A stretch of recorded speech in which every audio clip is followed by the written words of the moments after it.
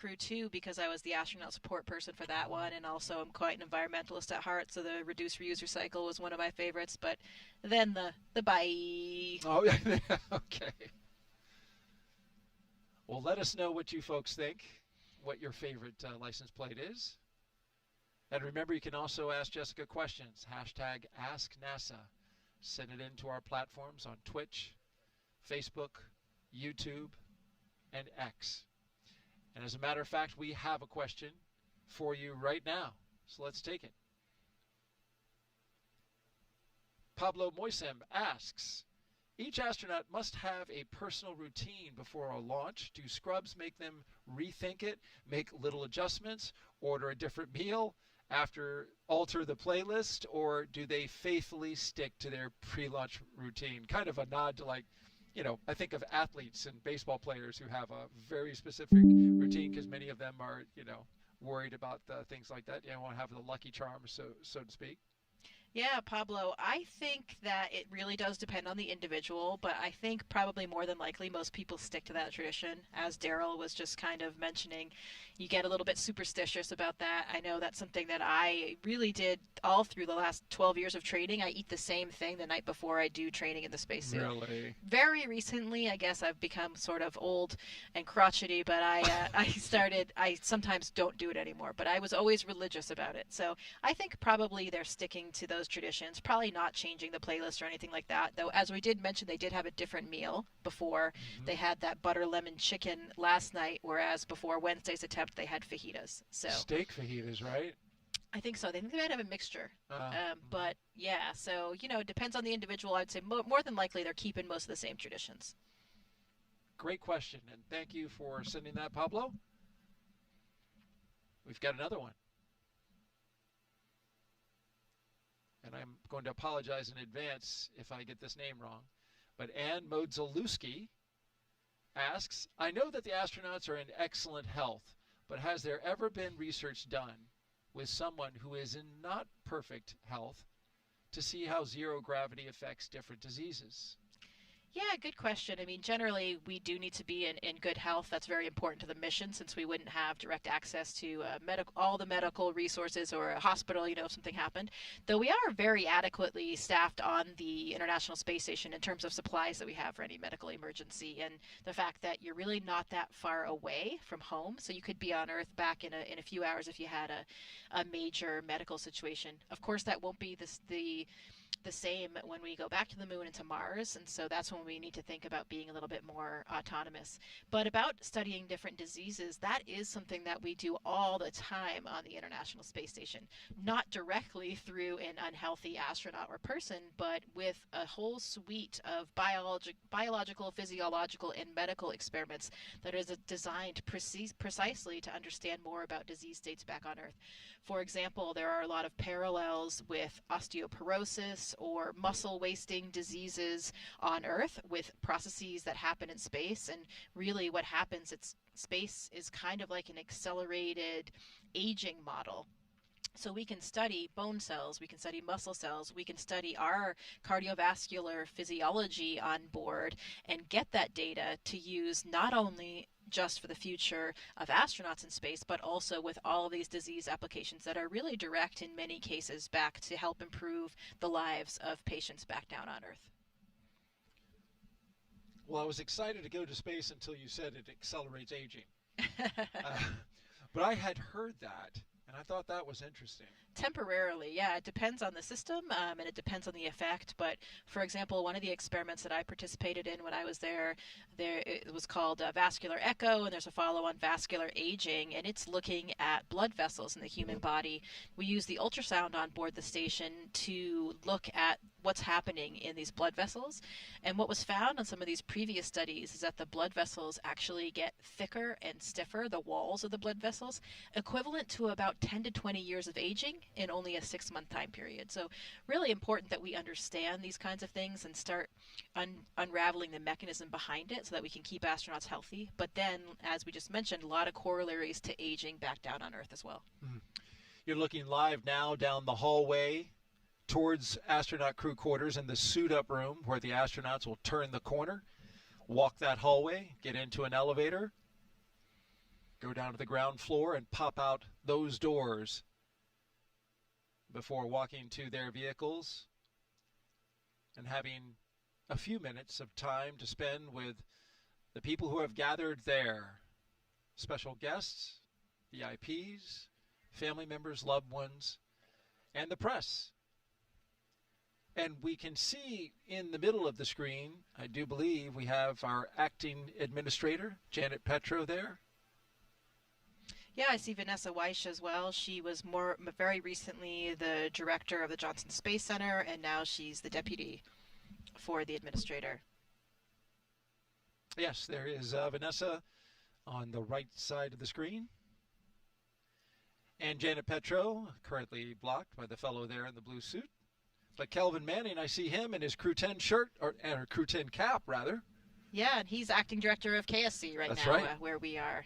Kelvin, great guy, interacts with us as crew members quite regularly whenever we're out here.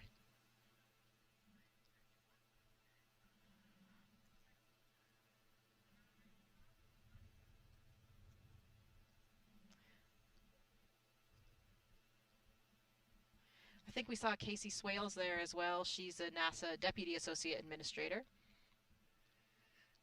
And they are all right down there. That's a wider view outside the U-shaped ONC, as we call it, Operations and Checkout Building.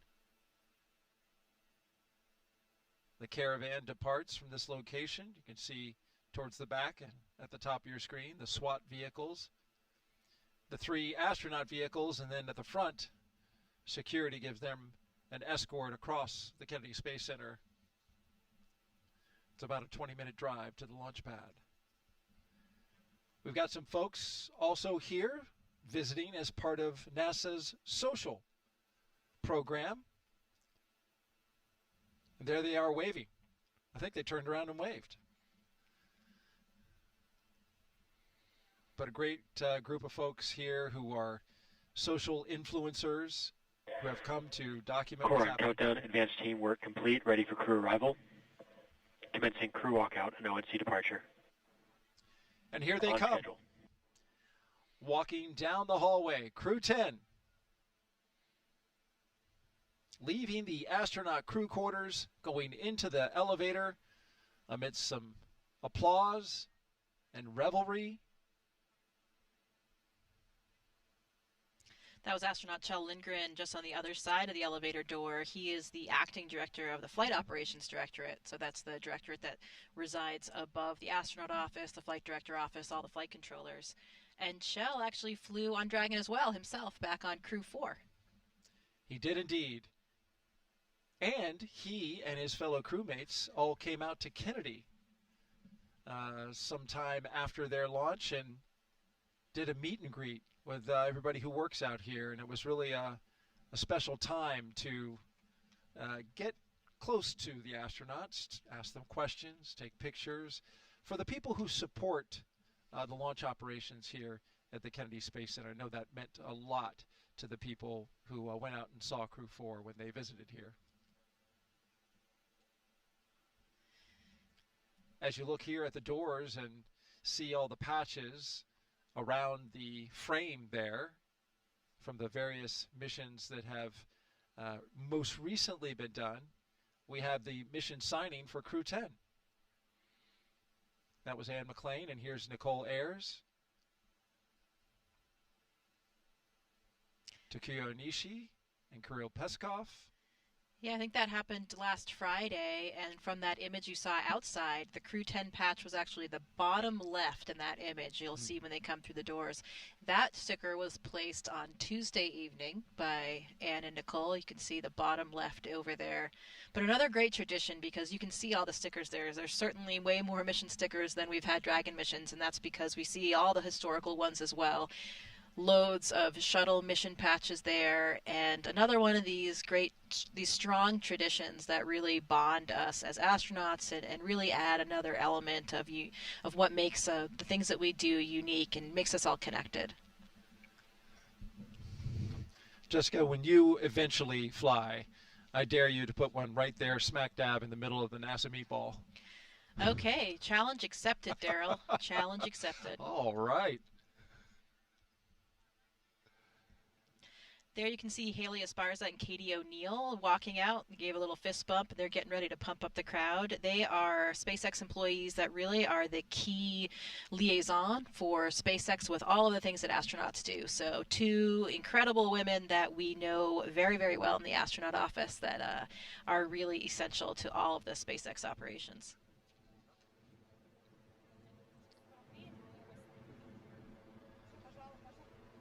And we are getting close, less than 90 seconds before walkout. Officially happens at T-minus 3 hours and 20 minutes. So among the crowd, we mentioned some of the VIPs earlier, and then we have, a few loved ones there as well to see the crew off. So that last moment to wave to your spouse, to your kids, to whomever you have there supporting with you. And another special moment right before you get into those vehicles and make your way to the launch pad. And here they come. Crew 10 taking their first steps outside as they prepare for their journey to the International Space Station. From left to right, Kirill Peskov, Nicole Ayers, Anne McLean, and Takuya Onishi.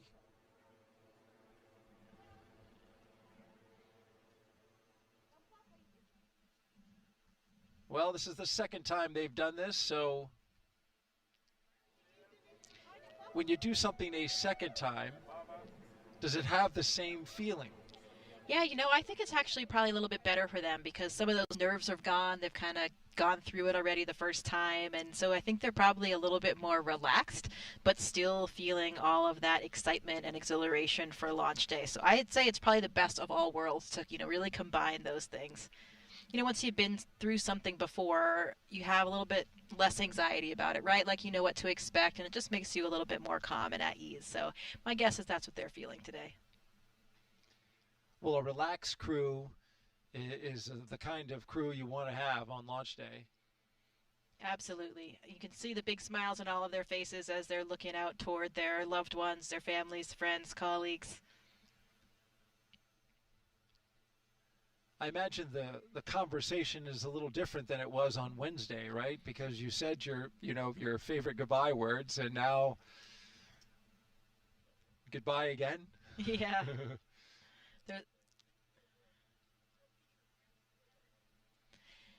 Yeah, so you probably had a pretty good view of the crew there when they came out, and I don't know if you noticed the height distinction between the crew, but, Anne McLean is actually certainly not a short woman. She's taller than an average female. I think she's 5'7", maybe a little bit more than that.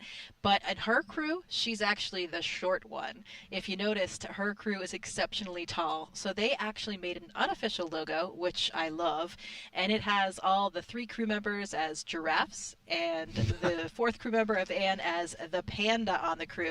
Here's a picture of that shirt actually modeled by my husband. And with your daughter watching and Yes, observing. yeah, she was observing. I think Sweet her favorite's girl. the panda as well because that's a childhood favorite of mine. Perfect for my classmate Anne. Oh, there it is. The 4 crew members and there, the panda with her call sign Animal. Animal. Yeah, that call sign was bestowed on her from her old rugby team, the Atlanta Harlequins. She played with them when she was in flight school. Doors are closing. Getting ready to blast their playlists, I assume. It's one of the cool aspects. I remember when I was the astronaut support person actually riding in the car with the crew back on Crew 2. Get to participate in that. They're blasting their personally designed playlists with some, real pump-up music for them. The lights are blaring on the escort cars, and it's a really exhilarating time. Did you rock out? Oh, yeah, certainly. Got to get pumped up. That launch was actually at night, which I think allows you to get even more pumped up with the lights and the music in the darkness, but beautiful weather day for what we're doing today. Can't complain.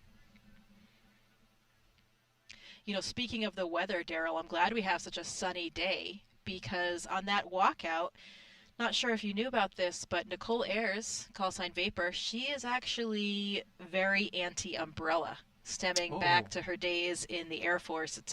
I guess it's an Air Force an Air Force jet pilot thing where they're too tough for umbrellas, so they have to really stick it out no matter what the conditions are. And apparently Vapor is very religious about this. Even, no matter where she is, even if she's off duty, she will not use an umbrella. Some people say that this also carries over to all the military branches, but I talked to some Navy pilots last night, and they say, no way, like, certainly not. They use umbrellas, and even Anne told me today that she wasn't even aware at all about this thing about umbrellas. So, I think it's really just Vapor, at least on this crew, and definitely an Air Force thing. Which is interesting because the closeout technicians have umbrellas with them when there is a little bit of rain or mist in the air. Right. And so their job is to immediately cover and keep those suits dry. So I would be curious to see what Nicole would do. Yeah, you got to protect that suit, and that's exactly what I mean. It's a good thing we have no rain today, because I don't know what Vapor would have done. Right. Well, this was a nice moment here where the family and loved ones got to come up close to the open window of the vehicles as they are just minutes away from leaving and departing the ONC.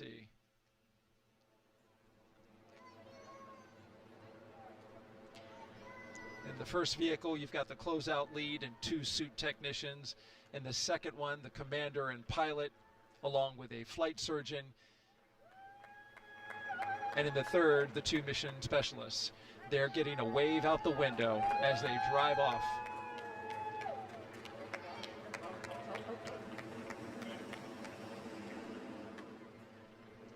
Here they go. Core on countdown. Crew have left the ONC on the way to the pad. We're on schedule. And we are off. The crew on their way to Space Launch Pad 39A. Driving away from the Neil A. Armstrong Operations and Checkout Building. This begins the 20-minute drive with a full security escort across NASA's Kennedy Space Center, including, they'll get ready to do a drive-by the VAB, as we all know. I think once we see them get going on the other road here, they're going to get up to like 65 miles per hour or so, which I think they're cruising along in pretty close proximity of each other. That's more than the posted speed limit. I just want to let you know. Special day, absolutely. I know we don't really speed when we drive here at KSC, right? You're too afraid of getting pulled over, but this is a special day for it. You'll see that guy on your tail. I'm sure Anne loves the helicopter escort as well. She's a helicopter pilot, so sweet sounds of home. And as they get up to speed here, I bet she's really jamming out. Anne's mom told me that back in high school, Anne accumulated so many speeding tickets that she almost had to do some defensive driving courses. So she has a need for speed. Spilling the tea on the commander. I like it. Speaking of Anne, let's find out more about her in her own words. Here now, Commander Anne McLean. When I get asked why we explore, oftentimes I think, what would our society look like if we didn't explore? What would our society look like if we didn't ask what was over the next hill, what was across that ocean, and for us now, what's beyond our planet? My name is Colonel Anne McLean, and I'm the commander of NASA's SpaceX Crew 10 mission to the International Space Station. I was 3 years old when I first told my family that I wanted to become an astronaut, and I'm fortunate that no one of my family told me that it was impossible to do. They all said, that's going to be a lot of work, and they were right. But they were ready to support me every step of the way. They reminded me of my dreams if I started to get discouraged, because it is a long and challenging road. One thing I knew about becoming an astronaut is that not a lot of people get to do it. It was important to me to choose a career that I was going to love and be fulfilled in, regardless of my selection to becoming an astronaut. So I chose to serve my country as a helicopter pilot and an officer in the United States Army. I still am an active duty officer in the Army. It's something that brings me a lot of meaning to be able to serve the American people in that manner. And it's something that I would be doing still every day if I was not fortunate enough to wear this blue suit.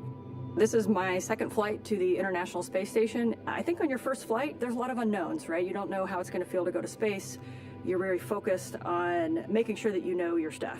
On this flight, as the commander, I'm really focused on building a cohesive crew. So over the last year and a half, I've had the pleasure of working with my crewmates on Crew 10, Tak, Nicole, and Kirill. We've shared a lot of meals together, we've traveled together, we've done some tough sims together, and they are 3 very special people to me. And now we get to go launch to space and do this incredible mission with our good friends.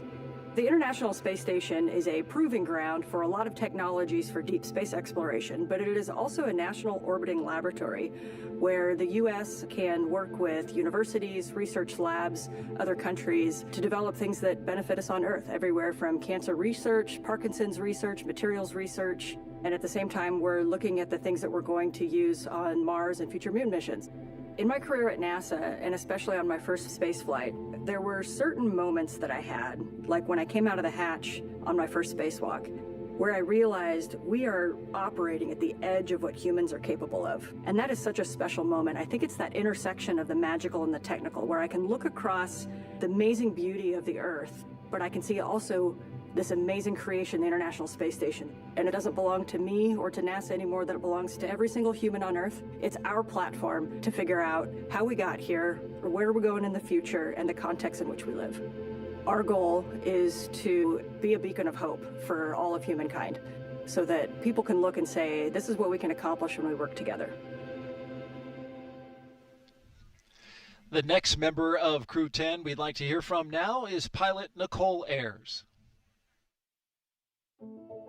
Space exploration is so important for humanity. You know, we learn so much as we get further away from Earth. Every time that we make a further step, we learn something and we learn how to adapt, and that is so important to humanity. We are explorers, each and every single one of us. My name is Major Nicole Vapor Ayers, and I am the pilot on NASA's SpaceX Crew 10 mission to the International Space Station. As a little kid, I always wanted to be an astronaut from the time that I was about knee-high. Growing up in Colorado really inspired me to go explore. I loved exploring in the mountains and learning how to camp and hike and live in a weird and exciting environment. Growing up as a twin is probably my favorite part of growing up. You have this built-in best friend to get in trouble with, to go exploring with. We grew up right there in Colorado Springs. We got to see the Thunderbirds fly over the Air Force Academy every year, which really inspired me to become a pilot in the Air Force. I always had an affinity for the sky and for space. Being next to the Air Force Academy kind of was the natural path for me. So I was a very serious little kid who set my goals really high and worked really hard and never got bumped off that path. I got my wings in August of 2014, and then I flew F-22s in Alaska, got to do some great flying up there in the mountains. I had a no-notice 6.5-month deployment. From there is when I moved down to Houston to start my job as a NASA astronaut. Crew 10 is a group of pilots who are going to space together to execute science and maintenance. We are about to launch to the International Space Station for a 6-month rotation aboard the orbiting laboratory. We've got a great group of humans who are funny and caring and kind and also wicked smart and capable and efficient. Our major goal is to get to the space station, execute the mission as well as we possibly can, and then come home still funny, kind, and caring about each other. Doing science in space is so important because here on Earth, there's gravity and it's a force that holds things down, and in space we can remove that force. And so we get a glimpse into processes and forces and structures that are too small or too weak and they can't actually flourish here on Earth. Long duration spaceflight is so important for human research to figure out how humans adapt and what happens to your body in microgravity. We get to learn how hardware and plants react in space, and we get to put them in this environment that's pretty harsh. You know, we're outside of the atmosphere, and now we don't have the protection of the atmosphere. What happens to those things, and how do we fix them, and how do we better prepare our people, our hardware, our food, our water systems for that deep space exploration? Throughout all of our training, it's been apparent to me that there is a massive humanity that gets us to space. It takes a village to get us there. The International Space Station wouldn't be where it is today without the international cooperation, and it's just blown me away with how many people it takes to get to space. From Crew 10, we just want to say thank you. And you see them passing the VAB now, where we just had a big major milestone in the NASA Artemis program. Engineers finished stacking the twin solid rocket boosters on the inside of that very building that you see there for Artemis 2. The big rocket doors there. And there you have the view of those twin solid rocket boosters, 177 foot tall. They provide most of the 8.8 million pounds of thrust needed to launch 4 astronauts on a 10-day lunar journey. Since November, crews have used a massive crane to lift and assemble 10 booster segments, each packed with avionics and motors that will safely detach after launch. With the boosters now complete, the focus shifts to integrating the SLS core stage in the coming weeks. Artemis II will carry NASA astronauts Reed Wiseman, Victor Glover, and Christina Cook, along with Canadian astronaut Jeremy Hansen, on a mission around the moon. And now here is Jeremy, there in the back, with an update about a recent training mission for him and his fellow Artemis II crewmates.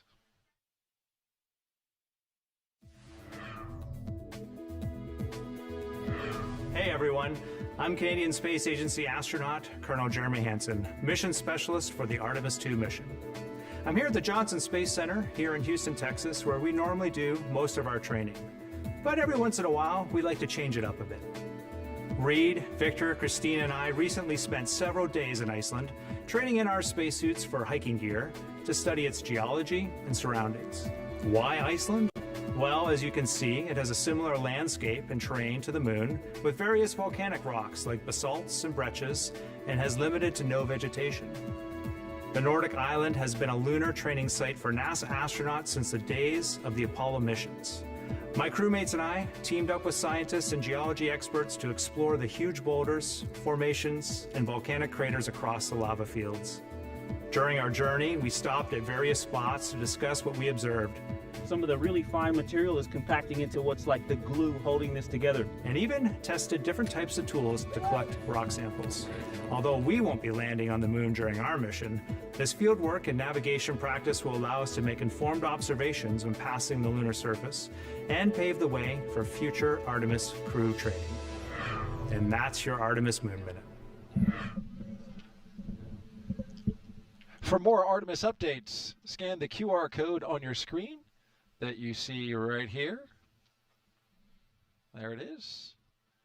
Scan that QR code or visit nasa.gov/Artemis2 to get the latest updates as we get escorted across the Kennedy Space Center. Security leading the way. There they go. They're up to top speed now, I bet. Yeah, a little construction they're coming up on, but and it's a two-way road, but there's no problem there. They've already pre-cleared it for them to go by.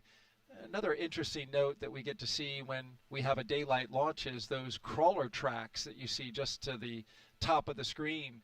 You know, those two rock-bedded crawler tracks, that's where the SLS rocket and Orion spacecraft will slowly march its way out to the launch pad, the giant crawler transporter. There's river rock down there, just a massive track of river rock that allows, there's a great shot of it, that allows the crawler transporter to carry many, many millions of pounds of Artemis hardware out to the pad. Special rock, too. I think it's from Tennessee or something. It is. Yeah. It is. Riverbed of Tennessee. It's known for its qualities of low friction. So it doesn't spark or build up heat as much as some other rock. So it was chosen for that very reason. Nice job. Luckily, no alligators out on the road today, because that does happen from time to time. It does indeed. Alligators, wild boar. And this is always my favorite. You have a rocket in your front windshield. Say, hey, I'm getting ready to fly on that. There it is. There it is, guys. There's our ride. Yeah, definitely an exhilarating feeling right now as they're coming up that incline in view of their rocket. It's getting real right now, Daryl. Yep. It's getting real again. again. You know, like you said, more clouds today, but they're really gorgeous in that image that we just had there, aren't they? Make for some spectacular photos, I think, of a liftoff. Absolutely. And we have lots of press out here, very talented photographers who document the launch and the Core on liftoff. countdown. Crew have arrived at the pad on schedule.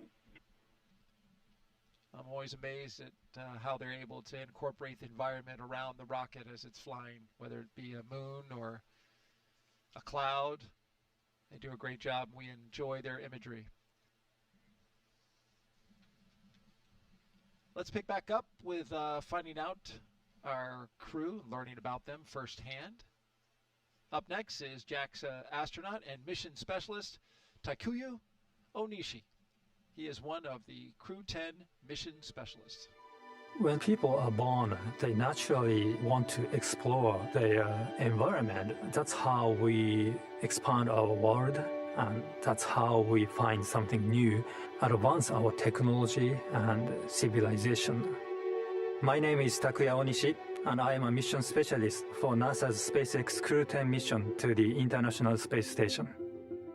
I was born in Tokyo, in Japan, and I grew up mostly in the west part of Japan.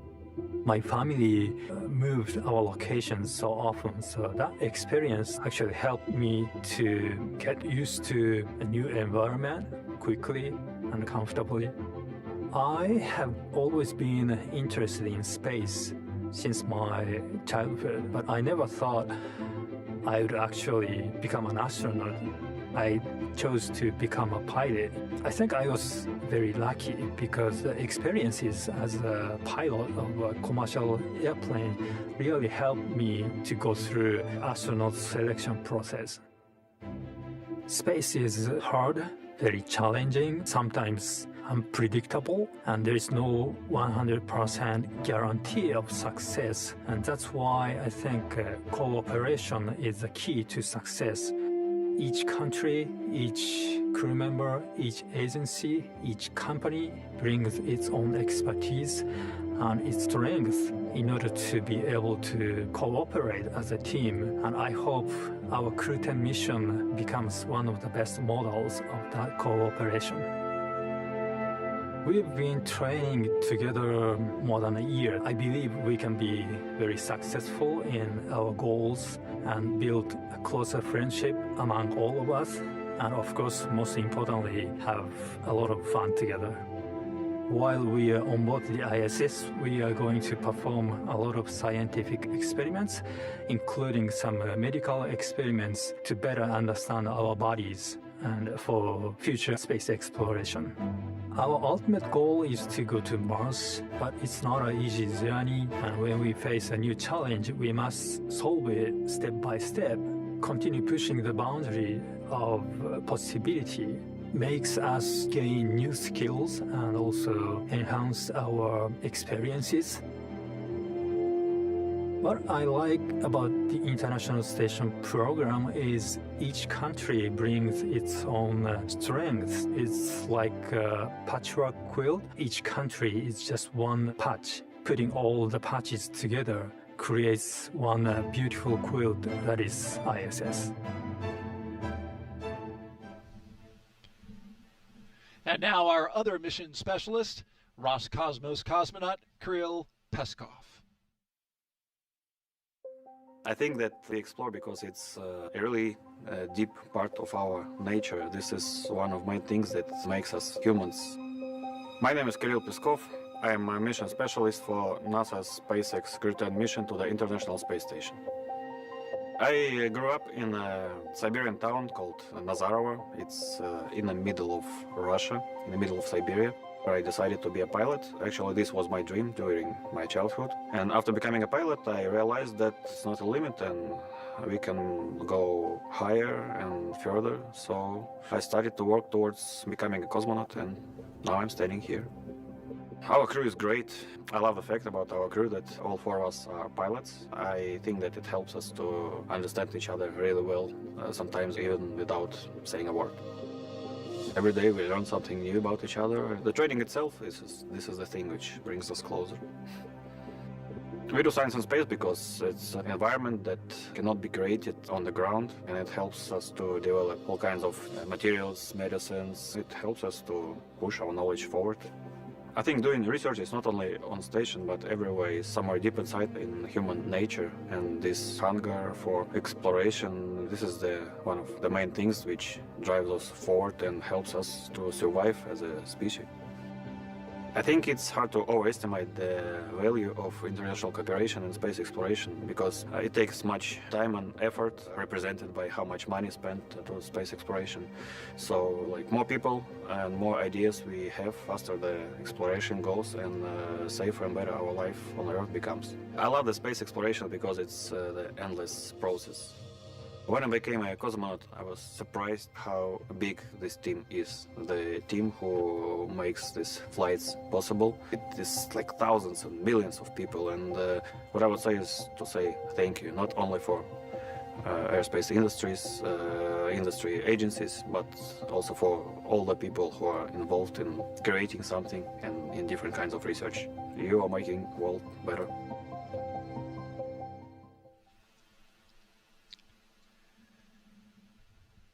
Back live now at the Launchpad as your commander and pilot walk towards the elevator after taking a look at their rocket for the second time. Heading up the launch tower. Getting into that special elevator, and I'm not sure, I'm guessing maybe Anne will get to push that button, but it's the best button in the elevator because it says space. No floor number, just space. And today, she means it. Yeah. I always love that image of the crew members leaning back and looking up at their rocket, really appreciating the gravity of what they're about to do and how tremendously powerful that rocket is there in front of them. The elevator will take them almost several hundred feet up the launch tower, and they'll pop out right there. And then they'll have to walk a couple flights of stairs to get to the very top where the crew access are. Of course, this is historic hardware here, this launch infrastructure, as the elevator doors open. That was a fast ride. There they are. A little wave from Anne McLean. Almost at the rocket. Still some stairs to climb. That's right. The last climb.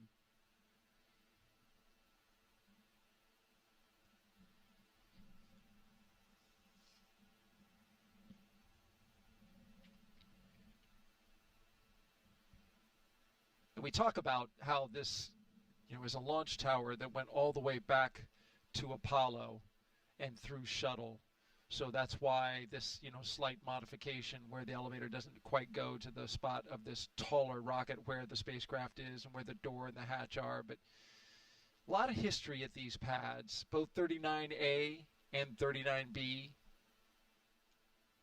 kicking off in the 70s with a historic launch, Apollo-Soyuz, that led to cooperation for the very place where they're going today, the International Space Station. International cooperation. Yeah, that's right. Apollo-Soyuz, the 50th anniversary for Apollo-Soyuz will be this July when Crew 10 is on board the International Space Station as part of Expedition 73. Apollo-Soyuz was, of course, a 9-day mission, and it was testing the compatibility of the docking and rendezvous systems and the capacity for international space rescue, which I would say is incredibly impressive at that time because, of course, it was the Cold War, the Soviet Union, and they still were able to demonstrate that countries can work together in a peaceful way for a greater good of exploration and science, and even demonstrating that rescue capability if we had to help each other out in space.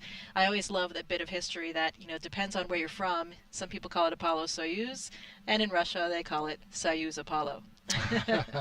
Of course they do. Well, beautiful shots here on the left-hand side of your screen. You can see our helo shot of the launch tower and tiny little astronaut there on the balcony.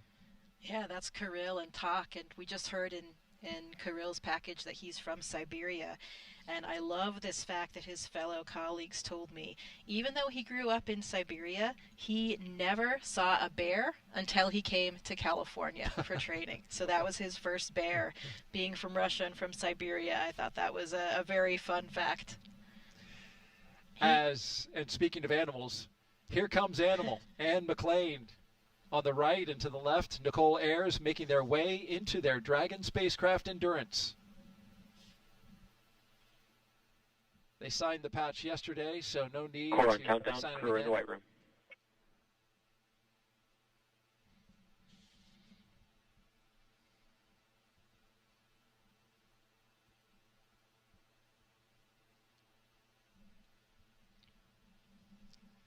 Our 2 mission specialists now ascending the stairs, right behind the commander and pilot.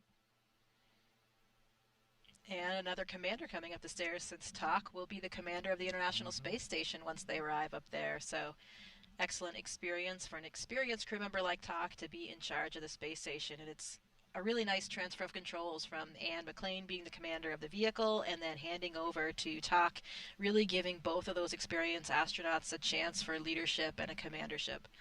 And how can you not do what they're doing right now? Take in that view. Look out over the railing and just see what a beautiful Florida day it is. It's an incredible view from up there. Usually a little bit windy, but man, every time I've been up there looking out, you can see the whole coastline, all the other launch pads, the VAB, really the entire Space Center, and it is simply gorgeous. Maybe that wind is why one of them is standing a little off from the rail. Yeah. You know, Kirill is actually no stranger to the U.S. either. He actually he was an exchange student in high school in Texas, actually. And there was a great story there. He went to the Johnson Space Center when he was here in high school, and he had some photos, some memorabilia from JSC that he had hanging up in his room when he was a high school student. And his host family in Texas is actually, I think they're still here. I know they were here on Wednesday for the launch. I'm assuming they stayed as well. So really cool connection for him. That is very cool. Core on countdown. Crew ingress started. On schedule. And they'll ingress the crew one at a time, being very careful when they step over that seal that surrounds the hatch. Very important to keep the environment inside. And here come our mission specialists down the crew access arm. Takuya Onishi and Kirill Peskov.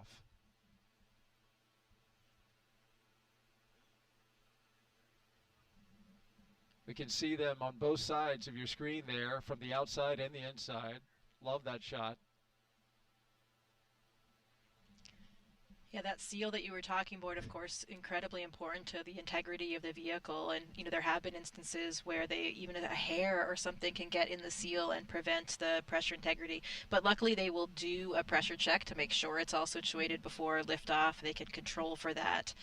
And this hatch actually won't be opened again until splashdown and recovery of the crew. So it'll remain closed for their entire mission.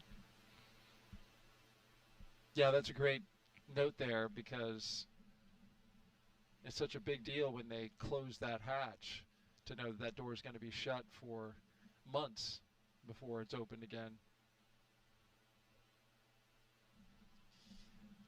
While our commander and pilot are getting buckled in, why don't we take a social question? We've been taking them throughout the show. We thank you for submitting them.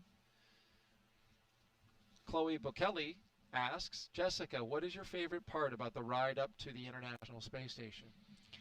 Well, it is an incredibly dynamic ride. You know, as you are launching in any rocket, I launched on the Soyuz rocket and the Soyuz capsule, so different than what we're seeing here today. But all of those launches involve, you know, the accumulation of the G-forces. You especially feel that kind of kick in the pants when the different stages of the rocket detach. But I think my favorite part was, you know, only about 8 minutes, then you're in space. Everything in the capsule starts kind of lifting up, even anything that was on the floor, little bits of dust or anything that was dropped. Your pencil, your arms start lifting up, and everything is weightless. And I remember looking over at my crew. Oleg Skripochka, my commander, he had flown before, so it was familiar for him. But Hazza Ali Al-Mansouri, the very first astronaut from the United Arab Emirates, it was his first flight, just like mine. And I remember looking at him, and his eyes were enormous, and both of us were just thinking, wow, like, this is it. We made it to space. Wow. My journey to space was only 6 hours, or to the space station was only 6 hours. Now the Soyuz actually often does what's called a 2-orbit rendezvous, and they're there in only 3 hours. Today, these astronauts will actually be in this capsule for 28.5 hours, so much different, considerably longer than the flight profile if they had launched on Wednesday. And that's just simply orbital mechanics. Depends on the time that you're launching, where the space station is relative to you, and all of these factors. So it could be a very short flight and could be longer. really that just kind of showing they'll have quite a bit more time to acclimatize to weightlessness. They'll probably have some really incredible views to look at, whereas for me it was all very, very fast. I never even got out of my seat. How about that? But they'll actually have a sleep period up there. They'll get out of their seats and suits pretty soon after they're in space. They'll go to bed for a while, and then they'll try to get some rest and then wake up refreshed for the next day when they will be docking to the space station. Yeah, I imagine that is something to really, something challenging about getting some sleep after you just launched to space in a spacecraft.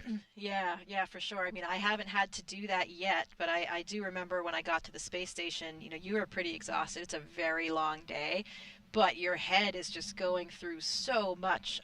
You have this whole new mapping of new neural networks as you're starting to navigate in a three-dimensional volumetric way of space, and it is very, very stimulating. I think my memories of those first few days are a little bit hazy just because of that.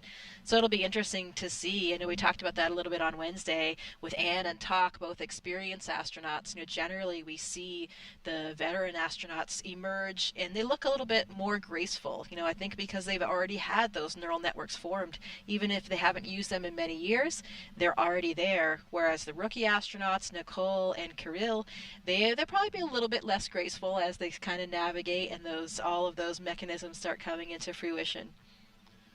That 28.5-hour transit to the International Space Station will put this crew on course to arrive at the International Space Station at 11:30 p.m. Eastern Daylight Time tomorrow, Saturday, March 15th.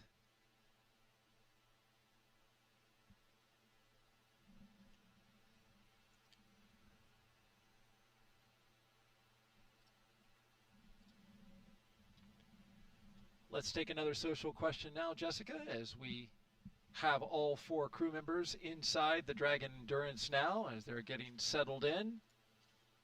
Joe asks, what happens if the astronauts get direct sunlight through a window in the space capsule or on the ISS when they don't have spacesuits on regarding radiation exposure?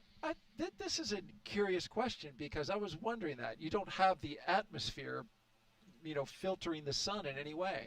Yeah, so some of the windows on the space station actually do have like a UV protection built into the window, just like, in your car or other types of windows, but some of them do not. So that's actually, my crew, I remember from training in Russia for the Russian segment, there are 2 of their windows that actually don't have that UV protection, and in training they really emphasize that to you so that you remember that and, you take some precautions if you do use those windows.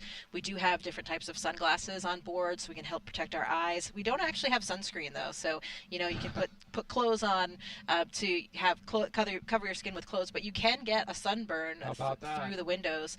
As far as radiation exposure, that is something that we have higher levels of radiation when we're on board the space station, and that's actually something that limits our careers as astronauts. We have radiation dosimeters on us at all times, and we're tracking those levels because we want to make sure that we don't go too far beyond a very high radiation limit that would, of course, then increase your chances of getting diseases like cancer.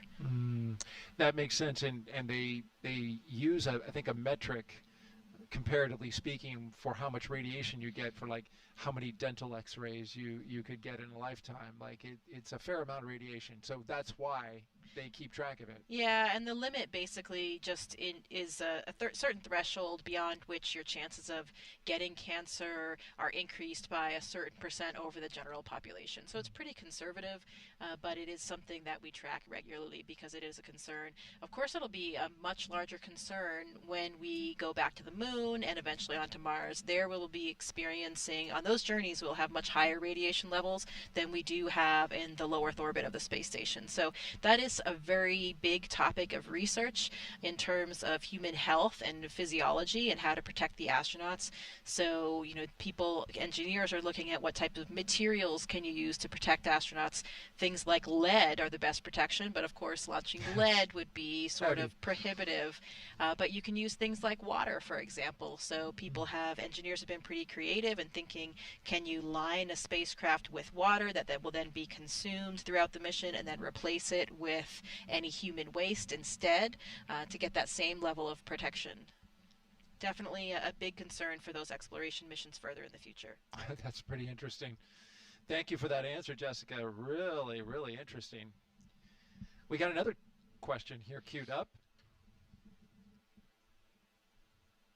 MKO asks, what happens if a crew member gets sick at the ISS? I'm sure it's happened. Yeah, we talked a little bit about that earlier. So we actually have pretty extensive medical supplies on the International Space Station, a lot of different medicines that we would need in any type of unanticipated situation. We have a defibrillator, and if anyone needed that in terms of if we had to do CPR, jumpstart somebody's heart. And, you know, we don't always fly with a medical doctor. So, for example, no medical doctors on this crew right here. They will actually be joined by a medical doctor for Expedition 73. Johnny Kim will be a part of the Soyuz launch on April 8th, and he is a medical doctor.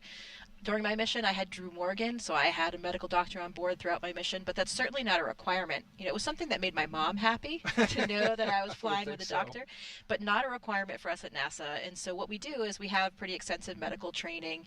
We have CMOs, crew medical officers, at least one, but usually several on board throughout the mission, and we're trained for a medical emergency type situation so that we would know what to do. We would have a lot of support from the ground if we had anything happen. You know, we would have flight surgeons on the ground that would be talking us through everything. And if we had a major emergency that, you know, we couldn't really take care of ourselves on the space station and was really urgent, we would just deorbit the person. We would be able to put them in the vehicle. You know, this vehicle, this Dragon, will remain docked for the entire mission. It's their lifeboat if anything happened, whether it be an emergency on the space station or a medical emergency. We could bring a crew member home and they would be back on Earth in a few hours. So that is a kind of luxury that the space station affords. But, you know, again, when we talk about going back to the moon and to Mars, we will need to be a lot more autonomous in terms of how we take care of things, because we won't have that option of being back on Earth and being back in a hospital setting within a few hours. So a lot of stuff to think about there. As astronauts, we even do something now called field medical training, which is an incredible opportunity. I did this a couple years ago. We actually go into the active emergency rooms and operating rooms of some of the major hospitals in downtown Houston, and we get to ride along with the team and actually help participate in some of these medical procedures so that it gives us more of that real hands-on training where we're doing blood draws, possibly even intubating a patient, catheterizing a patient. So it's a really exceptional opportunity for us to get those hands-on training skills, because sometimes, you know, in order to really have that confidence that you can do something like that, you have to do it. You have to have that muscle memory and that exposure. So just a testament to some of the different unique kinds of training that we receive as astronauts that can really help us throughout the mission. I can imagine when you're getting ready to, you know, do one of these procedures and say, hey, trust me, I can do this. I'm an astronaut. Yeah, I mean, wait, it's what? pretty shocking sometimes. We're like, they're going to let us do this? Right. You know, for me, I was a physiologist in my former life. I did a lot of medical procedures on animals for my research, so it's something that I'm pretty familiar with as a physiologist, and I love it. I really appreciate those types of opportunities. But then, you know, sometimes the test pilots that we fly with, for example, some of them have very little exposure to that world and, you know, might not be so fond of it. So it's nice to be able to expose everybody to that. You know, when I did my field medical training, I did it along with Matt Dominic, who is a pilot, of course. And so it was a really nice juxtaposition of our very different skill sets from our former lives, and it was a great opportunity for us to work together and to learn a lot from that experience. If I were going to Mars, I would certainly want Dr. Kim or Dr. Morgan going with me. I mean, that would be comforting for sure. Great answer, Jessica. Thank you very much for that. As we look at Crew 10, now seated in their capsule. Up next for them, we'll be rotating those seats up. I should say articulating their seats upwards so they can get into a heads-up position. A fist bump from the closeout crew to the flight crew as they make their way out of the capsule to begin evaluating the seal around the hatch. You know, we had a beautiful shot outside during the daytime as we look at the crew there huddled. We've been showing you the beautiful shots outside during the daytime, but there was a really cool shot last night during the blood moon. Check this out. Now this is time lapse, as you can see the shutter capturing the moon as it went by the Falcon 9 rocket and the Dragon spacecraft. So you can see in the middle there where it was a total eclipse, a total lunar eclipse. You know, this is where the sun, the moon, and the Earth are all aligned, and the moon gets into the darkest part of Earth's shadow, and it gets that reddish look. And look at that! Like, what a shot that was! Yeah, that is absolutely gorgeous. And we haven't had a total lunar eclipse visible here since 2022. How about that? So really beautiful view that we had here throughout the U.S. and other places of this blood moon. Okay, Dragon Crew 10, good afternoon. We're going to Cosmonaut 100. We're complete through 1.3 and 1.4. We're ready for comm check. SpaceX copies and stand by for umbilical comm checks.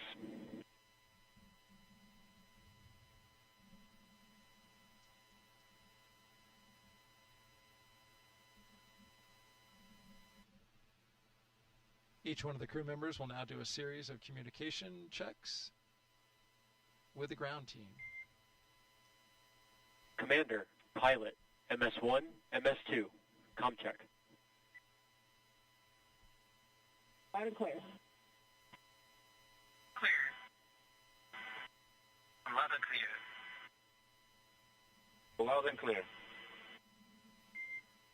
And core, loud and clear. Umbilical comm check is complete. Report when ready for seat rotation. Okay.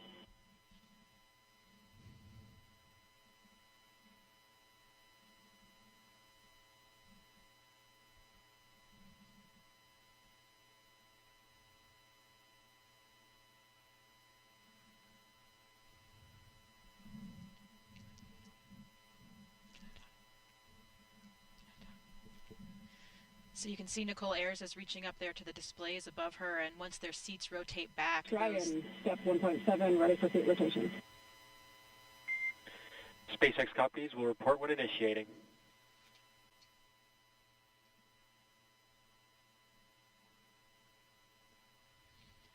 So once they rotate back, they'll have Anne and Nicole will have a direct view of those control panels that will be right in front of their faces. We can just kind of see the top of it there. That's where Nicole was reaching up.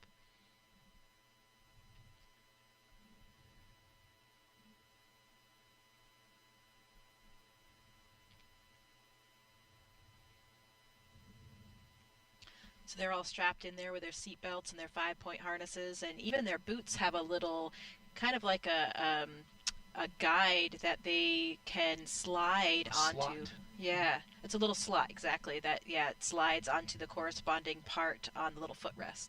So that helps keep their feet in place.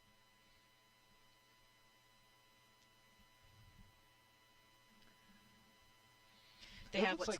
Is that a paper checklist of some sort up there in the upper Yeah, left? they've got some different checklists, and then they have on their left knees, they have what's called the satchel. So they have a few different things that they might need in those early phases of the mission in there, and they also have their crew tablets so they can be following along with procedures and different phases of the mission. Just like a pilot to have a paper backup, though. Always. Always. Redundancy is key. Yeah. I think that's... Dragon, SpaceX, initiating seat rotation. Copy.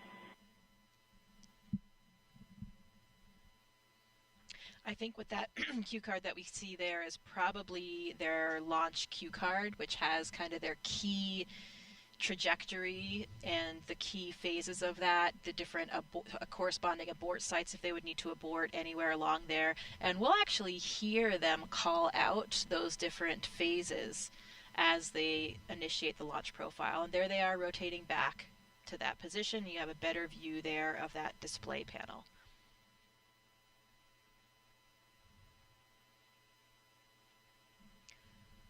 Three sets of giraffe legs coming up there and one set of panda legs. Good view.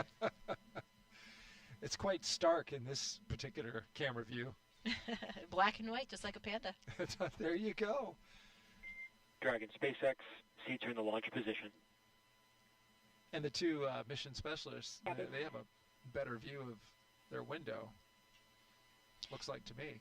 Yeah, that's one of the big differences. So, as I mentioned, I flew on a Soyuz, and the Soyuz has a fairing covering it for liftoff. So the windows essentially are covered until you jettison that fairing. Dragon does not have that. So these astronauts will actually be able to see their ascent away from the launch pad. And I've heard that that is incredibly beautiful, a very cool thing to see as you're lifting off. There's a little bit of what their view will look like, clearing the launch tower, perhaps seeing a bit of coastline along the way, depending on which way their windows will be facing. One of the things when you don't have that fairing like we have in Soyuz, apparently other astronauts have told me that it makes the Dragon much louder in those first few minutes because you don't have that additional layer of protection like you do on Soyuz. That makes sense. A window much thinner than the rest of the capsule. The astronauts also use those Dragon windows sometimes for photography and aurora viewing when they're on ISS. So you have, more windows to do exactly what astronauts like to do best when they're in space, is to look back at Earth, the incredible view of the Earth below them. It's really spectacular and never gets old. Dragon SpaceX, go for Section 2, suit leak check preparation. Something every photographer can appreciate, having multiple different angles to take photos. Yeah, and just the way that the windows on the space station are lined up, the angle that you get from those Dragon windows is really great for the aurora because you can see them coming from hundreds of miles away and get your cameras ready better than you can from some of the other windows. So, we've seen a lot of incredible photography, especially lately with astronaut Don Pettit on board. Yeah, he does a great job. Exceptional photographer. Definitely recommend checking out some of his imagery and that of other astronauts on social media or on the NASA website.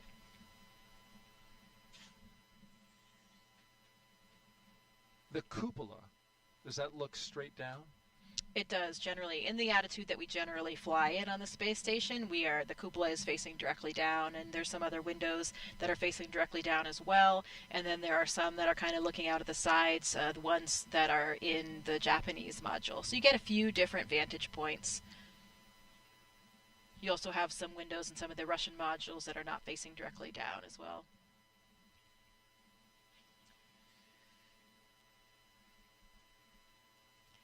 Taking photographs in space is not easy, though, so extra props for Don's incredible photos. Matt Dominic also took a lot of exceptional photos. Really, most astronauts do, but those two really kind of stood out.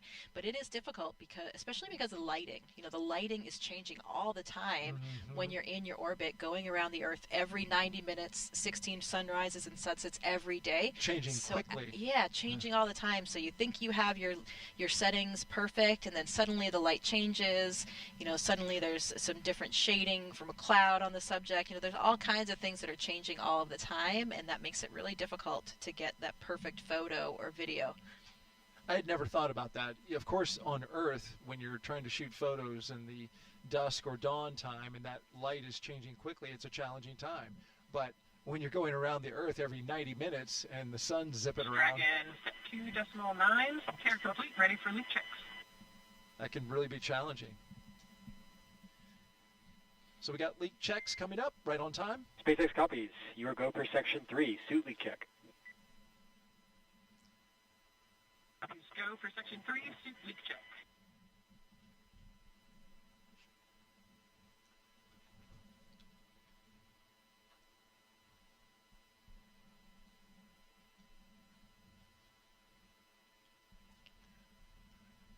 So we saw those leak checks earlier. Now one more round just to make sure things are good, their integrity is good now that they're strapped into their seats, because of course these suits are the things that will protect us if we had any depressurization of the vehicle for any reason. Throughout most of the mission, you're comfortably unpressurized in this suit, but the only reason why we wear the suits is, of course, to protect for that contingency case. If we did have an emergency, these suits would provide you with the pressurization you need in order to stay alive. So pretty important through all phases of the launch profile and also for landing.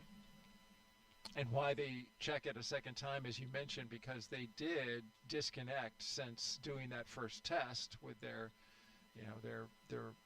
checkout at the astronaut crew quarters, and now they're plugged into the system in the capsule. Right, in a different system. The system, of course, they used was just one in the building. This is their actual vehicle. Right.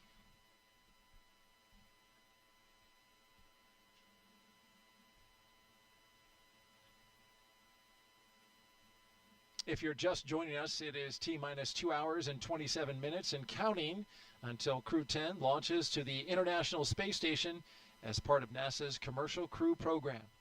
As you can see there, Crew 10 is strapped into their seats inside Dragon Endurance, waiting for their seats to lift off and take them spaceward.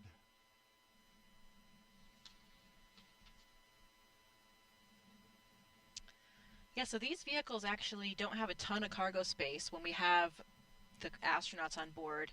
You know, most of our cargo comes up on the cargo vehicles. There is a Dragon cargo vehicle version, and we also have the Northrop Grumman Cygnus, and we have the Russian Progress vehicle. And that's how we get most of our supplies up there. We in the past have had a Russian vehicle called HTV, and now there's actually a new one during this mission that TOC will be able to capture, and it's called HTVX. So that'll be the first flight of that new cargo vehicle. But interestingly, you know, not a ton of other room on this vehicle with the crew. So their personal belongings are actually already up there. They've been up there for months. All of the clothes that they need, most of the food that they need, and that kind of thing. Personal things will already be up there. There's a small amount of items in this vehicle with them, maybe some more food, a few, very small amount of personal belongings. But really, the cargo comes up on those cargo vehicles. And Anne McLean had written me in response to some questions that I had and mentioned that some of their personal gear will come up on SpaceX 32 in April, because this spacecraft is packed. One of the heavier spacecrafts recently in the history of the Commercial Crew program, packed with lots of food. One thing that's very important and needed up on the ISS is food and water. And so they had to make room for some extra food. And so some of those things will come a little bit later. She mentioned that some of those things were like personal gear. Leak check complete. 4 nominal seats. SpaceX copies and concurs. Closeout team will now perform final closeout steps next to the capsule. Proceed to Section 4, side hatch close, and report when ready to close the hatch. Copies will proceed to Section 4 and report ready for side hatch closure.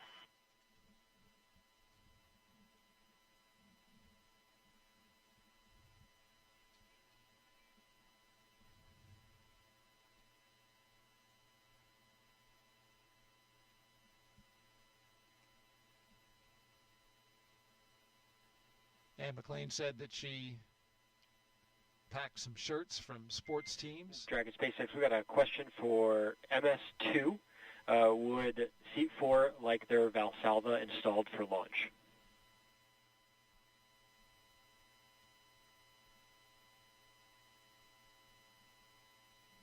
Dragon, affirmative. We would like that Valsalva, thanks. Copy the affirmative. Stand by 1. So that Valsalva that they're talking about is a small device or small really block of foam that they will put into the helmet, and that just helps you if you can't clear your ears when you're changing pressures in the suit. Sometimes you can do that. Like I can just do that by swallowing, for example, kind of like when you're scuba diving. You know, sometimes you have to do a Valsalva maneuver where you plug your nose and create a little bit of pressure in order to clear your ears. So that's what they're talking about in spacesuits. In all types of pressure suits and spacesuits, we often have these Valsalva devices. So you can lean your nose up against that device in order to block it and then get that pressurization that you might need to clear your ears. Ah, interesting.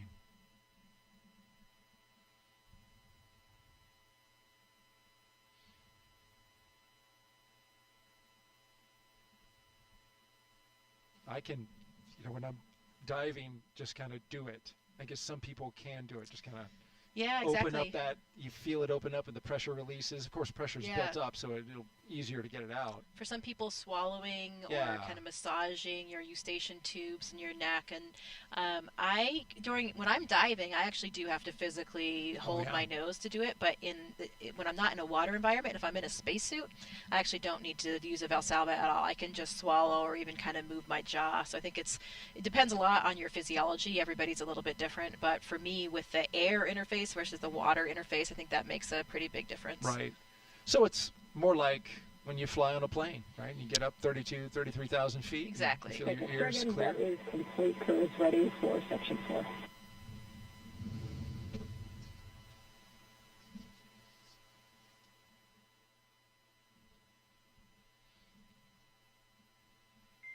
Core copies will be with you in Section 4.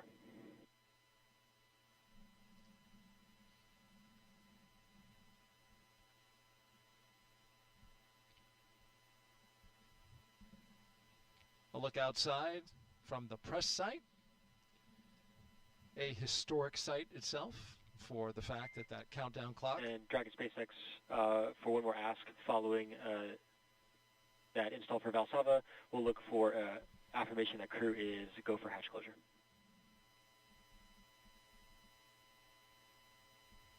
Dragon crew is go for hatch closure. SpaceX copies. The closeout team is taking final steps in preparation for site hatch closure. Stand by for some state transitions. Before we get into pad hatch closed, a reminder at this time, ensure all items remain secure from now through launch. Copy.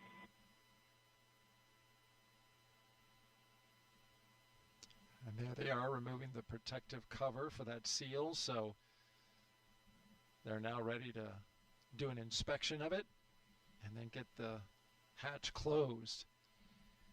This is the second launch attempt for Crew 10. There was a launch opportunity on Wednesday, but we stood down from that one due to some ground equipment.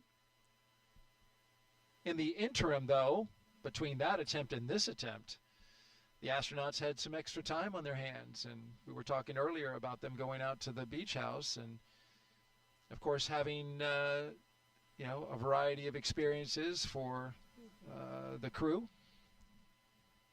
It's a time to relax, maybe a time to tell a few stories about their time in space between the two veterans, Sam McLean and Yeah, and I think Takuya. one of the biggest things is really just appreciating and enjoying the elements on Earth. And it may be something that Ann and Tak thought more about than Nicole and Kirill, because sometimes you don't really think about it until you've experienced it. But, in space, one of the things that you miss the most is just the feeling of the breeze on your cheeks, the sound of the wind as it rustles through the leaves, the feeling of the warm sun on your skin.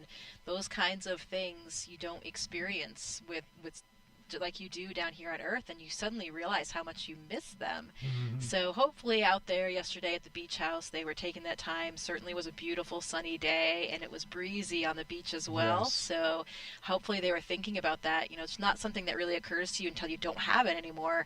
I remember from my mission, or even from when I used to do research in the Antarctic, when I would come home, there's also this very distinct smell of life on Earth. And of course, it's not something that we notice every day, because it's always there, so it's just part of all the background. But suddenly when you don't have it, and then you come back to it, it becomes very, very strong. So I remember coming back from the Antarctic, the plane would touch down, and in the Antarctic it's this cold, austere environment with no natural things growing outside. So when you land again in New Zealand, there's this really powerful smell. And it's just the smell of life. I think it's like the smell of the humidity in the air and all forms of life that are growing that you don't notice until you have it removed. And then it lasts only for a few minutes. So you really have to appreciate it. Like somebody will point it out to you. Because then it's gone. And it's just full in the background again, and you don't notice it anymore. I had that experience coming back from the Antarctic, like I mentioned, also when I did a caving expedition with the European Space Agency in Italy. The same kind of thing. You didn't have any of those smells in the cave, and you come out, you're overwhelmed by it. Your sense of smell is just overwhelmed by it, and it's so fleeting, and it's gone. And the same thing coming back from space, where you're suddenly back, you land, the capsule door opens, and it's this overwhelming smell, once again, of just life. How about that?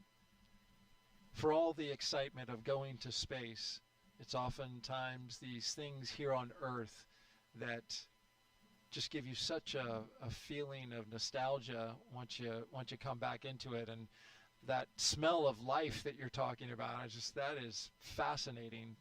There's really, as we know it right now, no place like Earth. Yeah, I mean, you don't know what you have until it's gone, right? That's right.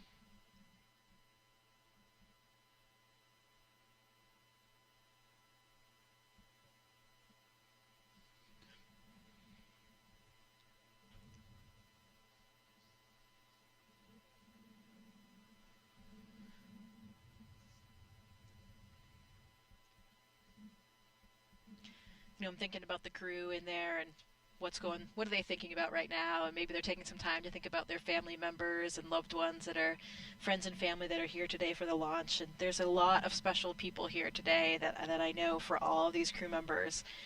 I've been able to spend quite a bit of time with Anne's family, and she has a lot of friends here as well. The Axiom 4 crew, who will be joining them on the International Space Station hopefully during this mission, they were here for the first launch attempt, but unfortunately they had to go back to training. Peggy Whitson, the commander of that mission, is a close friend of Anne's, and all 4 of those crew members were here as well. Anne's high school friend Steve Gleason is here. If you're not familiar with that name, he was a safety for the New Orleans Saints, and then unfortunately came down with ALS, Lou Gehrig's disease, but has become quite a notable figure and on behalf of ALS and research and support for that disease. Vapor has an incredible presence here with all of her family and her volleyball team, and I love it. I remember this when Vapor was selected as an astronaut as well.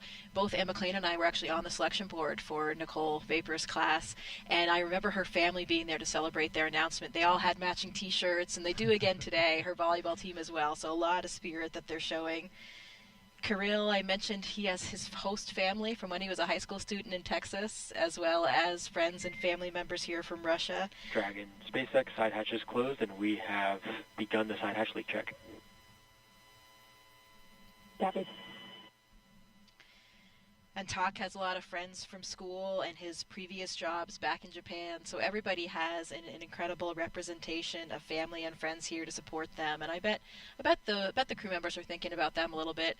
It's interesting. It's something we've talked a lot about as astronauts, that that this launch day is the hardest for the loved ones, for those friends and family members. As crew members, we are so well trained in every little step along the way that we don't really have any surprises. We know what to expect, and we're pretty calm because you're just doing your job. You're doing what you're trained to do.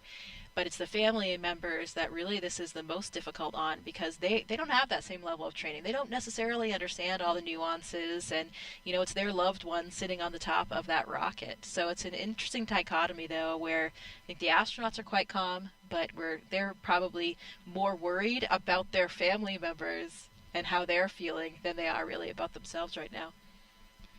And to draw the connection between you and Anne McLean, you two were in the same astronaut class, and that's how you became close friends. Yeah, we were selected as part of the 8 Pauls class back in 2013. So 11 and a half years we've been astronauts together, and we have become incredibly close. So this is a very special launch for me to see Anne embark on this second mission, especially because it's just watching her exactly where she should be. Anne is one of those natural born leaders. She just has this aptitude and ability to relate to and lead people in such a powerful way. So seeing her today as the commander of this crew, knowing that her crew is in such good hands, it is a really wonderful thing to see. Those leadership attributes come out even in the broadcast, as I've observed her just checking in on her teammates, seeing how they're doing. And when she answers questions in press conferences, she has a strong command of how to communicate, and she communicates really well. And that's a key to being a good leader, is to be able to have strong communication skills. Yeah, she absolutely does. And when we talk about the crew maybe thinking about their family members, I bet Anne right now is thinking about her 3 other crew members and making sure that they are comfortable and safe and have everything that they need. I have seen her do that all throughout the training profile and throughout her time here at KSC leading up to launch as well. She's really taking care of that crew.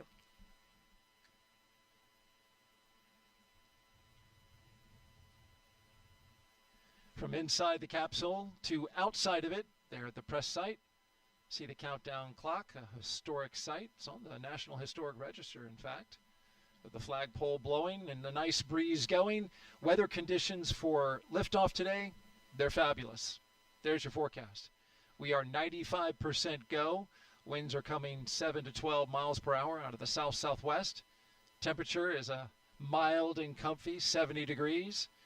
The only concern for that 5% resides in the cumulus cloud rule, and that's because we have a little more moisture in the air than we did 2 days ago. But really, as you can see outside, Not a lot of cumulus clouds. You've got those high stratus clouds, but there you see some off in the distance over top of the ocean, but those seem to be pretty thin. Not expecting a lot of moisture in those, so that all bodes well. There's a beautiful shot. The sky is open and clear for this liftoff right now. It's green, of course. We'll be looking again at the weather, as in fact even more closely as we get closer to launch. Dragon SpaceX, comm check.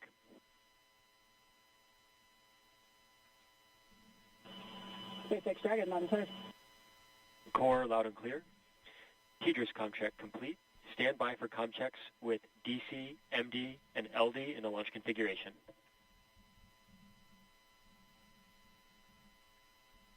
Dragon, DC on countdown 1, comm check. DC Dragon, loud and clear. DC loud and clear. Stand by for comm checks with MD. Dragon, MD on countdown 1, comm check. MD Dragon, loud and clear. MD loud and clear. Stand by for comm check over Dragon to ground. Dragon, MD on Dragon to ground, comm check. MD Dragon, loud and clear. MD loud and clear. Stand by for comm checks with LD. Dragon, LD on countdown 1, comm check. LD Dragon has you loud and clear. LD loud and clear. Stand by for comm check over Dragon to ground. Dragon, LD on Dragon to ground, comm check. LD Dragon, loud and clear. LD loud and clear.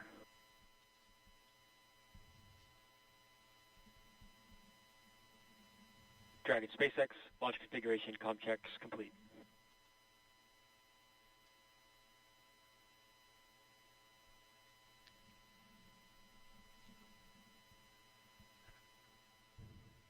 All right, with the communication checks complete, that's a good milestone that we are passing now. Able to communicate with the crew both on the ground and through the air. We're now T-minus 2 hours and 9 minutes from launch. The ISS is an incredible orbiting lab and, of course, Crew 10's final destination. Here's a closer look now at how we're getting help here on Earth from all of that revolutionary science research being done up in low Earth orbit. The International Space Station isn't just a symbol. It's a powerhouse of cutting-edge science, constantly revealing secrets that defy Earth's limitations and drive us farther into the cosmos. Our mission is research and science. We have experiments mounted on the outside of the station that are looking at Earth. We study our own bodies and how they react to space, to weightlessness, to radiation, and that helps not only us go on further in future missions, but also helps for medical research back home. And then we study lots of different things as well, like materials, combustion, all sorts of things that help us understand life back on Earth. Yeah! Microgravity doesn't play by the rules. It flips them upside down, transforming how liquids flow, how flames burn, and unraveling biological mysteries before our eyes. I saw some heart tissues beating in space, and it was incredible.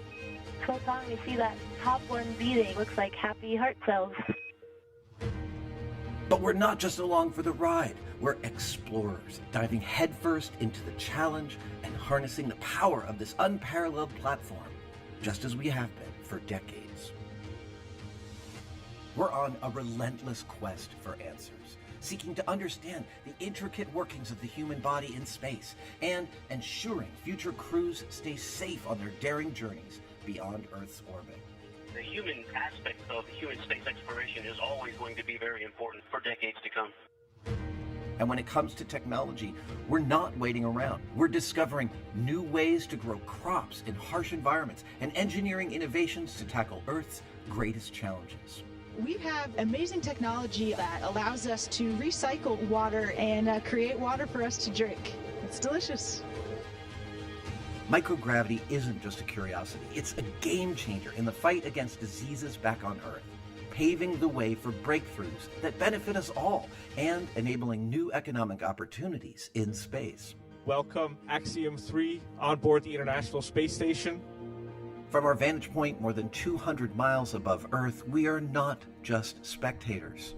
We're gaining unprecedented insights into the world we call home, and we're sharing our findings openly. We're not just achieving results today. We're sparking inspiration in future generations of explorers and embracing the power of global collaboration as we reach for the stars. What was your favorite experiment on the International Space Station? Toby, great question. My favorite experiment was the one that I got to eat. It was us growing hatch chili peppers in our plant habitat. Station Huntsville on 2, we have video in Node 1. Look at those chili peppers. And as we soar through space at 17,500 miles per hour, each moment is a step closer to unlocking the mysteries of our Earth, our universe, and propelling our pioneering spirit even farther into space. So come along for the ride aboard the International Space Station.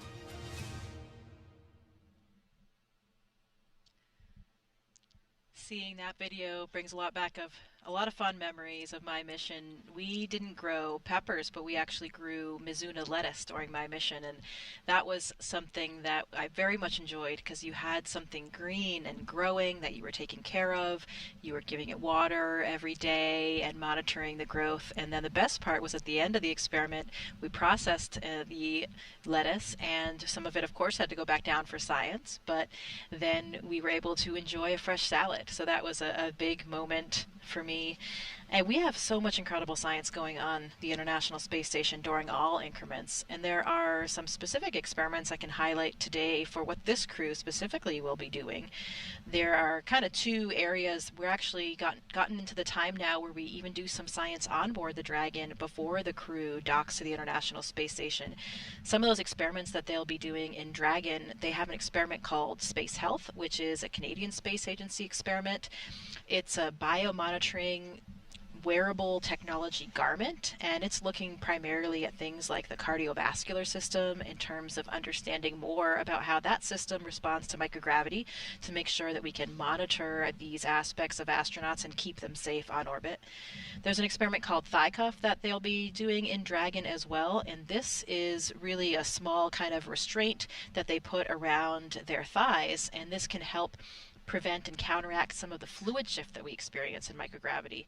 So in microgravity, we have this upward fluid shift of our blood volume where it really leaves our legs, because here on Earth, gravity is pulling, of course, all that blood down to your feet.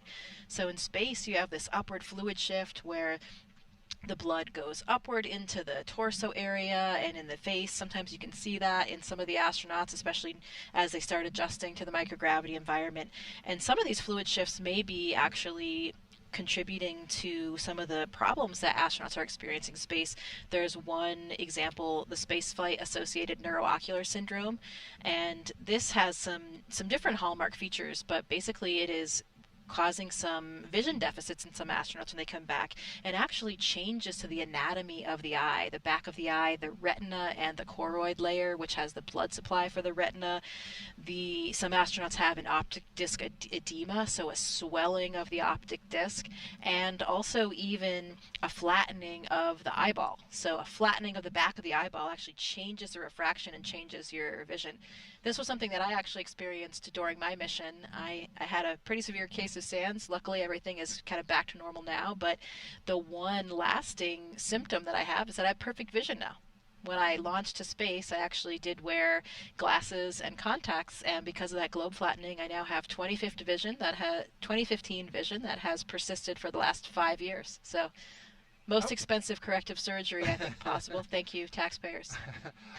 When you mentioned that on Wednesday, it really kind of surprised me that it fixed it. But then I thought about it, and for most people who know, I wear glasses. For people who also wear glasses or contacts, you can have an astigmatism, which is an irregular shaped eyeball. And I was wondering since then if that's what ends up happening. Does it then take that irregular shaped eyeball, which is more like a football, and kind of make it more into a basketball when you go to in terms of your case and getting not better? Necessarily. In terms of my case, it's not like it's causing an astigmatism, and I didn't have an right. astigmatism. No, but I'm saying reversing it. Yeah, well, I didn't have an astigmatism to begin with. I That's see. different than just being nearsighted or Okay, farsighted. okay. So I'm not sure actually if we have any data on people that experience SANS that have an astigmatism. That's an interesting question on how it would affect that overall shape.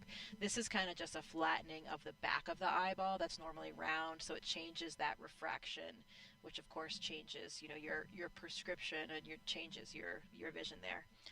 This crew on board Dragon will also participate in an experiment called immunity assay, and this is a new way to monitor health and immune function with a blood sample. So most of the time, historically in space, we take blood samples and we have to send them back down on Earth to be studied by scientists to evaluate them for all these different parameters, for example, immune system parameters.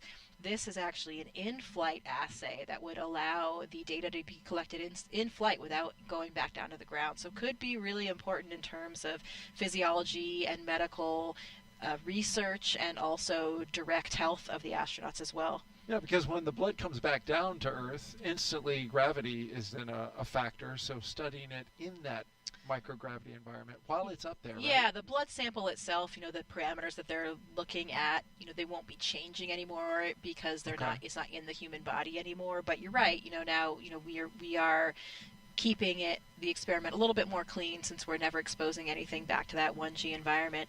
When the crew is on the space station, a few of the experiments they'll be participating in, one is the CIPHER study, which is a really large, comprehensive physiological study that has been kicked off in recent years here at NASA, and it's really a multidisciplinary study looking at both physiology and psychological components, and it's comparing different duration missions as well, and will be really important for that comprehensive physiology.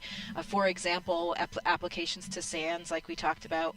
There's an experiment called Drain Brain 2.0 that's really looking at blood flow between the heart and the brain in space and how that changes with microgravity. It involves a special neck collar that the astronauts will wear. And there are some particular flammability experiments, combustion experiments, one called Sophie Mist that the astronauts will be participating in. This is something that we do quite frequently, combustion experiments in space, because if you think about it, of course, even flames burn differently when we don't have this natural air motion and convection caused by gravity.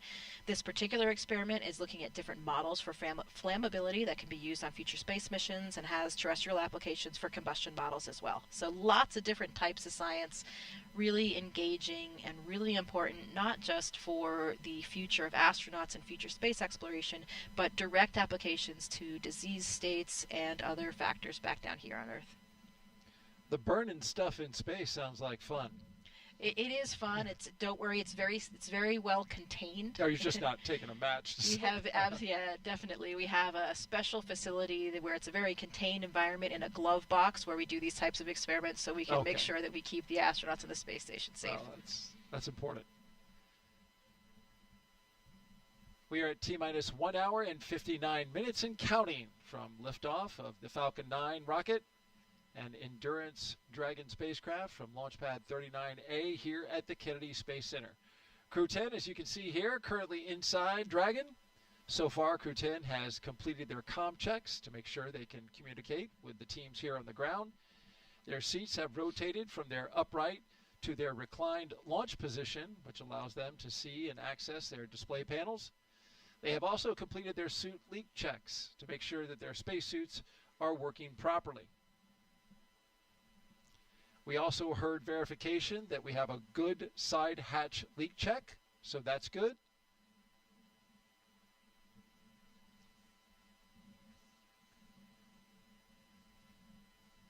If you've been watching us since we came on the air at 3 p.m.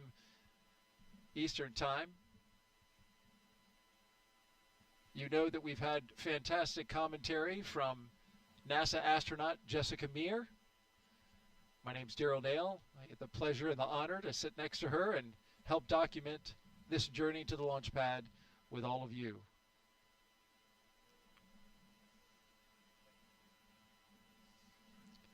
Let's go over the crew so you have a sense of a little bit about the folks who are inside the capsule today. We'll start with our crew commander, Ann McLean, this NASA astronaut. is a West Point graduate and U.S. Army colonel who has spent 204 days in space and completed 2 spacewalks. She's a highly decorated Master Army aviator with over 2,000 flight hours. Post-ingress briefing.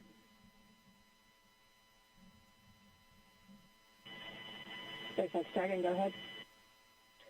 Good news. At this time, we are tracking no issues with Dragon or Falcon proceeding with launch today at this time. So I have no updates for you, but we'll continue to keep you up to date if anything happens.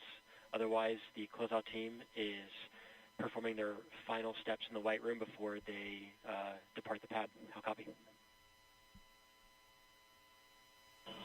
SpaceX Dragon, copy, no issues. Great work to the team.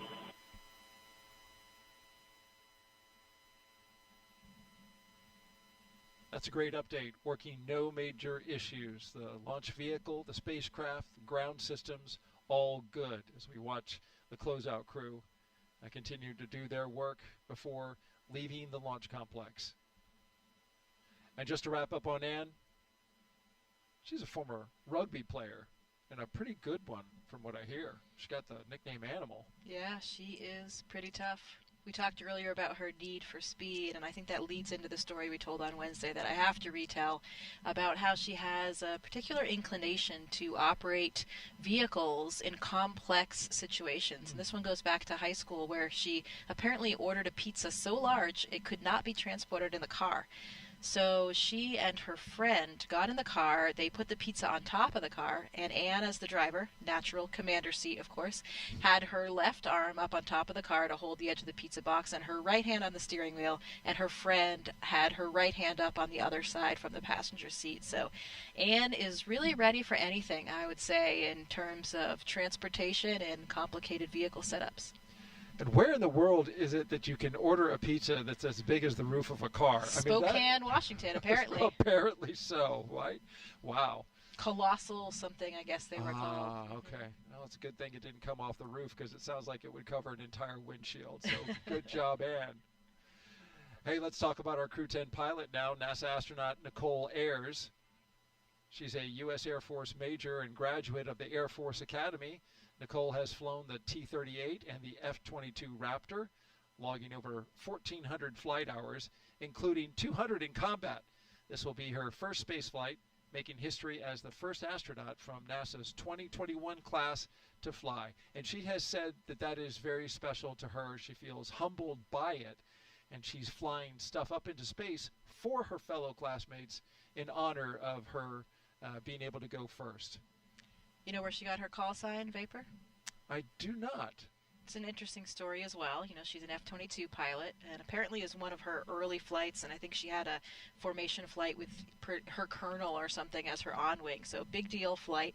She got ready to start the aircraft, and suddenly as she was doing so, there was some kind of smoke building in the cockpit. So her training kicked in, and she was abort, abort, abort, quick, you know, ready to leap into action and abort that engine start. And turns out it was just condensation. So that's how she became known as Vapor. The vapor that condensated onto her glass inside the cockpit. Well, it's as good a nickname as any. I thought you were going to say that she pulls really hard G's and creates a vapor trail, and that's what I thought you were going well, that with. too. Oh, that works as well. She is a jet pilot. Yes, she is indeed. Let's move on to our mission specialist now, Takuya Onishi. He's our JAXA astronaut on board. He's returning to space for his second mission. A former commercial pilot, he spent 113 days aboard the space station in 2016 and then became the first Japanese astronaut to capture the Cygnus spacecraft. When he's not training as an astronaut, he enjoys flying, hiking, movies, and playing the saxophone. Also serving as a flight director. You know, he, after his second flight, got certified as a flight director and was actually acting as a flight director on the ground in the Mission Control Center in Japan for even up during his training flow until his last trip to Japan. So really exceptional experience for him because it really gives you that kind of perspective that's so vital as an astronaut to understand the ground really intimately. A lot of us as astronauts work as Capcoms in the Mission Control Center, talking to the astronauts from the Mission Control Center, and that affords that as well. But being a flight director is even more impressive. So Well done for Talk for keeping that up. He even has an asteroid named after him. Yeah, you mentioned that before, and I'm still very curious at how that came about. We'll have to dig that one up. Yeah. But, you mentioned his qualifications, which flows into his upcoming assignment as ISS Station Commander. Those are some great qualifications, the fact that he has seen it from both sides, both in space and on the ground. The second mission specialist is Roscosmos cosmonaut Kirill Peskov, a former airline co-pilot. This will be his first trip to the International Space Station, trained in skydiving, zero gravity, scuba diving, and wilderness survival. He's ready for the challenges of space. Not a man of very many words, but when he does speak, he's very succinct, very clear. Kirill, we talked about the fact that he had never seen a bear until he went to California, even though he grew up in Siberia. But another great fact that I came across from his colleagues was that, in this region in Siberia, it's very close to the Mongolian border, which is an incredible part of the world, where I actually had the opportunity to go to do some research to study bar-headed geese in Mongolia, and it is a very special area. But one of the things that's special about that area is that they do a lot of throat singing. It's this old traditional form of singing that's really deep and guttural from the back of the throat. I won't even try to do it because I can't, but if you've never heard it, you should definitely Google it and see. But apparently Kirill does throat sing. He can do it? He can. So I wonder if he's doing any of that for them in the capsule. I've heard this, just so happened to have heard it, and I was fascinated by the sound that they make with their throat in this singing.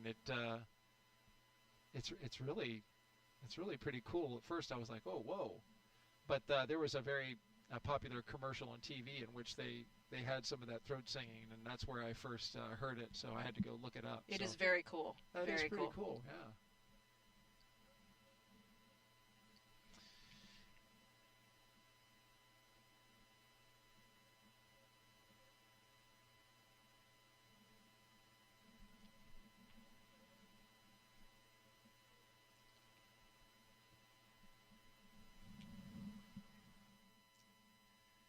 We are T-minus 1 hour and 49 minutes until the liftoff of NASA's SpaceX Crew 10 mission. We have 3 astronauts and 1 cosmonaut inside of Dragon Endurance atop a Falcon 9 rocket. They're at Launchpad 39A.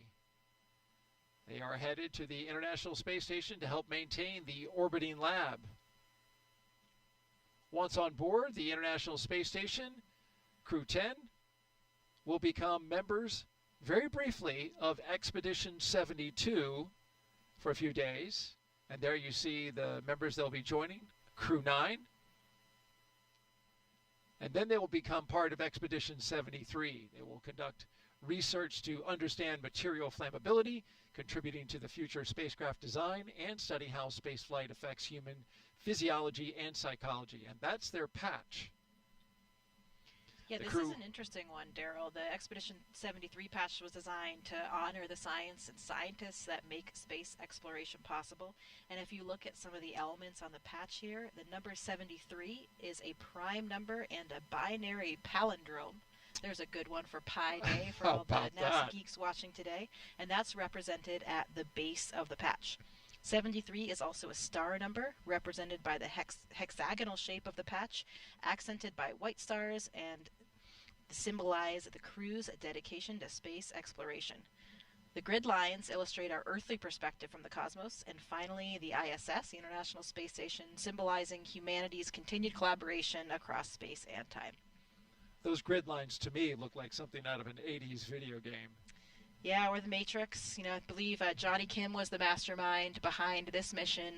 I believe we talked about it on Wednesday, but the way that we start a new expedition on board the International Space Station, it actually rotates not with the Dragon flights, but with the Soyuz flights. So Expedition 73 will begin on April 8th with the launch of that Soyuz mission. Sergei Ryzhikov, Alexei Zubritsky, and NASA astronaut Johnny Kim for his first flight.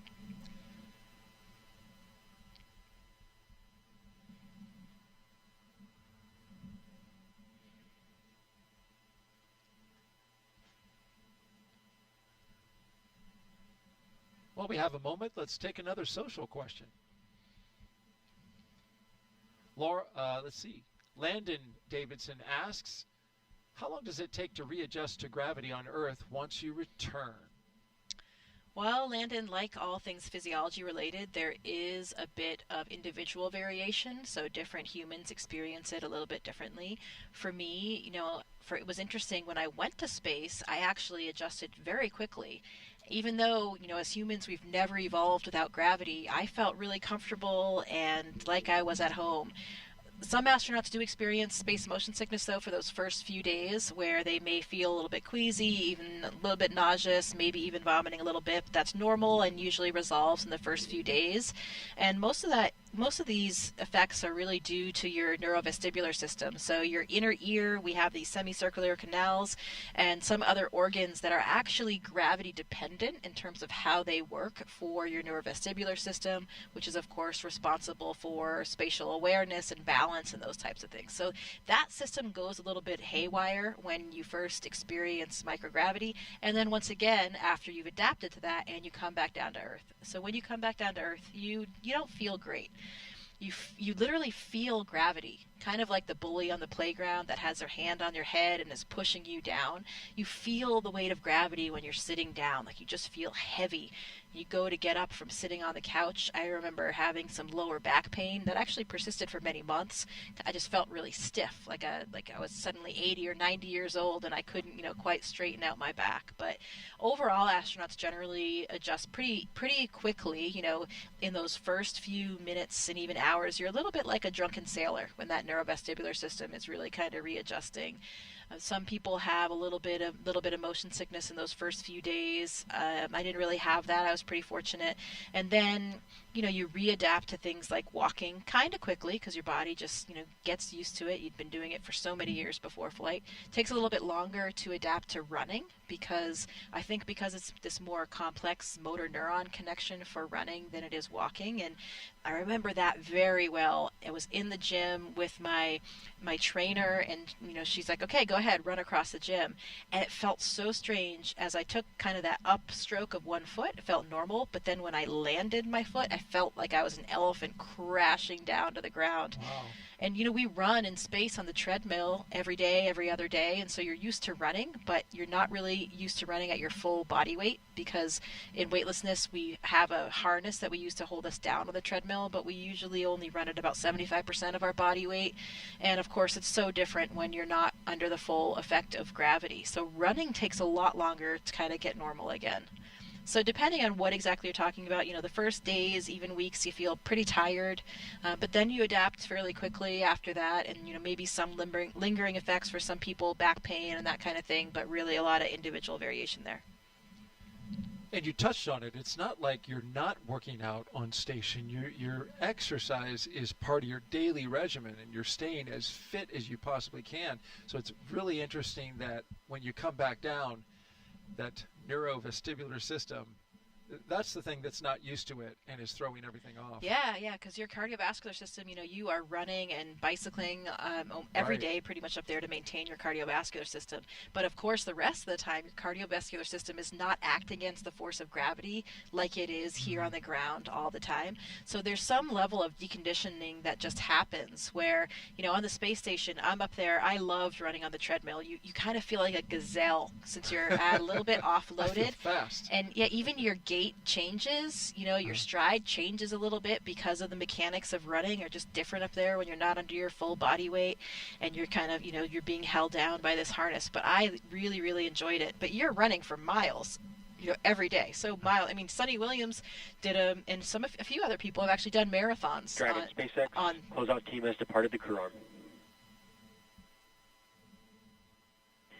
SpaceX Dragon copies. So what happens is when you come back down to Earth, you just even though you've been running miles a day, you come back to Earth and you can't even run a mile because you've had this kind of cardiovascular deconditioning. So that takes a little bit longer to come back. Interesting, from a marathon to struggling with a mile just because of the change in coming back from space to Earth. Well, we are now T-minus 1 hour and 42 minutes and counting. Let's take you now inside Mission Control in Houston, where flight controllers are constantly monitoring the International Space Station and the people living on board. NASA's Gary Jordan is there. Good afternoon, Gary. Good afternoon, Daryl and Jessica. Thank you. This is Mission Control Houston, and we're in the International Space Station's flight control room here at NASA's Johnson Space Center in Houston, Texas. The team continues to prepare for launch, led by Flight Director T.J. Creamer. Today we'll be, of course, launching the 10th rotational crew mission to the International Space Station under the agency's Commercial Crew Program. Following Crew 10's arrival, the space station will have a total of 11 crew members aboard for just a few days.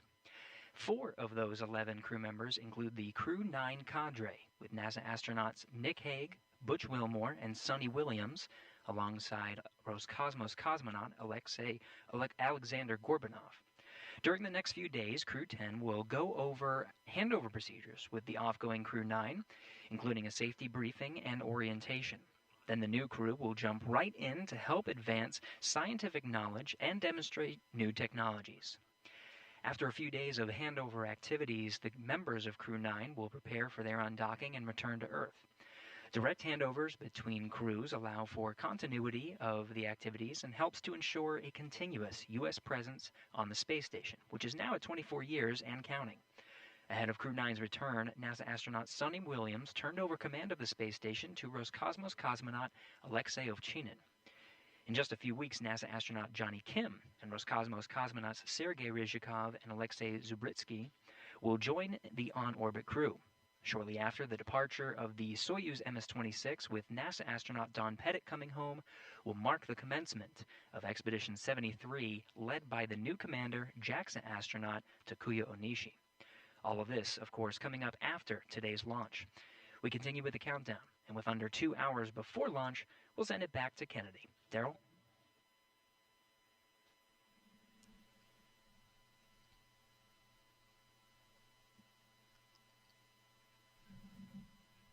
If you're just joining us, this is live coverage of NASA and SpaceX's Crew 10 mission to the International Space Station.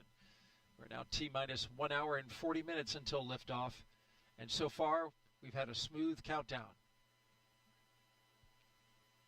No issues with the rocket or spacecraft, and ground systems are looking good for launch. You're looking now at the crew inside their capsule, Crew 10. And one of the first tasks Crew 10 did as a team was design and create their mission patch. There it is on your screen. And here's their description. The SpaceX Crew 10 patch was thoughtfully designed by the 4-person crew. They used AI for the initial inspiration, and then a human artist perfected the design. So as you can see, as you're looking at there, it's a 10-sided patch with the Roman numeral X boldly in the center, representing the ascent and descent that they will do. It's also representing the 10th operational flight of the Dragon spacecraft. Notice the Dragon with its wings fully out in full flight. That's a nod to the 4 crew members who are all professional pilots. The stars are red, white, and blue for the flag colors of each crew member's home country, and the brightest stars represent the crew's closest family members and support system.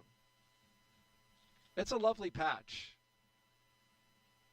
And it was interesting, Nicole Ayers was asked about it. She said she kicked off the design of the patch when she and her husband initially used the AI image generator to come up with some ideas, but it was really just to kind of kick off some ideas, and she took those then to the human artist, who then was able to artfully design that Crew 10 patch. And I really like that X in the middle and how it's got them ascending into space and then returning to space. It's a good one, and you can see it there represented on the flagpole just below the American flag. Flies the Crew 10 patch on the CCP flag. CCP standing for Commercial Crew Program. Yeah, it's one of the great things that we do together as a crew. Another one of those traditions, like we talked about. You know, I don't know that everybody knows that we really do design those patches by ourselves. So we try to capture the elements that are important to us, special things from our professional and or personal lives, special things about the mission and timing, and just things that mean a lot to all of us as crew members. Oftentimes, you know, we are capturing the international spirit of cooperation and collaboration that's reflected by the makeup of our crew. We talked already about that 50th anniversary of the Apollo-Soyuz mission as well. All of these things really play into our patch design and thinking about what components to put there. Will you have some artistic influence in your patch if you do a patch one day? Oh, absolutely. So yeah, I did help design the patches for my previous mission and for future missions as well.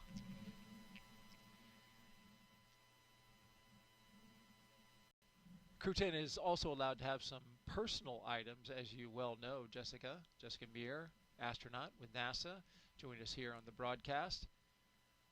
They get to take them with them for their stay, their extended stay in space. And for this crew, here's a few things that they will be taking up. Anne McLean, her and her crew were able to pack some personal gear to meet them on the ISS. It's going up on SpaceX 32 in April. She packed some sports team shirts, and those are from the schools she attended, along with some holiday gifts for the crew. Commander McLean said, most importantly, she was able to pack a memento for multiple people who worked on this flight to support her either personally or the mission as a whole. Those items will be returned to their owners after flight, and they include things like pins, necklaces, and rings. It's neat to have some jewelry that's flown in space. Takuya Onishi, he's having a lot of pictures of his family, friends, and colleagues sent up. He's also flying some banners from elementary schools he participated in when he was a small kid. Yeah, it's always fun to bring a few of those personal affects from home. You know, one of the things as astronauts that's so important to us is being able to share this mission. You know, this is not just for us as individuals or even just for us as a crew. This is really a mission for everybody.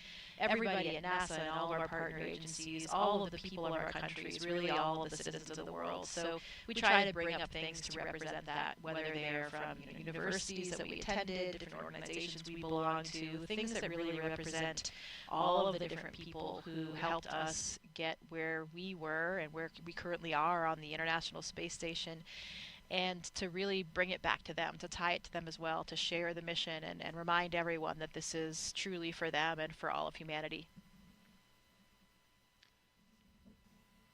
And just add a note about Nicole. She said she's taking items from alma maters and the Air Force volleyball team, which you mentioned. Some of them are here today. Yeah, they are. She's also taken a bunch of pictures of her friends and family so she can keep them close. And since she's the first person from her astronaut class to go to space, she's also taking up something for her classmates, the Flies, of course, Group 23. But she didn't want to say what it was. She wants it to be a surprise. But she said that she's getting nothing but love and support from her classmates. Yeah, absolutely. I know that they are all so proud of her today. So excited for her. I never forget that first moment when you see your first classmate launch. It really does feel different. You know, you get to know all of the other astronauts and cosmonauts that are flying, and every launch, of course, is very special when it's one of your friends or colleagues. But it's a little bit different when you see your own classmate, because it just makes it more real for you. You know, your classmates are like your friends and family, and they started at the same time as you, and it just gives this extra dose of reality of, you know, wow, I didn't just become an astronaut. We actually are going to have the chance to go to space now. So, very exciting day, I know, for all of the Flies. And a relaxing one for Kirill Peskov, who's on the left side of your screen, who looks to be taking advantage of some relaxing time before liftoff. Absolutely. Maybe he's getting ready for some throat singing. You know, maybe this is part of the process. He just heard me. He woke up. Yeah. He's going to let me clear my throat. Well, as Crew 10 launches, that means that Crew 9 will return home soon. Crew 9 launched from Pad 40 at Cape Canaveral Space Force Station back on September 28th, 2024. That was a unique flight because it was only 2 crew members in order to make room for Butch Wilmore and Sonny Williams, who, of course, flew up on a Boeing Starliner test flight, but are now coming down in those 2 open seats with Crew 9. That capsule is on station right now. Wilmore and Williams have been living and working on the space station now for over 9 months, the other 2 for a little over 5 months. Once Crew 10 arrives, there will be what's called a direct handover for 4 days, which is going to be shorter than usual, and then, of course, Crew 9 will undock and come back home. And so that's going to be a quick handover period that they're going to have, a little different than the longer week or so that they have. Yeah, it depends on what's going on, with comings and goings of different spacecraft. So those handover periods can be variable also because, we never know exactly when the Dragon's going to leave because we have to have good weather prediction for landing. So you never know exactly how long it'll be, but we do have to plan for something. This one is called a 2+2 handover. So we'll have 2 days of dedicated handover activities where the crew members that are up there, the experienced crew members, will be handing over all the important information, how they do things. Of course, this new crew is well trained on all the systems and everything up there, but there is just something to understanding exactly the lay of the land when you see it in person. Little nuances that you can really only get from the crew members that are up there, you can't necessarily get from the ground teams. So we take that time to really hand over all that really important information. That will be, especially for the new astronauts that have never been on board, but even for Ann and Tak, who are experienced and have been on ISS before, things have changed. It's been years since their mission, so there's different hardware on board, different systems, some things are running a little bit differently. So really important time. The other component of 2 from that 2+2 is 1 arrival day and then 1 departure day. We will be extremely happy to have Sonny and Butch back down here on Earth. They've been up there for longer than expected, but they were up there in space doing their mission, doing what we do as astronauts, the moment we all wait for as astronauts. So they've had a very productive mission. I love that we saw that image of Sonny running on the treadmill. We talked about how she ran a marathon in a previous missions. I'm not sure if she did it again on this one or not, but I'll have to ask her about that. It'll be great to have them get back, and they're coming back with another one of my 8-ball classmates, Nick Hague. So. Indeed. And a lot has been made about the return of Sonny and Butch, as we know, in the media and the reporting that's been happening about that. What's your sense of it inside the astronaut office that so much attention has been given to their return?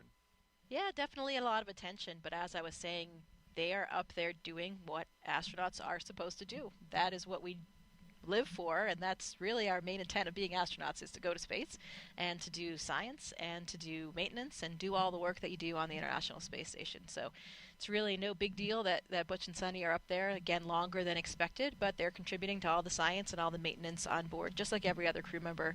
And it's just something as astronauts that we know we always have to be ready for. We always have to be flexible. You know that there's a plan for your mission. That plan can always change. As you've seen in recent years, there are so many different things that can happen, not just with vehicles, but all different aspects of the space station program. And so, we accept the mission, knowing what the plan is, but knowing full well that there's a very good chance that it can change. And that's just something that, a lot of us are used to from our previous careers as well, that flexibility and adaptability. And I think it's one of our most important skills as an astronaut. And that's what Sonny and Butch have been doing. You're absolutely right. They went up on a test flight that was supposed to last 8 days, but they were ready to become part of the team up at the International Space Station, working, maintaining. They did spacewalks.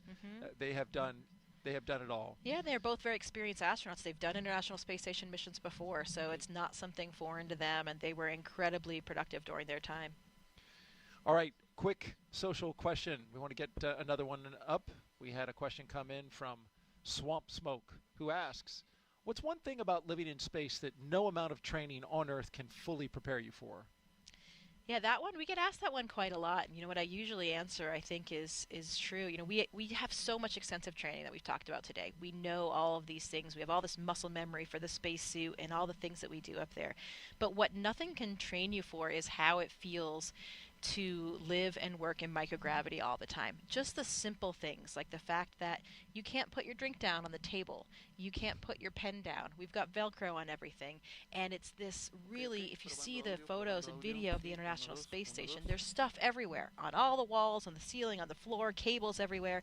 So if you take your drink bag and you Velcro it to a wall because you're up on the ceiling working for one moment, and then you go to a different location, you're on the floor or one of the walls, suddenly you're like, wait a minute, where did I put that drink bag? Because everything blends in this three-dimensional space, and your brain just isn't used to that. You know, here on Earth, look at us right now. Everything that we're using or looking at is really right down on this desk. You know, we just put everything down, it stays there. We are not using any of this three-dimensional space above our heads or behind us or on the walls. And in space, you utilize all of that. And so it takes your brain some time to really adapt to that, to understand. You know, you lose things a lot in the beginning because you put your drink bag down, you don't know where it went because you've been in all these different orientations and positions, and it's really hard to make those connections on spatial awareness. So I think that's the thing that's really difficult. Nothing can train you for it. You know, you can talk to other astronauts and they can give you tips for dealing with some of these things, but until you experience it yourself, you know, you really can't prepare for it. I lose a lot of stuff on the ground. I can only imagine what I would lose in space. Thank goodness that my wife helps me track it down, along with these little Bluetooth reminders of where my keys and my wallet are. All right, T-minus 1 hour and 26 minutes and counting.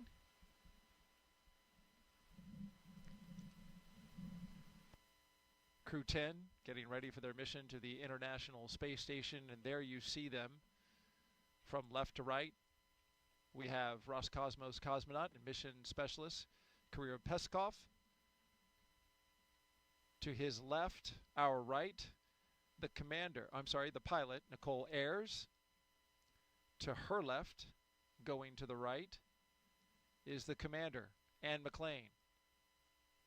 And then to the far right on the screen, mission specialist and JAXA astronaut Takuya Onishi.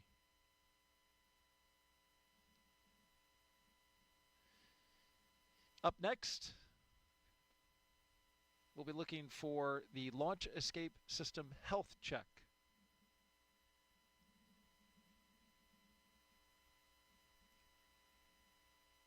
It's been a beautiful day so far here on the Space Coast ahead of liftoff. Currently at 7:03 p.m. Eastern Daylight Time and 48 seconds. For those who like to know the detail.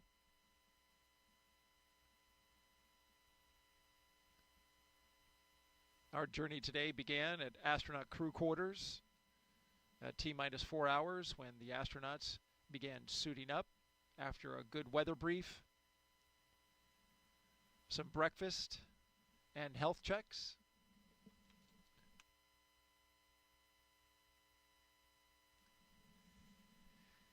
They got into their vehicles and traveled out to the pad. It took about 20 minutes. They ascended the launch tower and then crossed that crew access arm that you see on the right-hand side of the screen. That took them into the white room at the very end of the arm, and they ingressed into the spacecraft where they are now. Got less than 90 minutes until liftoff. They performed this routine exactly as they did today on Wednesday during the first launch attempt.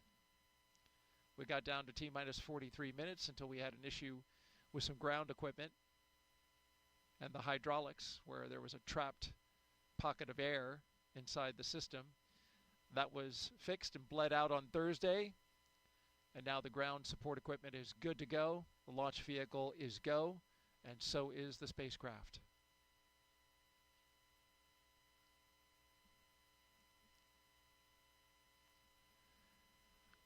More recently, the umbilicals, you can see those attached. They're across the back of the rocket, actually, and into the transporter erector. They provided some comm checks through those. We did some suit leak checks for the astronauts inside the capsule. We also did some comm checks, completed those. And the closeout team closed and sealed the hatch right after they got a leak check of its own inside the capsule to make sure that nothing would leak out. There you see it there. And that side leak hatch check is good. Side hatch leak check, rather. Also a final check for FOD, which is foreign object debris. The closeout team carefully examined the area around the seal for the side hatch, and they have since left. They cleared out of the blast danger area, and now the only 4 people who remain inside the perimeter of Launch Complex 39A are right there on your screen. The crew for Crew 10.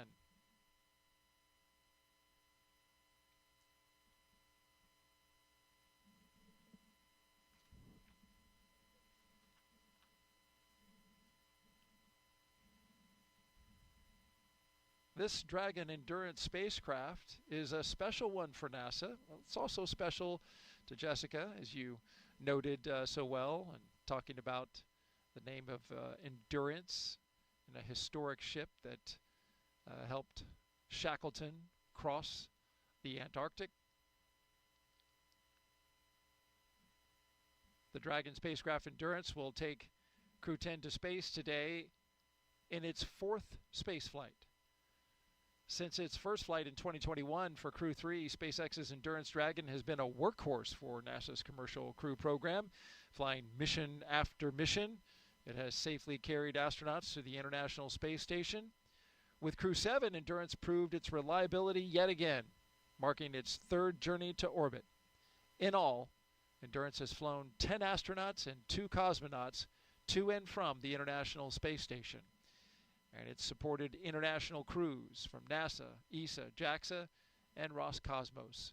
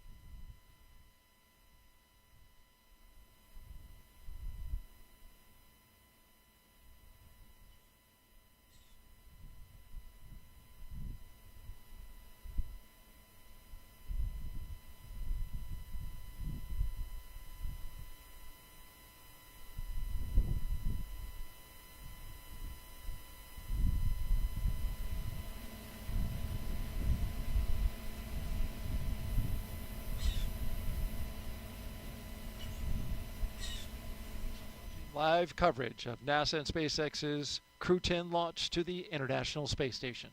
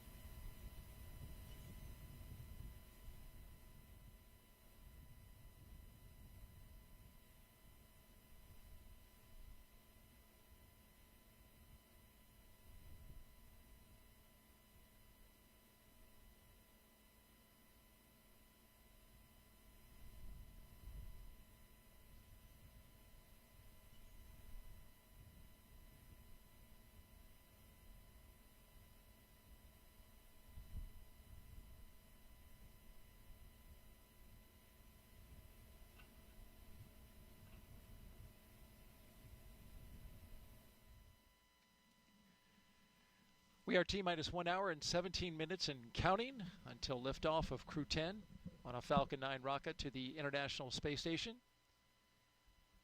Crew 10 will be the latest crew to fly as part of NASA's Commercial Crew program, which uses private companies to transport people to and from the orbiting lab from right here on U.S. soil. We've had a great countdown so far. What a beautiful shot. The Indian River Lagoon in the foreground. In the background, the Falcon 9 rocket and Endurance spacecraft with Crew 10 on board.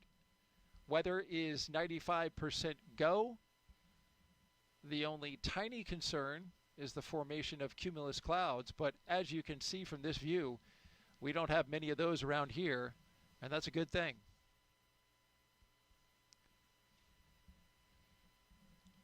Excitement is starting to pick up as we get closer and closer to liftoff, and Jessica, it's been a good day so far.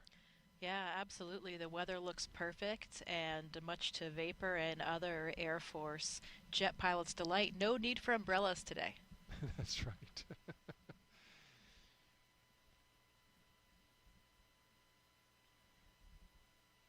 Crew getting comfortable, getting closer and closer. They're getting excited.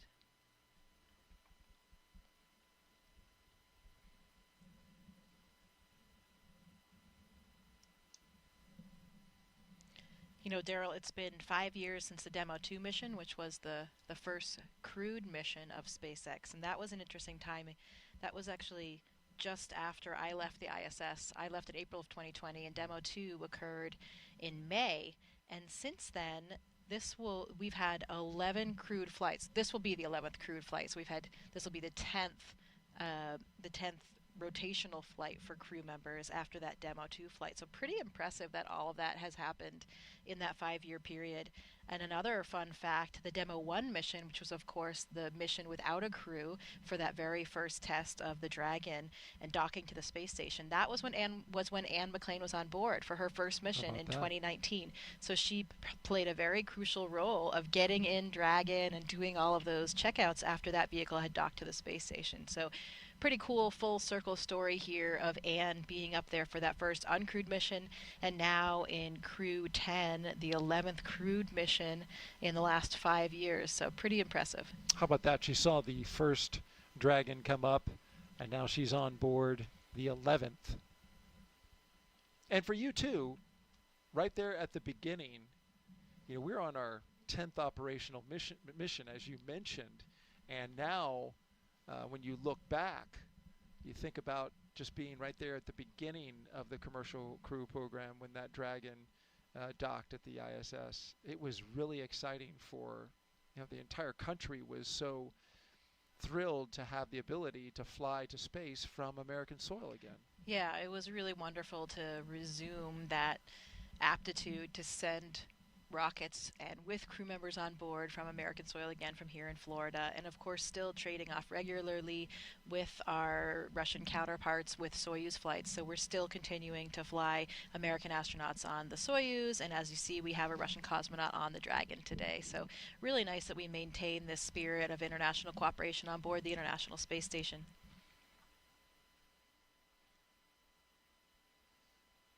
Especially, as we said, with that 50th anniversary of Apollo-Soyuz coming up in July. Another spectacular view. I think it's going to be a very beautiful launch day for all the people on the ground here in Florida.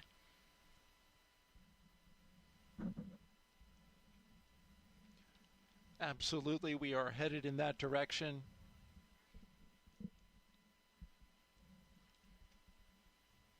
And hopefully so with the weather, because the weather gets a little iffy once we get into the weekend. So this is a prime opportunity to go. Just like that prime number 73 for Expedition 73. That's right. Let's grab another quick social question, Jessica. We're with Jessica Meir, NASA astronaut. Mohammed Therick asks, apologies if I didn't get your name correctly, What lessons from the Crew 10 mission will influence future astronaut rescue and contingency planning for the ISS and beyond? I think for that one, there isn't really and this is Launch Control on countdown. For crew awareness, we'll be commencing with fuel bleed in approximately 2 minutes. Expect some pressing and venting from the vehicle. And we can see the venting and that fuel bleed that's happening right now as it comes off the transporter erector. Sorry, go ahead. Yeah, so we talked a little bit earlier about how whatever vehicle you launch on, that vehicle remains docked to the International Space Station as your lifeboat, essentially as your rescue vehicle. Even though you launch and you're not going to land for 6 months or more, you have that vehicle there at all times in case anything happens on the space station, anything happens to a crew member, though we needed to get the crew home safely. So we always have that rescue capability. From time to time, as you've seen in the last few years, we do have various situations emerge. If there's a technical issue on a certain vehicle, for example. And so we do what we do best here at NASA, and that is adapt and reevaluate and replan. And to me, that has always been the most impressive thing of working at NASA. When I am most impressed about NASA, it's when we have these challenges, because you see NASA rise to the occasion and do what we do best. Readapt and be flexible, and that's the same thing for all of these rescue missions. We will replan and do whatever we need to do.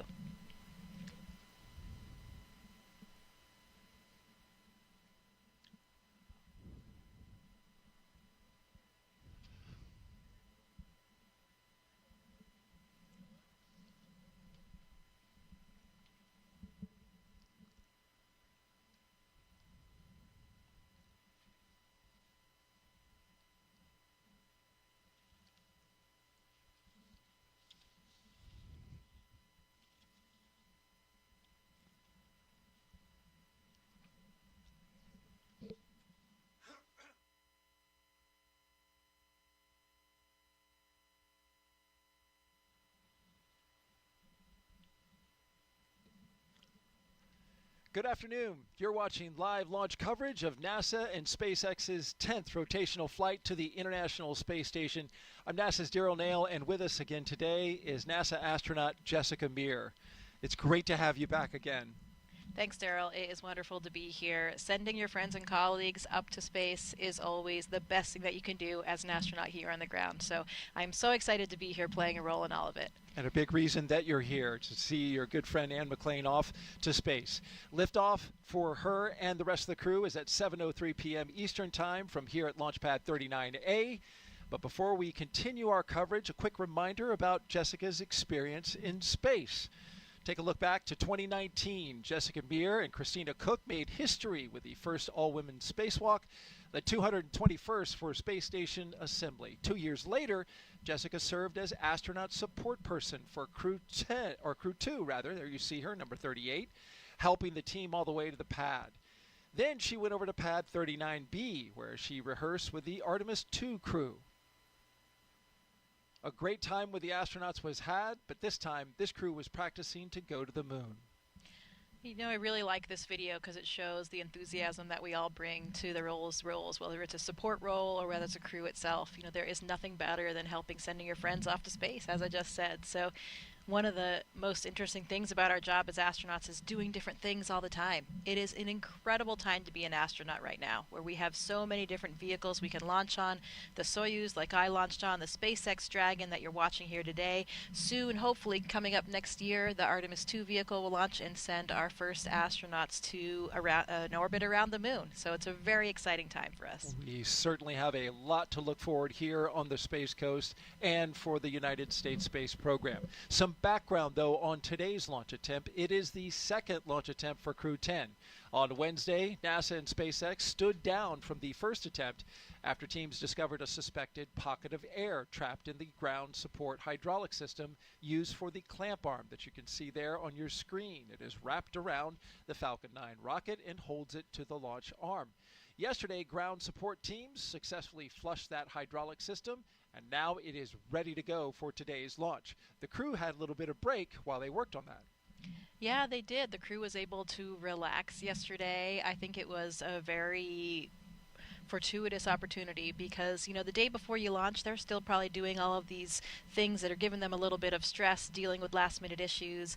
And then yesterday, they had already done all those things for the previous launch. So they had yesterday to really relax and had just a chance to be outside at the beach house and just take it all in, appreciate some of the sights and sounds and feels of the Earth before they go to their new home on the ISS. Crew 10 will be launching from pad 39A that you see there. Big props to our flight operations crew right here at the Kennedy Space Center for those beautiful views. You see the helicopter on the left part of your screen orbiting around the pad, going in circles, and appropriately so, here on Pi Day. Once the crew, I'm sure making Anne McLean feel right at home, too, the sweet sounds of the helicopter in the distance. Absolutely. A helicopter pilot herself, and all of them pilots inside the capsule today. In a little over an hour, this spacecraft and rocket will lift off. So let's take you through the rest of their launch day previously leading up to this moment. After waking up and having a bite to eat, SpaceX helped Crew 10 into their suits, as you can see here inside the historic crew quarters suit-up room.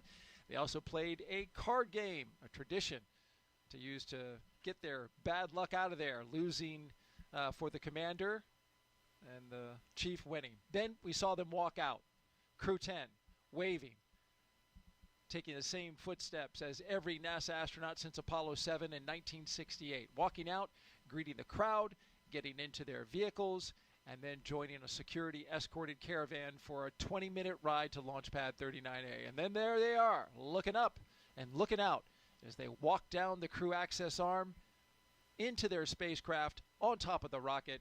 And now they are locked and loaded inside the spacecraft. And we are watching them live while they await the next big milestones, the fueling of the Falcon 9 rocket and the arming of the launch escape system.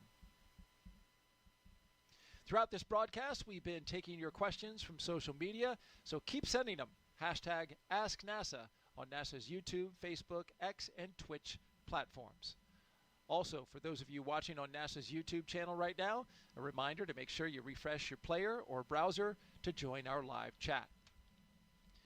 Now, at this time, we are expanding our coverage and would like to welcome SpaceX and NASA commentators joining us live from Hawthorne, California, where the SpaceX mission team is located. And a great good afternoon and welcome to both of you.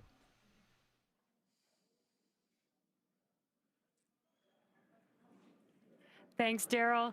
I'm Jessie Anderson, a Senior Production Engineering Manager here at SpaceX. And I'm Anna Schneider with NASA Communications. We are excited to be joining you once again from Mission Control here in Hawthorne as we count down to liftoff of Crew 10 just over an hour from now.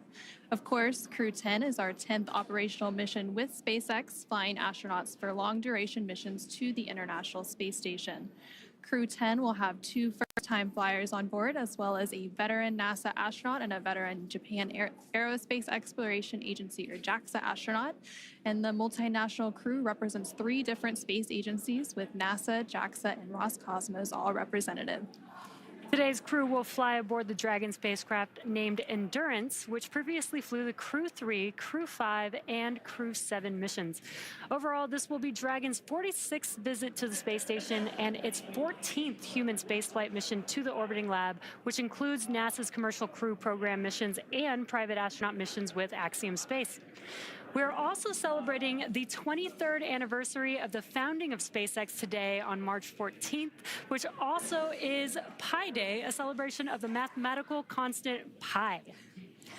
Now, over the last 3+ hours, Crew 10 has been going through the detailed process of getting ready for their mission to the International Space Station. So let's go ahead and take a moment to introduce you to the crew.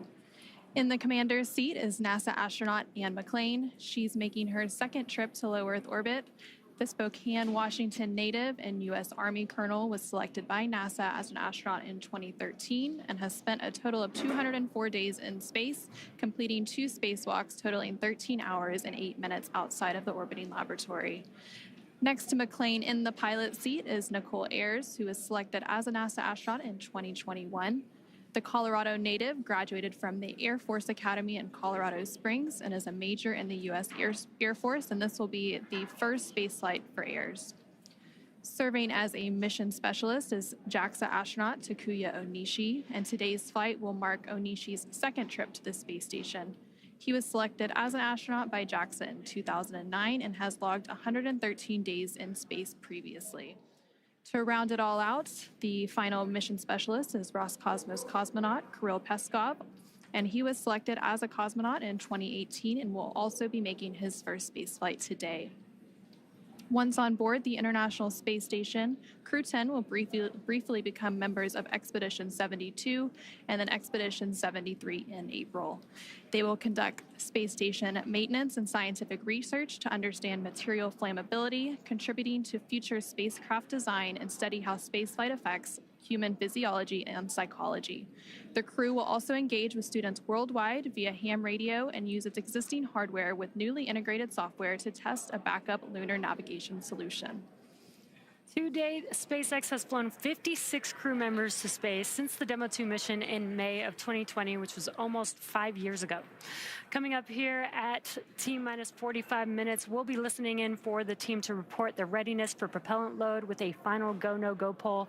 And so far, today continues to be a smooth countdown, and we're looking good for an on-time liftoff at 7:03 p.m. Eastern Time from Launch Complex 39A in Florida. Now here on the ground, the teams will be staffed around the clock in mission control just behind us to monitor Dragon and the mission, and not just for today, but throughout the entire mission, from liftoff to the Crew 10's arrival at the space station, all the way through splashdown when the astronauts return back home. And on console or headset in mission control, which you can see there on your screen, there are 6 key positions. The mission director is in charge of the room and tasked with making real-time decisions to ensure mission success. The person that you may hear talking to the astronauts is the crew operations and resources engineer. You'll hear us refer to them as the core throughout the broadcast. And there are 4 additional team members focused on vehicle systems, including avionics, navigation and control, software, propulsion, life support, and communication with ground support teams.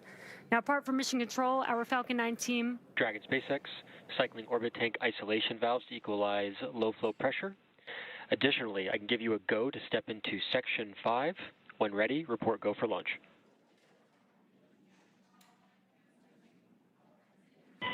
SpaceX Dragon, copy Section 5 and work. Just pausing for some comms between the core and Crew 10. Now, apart from mission control, our Falcon 9 team is currently located in the Launch and Landing Control Center at Hangar X. And we are now less than an hour until launch, and they are settling in for final checkouts, propellant loading, and getting ready for launch itself. Yep, and NASA has its very own set of team members at NASA's Mission Control Center in Houston, Texas, who have been preparing the International Space Station for Dragon's arrival. The teams in Mission Control Houston recently gave their go for launch, confirming that the station is ready to receive Dragon and the new crew. Following liftoff, today's flight to the space station will take about 28 hours, with Dragon flying autonomously the entire way. Docking is targeted for 11:30 p.m. Eastern, 8:30 p.m. Pacific, tomorrow, March 15th. And just like autopilot on a commercial aircraft, the crew always has the ability to take manual control of the spacecraft if needed. And before all of that happens, as the booster returns to the launch site and slows down from supersonic speeds, people in the immediate area may hear a brief double clap of a thunder-like sound known as a sonic boom.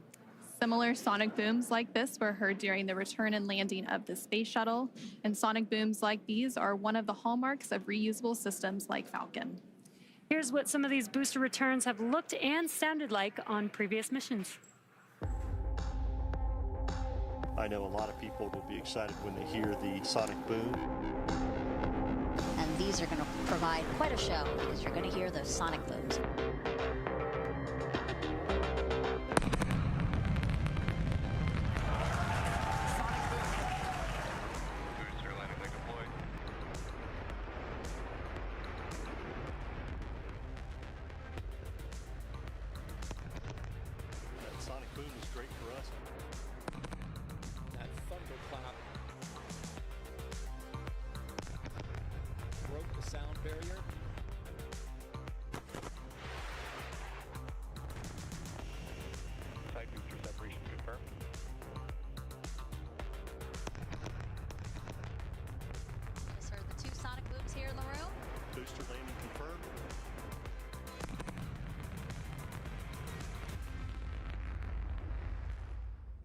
We are now at T-minus 57 minutes and counting to today's launch. While we wait, let's check in with NASA's Gary Jordan at Johnson Space Center to see how things are shaping up at Mission Control in Houston. Gary, how's it going? Hey, Jesse. Hey, Anna. Thanks for having me. Welcome again to Mission Control here in the Johnson Space Center in Houston, Texas. We're the hub of human spaceflight at NASA, and the team here is poised for launch and preparing for the crew to lift off and begin their journey to the orbiting laboratory. In the home stretch of rendezvous, NASA and SpaceX flight controllers will enter into what's called integrated operations. Both flight control teams will conduct a series of go, no-go polls for Dragon Endurance's docking to the International Space Station. Rotation missions like Crew 10 help NASA continue to maximize the important research and technology demonstrations made possible only in the International Space Station's unique microgravity environment. The space station is critical for NASA to prepare for future commercial low Earth orbit destinations and to understand and overcome the challenges of long-duration spaceflight necessary for a long-term presence on the Moon and crewed missions deeper into the solar system, including Mars. Now here's a closer look at the mission and what Crew 10 will have to look forward to during their stay aboard the International Space Station. The Crew 10 mission is going to be a rotational mission to the International Space Station. So we will launch aboard the SpaceX Dragon capsule and the Falcon 9 rocket. I'm just enjoying the way towards the launch. Of course, I'm looking forward for the day of launch. And we are going to stay there about a half a year. So the first goal of Crew 10 is to continue learning about the Dragon and the Falcon 9 rocket that we're going to be flying on to enable SpaceX to continue their development of rockets and even private astronaut missions in the future. The other mission is to get us safely to the International Space Station so that we can crew this incredible national orbiting laboratory that we have and continue the science experiments that we have ongoing there. One of the unique characteristics of the International Space Station is microgravity. We get to learn how humans and plants and other types of hardware react in the space environment and the microgravity environment. And it helps us to develop all kinds of new materials, medicines, and it helps us to push our knowledge forward. The discoveries that we make on board the International Space Station then inform what we do on Earth, and it allows us to further both humankind here on Earth and get to further places in the universe. So I've often been asked why we explore, and I think it's different for everybody. When people are born, they naturally want to explore their environment, first as babies, and then as kids, and finally as adults. That's how we expand our world, and that's how we find something new. Every time that we make a further step, we learn something and we learn how to adapt, and that is so important to humanity. This is probably the main things which drives us forward and helps us to survive as a species. There are so many unknowns in space, and as explorers and as humans, we want to find out what's in that unknown. For me, it's the fact that I get to be a small piece of figuring out what the unknown is and taking that next step to get to the Moon and to Mars and the Artemis program. Our ultimate goal is to go to Mars, but it's not an easy journey, and when we face a new challenge, we must solve it step by step. I think that's one of the biggest benefits of the International Space Station. We're outside of the atmosphere, and now we don't have the protection of the atmosphere. What happens, and how do we better prepare our people, our hardware, our food, our water systems for that deep space exploration? It's really important on the space station that we learn those lessons now when we're in low Earth orbit. That way we know what we need to bring with us when we go onto the Moon with the Artemis program. One of the things that we do on the International Space Station is work with our international partners all across the world. I think it's hard to overestimate the value of international cooperation in space exploration because we all know that it takes much time and effort. Space is hard, it's very challenging, it's sometimes unpredictable, and that's why I think cooperation is the key to success. The International Space Station wouldn't be international without all of our partners. And our goal is to be a beacon of hope for all of humankind so that people can look and say, this is what we can accomplish when we work together.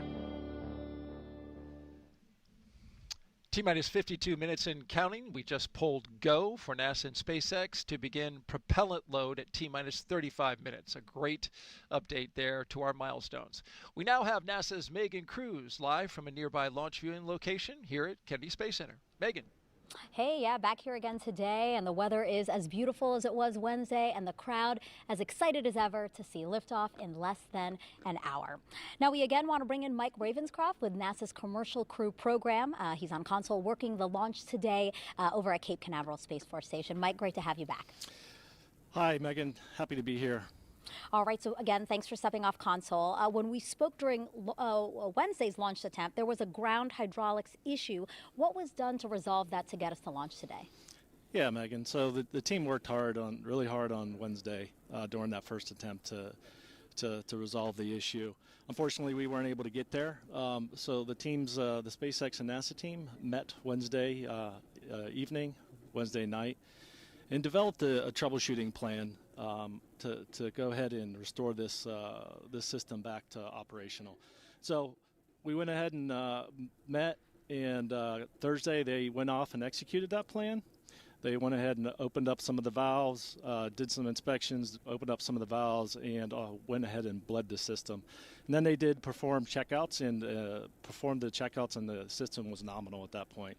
So we got back here today on launch countdown and, did some additional checkouts, normal checkouts that are performed on day of launch, and everything's checking out good.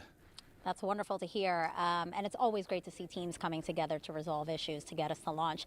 Now, as CCP's Launch Vehicle Systems Office Manager, you were also part of keeping an eye on today's booster, correct, which is flying for its second time? Yeah, Megan, so we watched that booster from the beginning when it's starting to be built, the whole way through production, the whole way through all the testing that's performed, even before it's getting that first launch, which occurred in December for the Empower-E mission. So we track all that, track all the issues that come out from all that in the first flight, and we review all that data.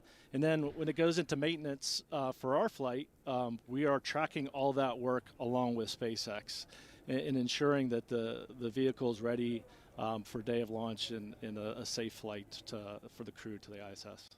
And Mike, last question for you. How do you feel just being a part of NASA's Commercial Crew program? This is awesome. I can't imagine myself anywhere else. This program, I've been here for quite a while, and this is a family. You get to work with folks from all over the country, from California to Texas to Alabama to here in Florida, and it's just a family, and that's how we feel about each other. We work hard. We get to work with a lot of great contractors, and so day in and day out, you get to show up for work and enjoy what you do. Yeah, and do amazing things together. Mike, thank you so much. We appreciate your time. Thanks, Megan. Appreciate it. All right, let's get back over now to Anna and Jesse in Hawthorne.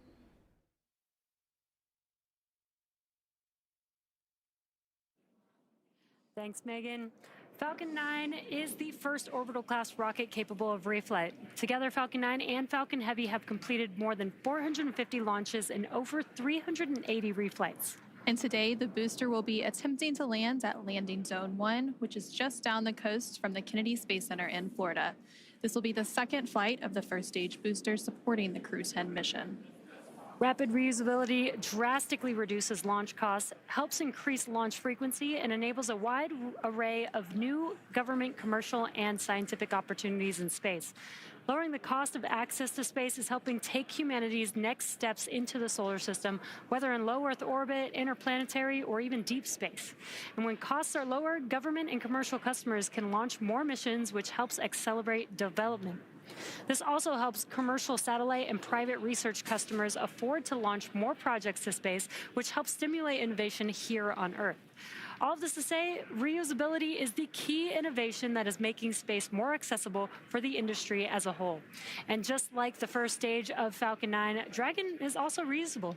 The reusable Dragon spacecraft has flown people to the International Space Station 13 times. And as we mentioned earlier, today's crew will fly aboard the same Dragon that previously flew the Crew 3, Crew 5, and Crew 7 missions. But back to today's mission. We are coming up on T-minus 48 minutes to launch, and our teams are carefully moving through the pre-flight process. Now, a lot of preparations have brought us to this point, including a dry dress rehearsal, static fire on Sunday, and an initial launch attempt on Wednesday. Now, we did stand down from that attempt due to a hydraulic system issue, but the teams completed inspections of the ground support hydraulic system used for the clamp arm supporting the Falcon 9 rocket and successfully flushed a suspected pocket of trapped air in the system. Now, all of that hard work brings us to today's launch, and next up in our The team has pulled go for LES arm, propellant load, and launch.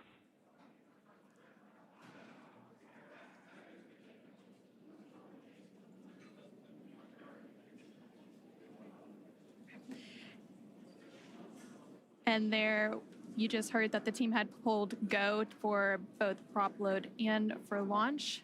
So that was the next step in the countdown that we were waiting for, and that was from the SpaceX launch director, and they were calling up to the crew to let them know that we had received that go to continue with that prop load. And then, as we mentioned earlier, the Dragon launch team, as well as key NASA launch members, are in the Launch and Landing Control Center at SpaceX's Hangar X in Florida. And the launch director will also check in with the Dragon mission director, referred to as the MD, and the NASA launch manager to make sure everyone is on the same page and everyone is ready to move forward. Again, there's a lot of teams and a lot of moving parts to getting a launch off the ground. And so leading up to the final stages of launch today, you will hear various check-ins on that process. So right now, there on your screen, you can see Crew 10. They are on board Dragon, waiting to get the green light to stow the crew arm for the launch and arm the launch escape system. And we did just hear that go, so we should start getting a good view of that access arm moving away from the spacecraft pretty soon. Now, on the range side of things, the range continues to be go for launch, monitoring the clearance area surrounding our launch pad, as well as the air and sea space along the flight corridor. And as you can see in your on the left-hand corner of your screen, the weather is looking great for today's launch. Overall, weather is trending in the right direction, and we currently have less than a 5% chance of violation at our target liftoff time today, which is great. Our teams will continue to keep an eye on the weather, but we'll have a final pre-fueling weather briefing in about 20 seconds from now at the T-minus 45-minute mark. Now, weather is forecasted to be excellent on the Space Coast heading into today's launch opportunity. And again, the current forecast is greater than 95% chance of acceptable conditions at launch. Now, weather along the Atlantic T-minus coast... 45 minutes. Both control rooms go into lockdown and remain in that state until the launch escape system is disarmed. All operators are to remain at their console and maintain a sterile cockpit until MD confirms successful disarming of the launch escape system following orbit insertion or propellant offload in the event of a scrub. For non-urgent no-go conditions, brief the CE or LD and then approve boarding the countdown. For urgent issues affecting the safety of the operation, operators shall call hold, hold, hold on the countdown net. Launch control will abort the launch auto sequence immediately and proceed into the launch abort auto sequence. At T-minus 10 seconds, launch control will be hands-off, relying on automated abort criteria for the remainder of the count. Operators advise the launch director whether structural breakup or fire is imminent or occurring per Dragon manual escape flight rules. Launch control, you may proceed with arming the crew for movement. Crew access arm retraction starting. And that was the launch director performing a briefing with the crew. Sounds like everything is go for launch, and we're going to start seeing that crew access arm moving away from the vehicle here shortly. We should also see propellant load getting underway in just a few minutes as well. Again, our teams are staffed around the clock in Mission Control here in Hawthorne, Mission Control in Houston, as well as the Launch Control Center to monitor Dragon throughout its entire mission from liftoff all the way to Crew 10's arrival at the space station and then on its return home to Earth. And there you're seeing some great shots of the crew access arm pulling away from Dragon. Clear skies as far as the eye can see. Perfect weather for today's launch. Getting exciting over here.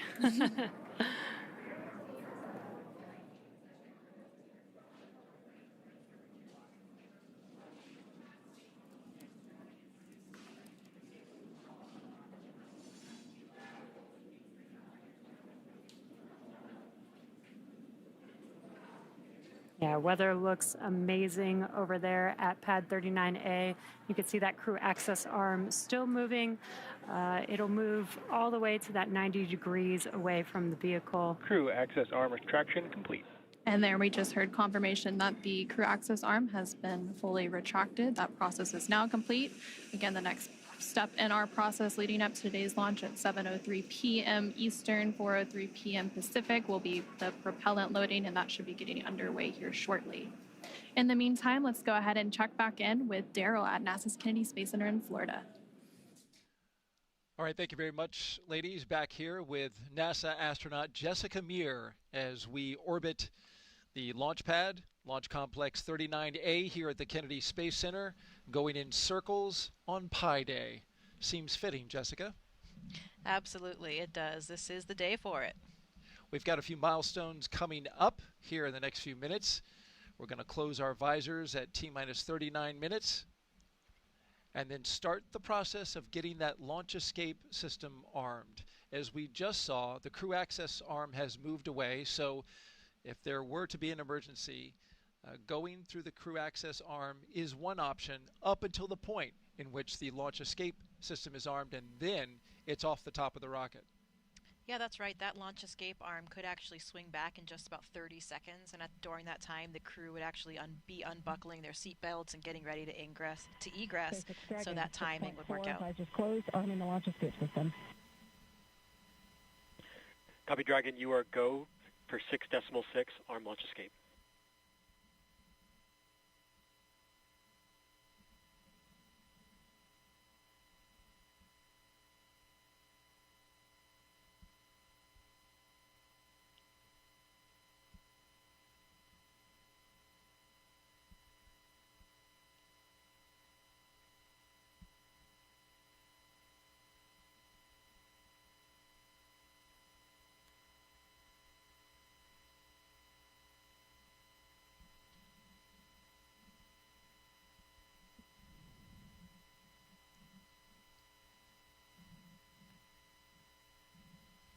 Running these milestones early at this point, which is a good thing.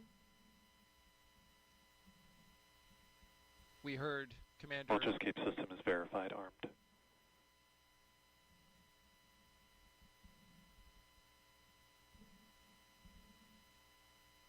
There we have the verification that the launch escape system is armed. A high energy system that could be very much needed in case something were to happen to the rocket. Yeah, that's something that the astronauts on board can actually hear. They can hear it being armed. They get this sort of loud thump that they hear. And of course, that launch escape system, it consists of 8 Super Draco thrusters. It's only used for an abort in this case. And it's armed 2 minutes before the loading of the fuel. And I'm wondering about your thoughts in this moment as you hear Commander Ann McLean get these systems ready. Your friend, your fellow classmate, getting ready to go.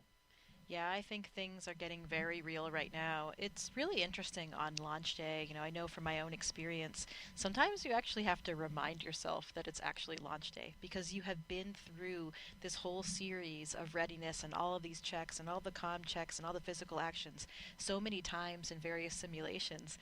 I remember on my launch, I really did have to remind myself. I'm looking at my monitor, I'm going through all of these different cues and the procedures, but then I would hear something, maybe the groan of the fuel in the lines or a slight movement of the rocket, and that was what made me realize, oh, wait a minute. At the end of this one, I'm not going to be going home and going to dinner. I will be in space. So perhaps that realization is kind of setting in for these 3 astronauts and Cosmonaut. I'm sure it's a little bit different for Ann and Tak, who have gone through a launch before. Totally new for Nicole and Kirill. So a really nice blend of experience in that Dragon capsule today. And a beautiful scene outside as we head towards sunset. We'll be lifting off just before then at 7:03 p.m. Eastern Daylight Time. Sunset right around 7:30. It should make for a beautiful launch for those who are gathered in the area to watch.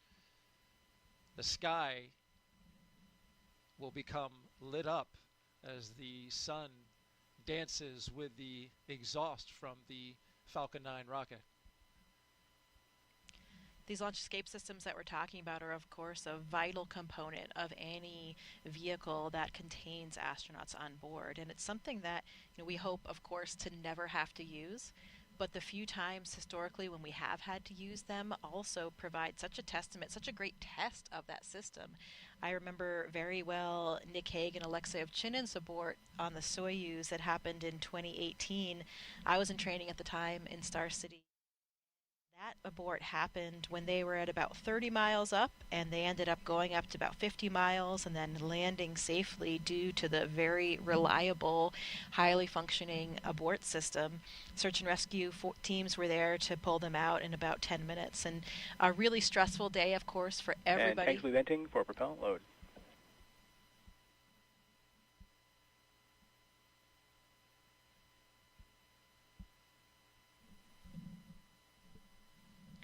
That was a stressful day for everybody on board and everybody on the ground, but again, a really nice test to see that these systems are in place for a reason and they do work. Nick Hague went to space that day and came right back. And fortunately, everything went well, and he was able to return to the ISS, and he's up there now. Yeah, he's up there right now waiting for this mission to join him. I know that he's very much looking forward to giving Anne and her crew a big high five, especially for those 8-ball classmates, but really for everybody on board. We joke in our class that, Nick launched 2.5 times so far for his 2 missions to space, but he's got a little bit of extra experience. We have learned so much during your time here, Jessica, spending it with us, giving us your insight and talking about your experiences in space flight. We appreciate it deeply. Also, the audience appreciates it as they continue to ask questions on NASA's social media channels, #AskNASA, Twitch, Facebook, YouTube, and X. Dolores Kiefer asks now, can the ground crew talk to the astronauts during fueling? Yeah, they can. We just heard a call go, and those comm loops are open. Of course, we can talk to the crew if in case of any type of emergency or any type of information that they need. We have those comm loops open. Interestingly, speaking about that, the crew can actually hear the fueling process. So they can hear the valves, they can hear the flow of the fuel as well. So interesting for them to be following along with the process. Can hear it, see it, and feel it. Just a few seconds now before we start propellant load for the Falcon 9 rocket.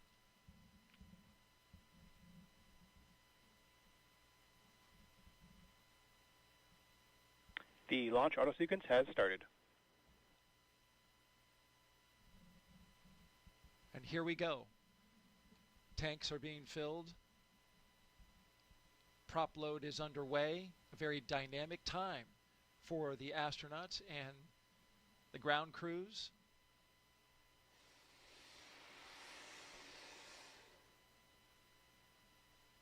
For this countdown today, we got a little further and have gone further than our attempt on Wednesday, which stopped at T-minus 43 minutes. We are now T-minus 34 minutes, and everything is looking good. The vehicle is go, spacecraft is go, ground teams are go, and now we are tanking this rocket.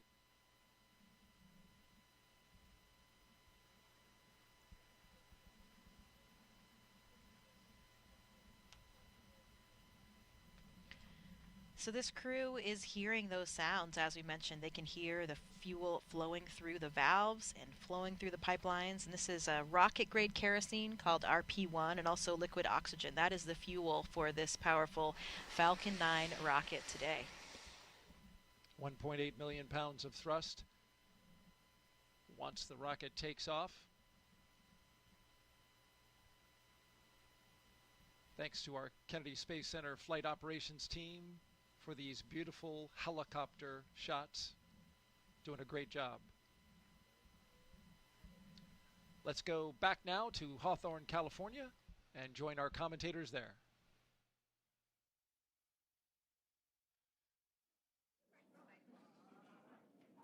We are at T-minus 33 minutes from launch and getting closer and closer to launching Crew 10 into space.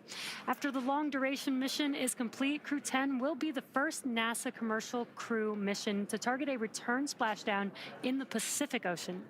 NASA and SpaceX have been working together toward certification and readiness for Dragon recoveries on the West Coast. Since 2019, Dragon recoveries have primarily occurred off the coast of Florida.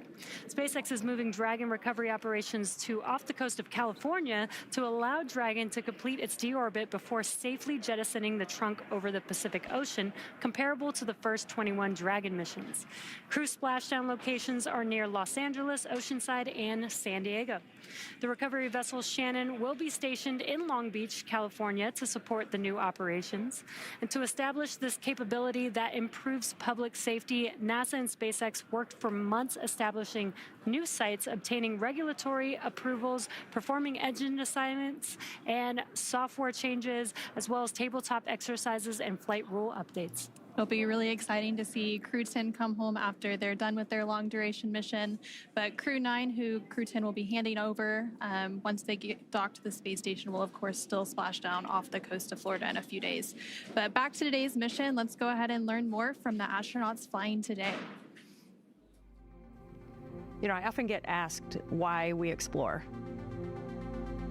Some people explore because it's exciting to ride on a rocket. They like the boom, they like the flying, they like the electronics, they like to go fast. Some people want to explore to answer questions about the context in which the Earth exists. How old are we? How many galaxies are there? How big are we? Are we like a speck of dust on somebody's sleeve, or are we the biggest thing going out there in the universe? Curiosity is like the main power that moves us forward. Space exploration is important to satisfy this curiosity. As we go on to the moon and Mars and look at what those planetary bodies are made of, we can learn a lot about the Earth itself and how to better humankind. I think it's important for us as a species to expand our boundaries, because that's how we advance our technologies and civilization. We have to continue to explore, continue to push the boundaries. And I think really throughout the history of humankind, we've always explored. And so when people ask why we explore, I would like to ask back, what type of society would we be if we lost that curiosity? Is that somewhere that we'd want to live? Space Center in Florida, I'm Daryl Nail, joined by NASA astronaut Jessica Beer. So good to have you here. Here's more about the crew that's going into space today. I'm Daryl Nail with NASA. Welcome back to the Kennedy Space Center in Florida, here with NASA astronaut Jessica Meir. Here's more about the crew that's going into space today. NASA astronaut Anne McLean, she is your Crew 10 commander, making her second trip to low Earth orbit. The Spokane, Washington native and U.S. Army colonel was selected by NASA as an astronaut in 2013 and has spent a total of 204 days in space and completed 2 spacewalks totaling 13 hours and 8 minutes. She's very competent and, as you've described, a very excellent leader. Absolutely, a natural leader, and it is so thrilling to be here watching her do what she was born to do and leading this crew to space today. Sitting next to her is the pilot for Crew 10, NASA astronaut Nicole Ayers. She was selected as a NASA astronaut in 2021. The Colorado native graduated from the Air Force Academy in Colorado Springs and is a major in the U.S. Air Force. This is her first space flight, and she's pretty excited about it. Absolutely. Takuya Onishi. He is the JAXA astronaut, serving as a mission specialist. Today's flight will mark Onishi's second trip to the space station. He was selected as an astronaut by Japan Aerospace Exploration Agency in 2009 and has logged 113 days in space, and he will eventually be the station commander. Yeah, that will be a very nice moment to see as Anne hands over those leadership reins over to Tak. Transfer of controls from her as the commander of the SpaceX vehicle over to Tak to be commander of the space station. So great opportunity for leadership for both of these experienced crew members. And the second mission specialist is Kirill Peskov. The Roscosmos cosmonaut was selected as a cosmonaut in 2018 and will be also making his first space flight today.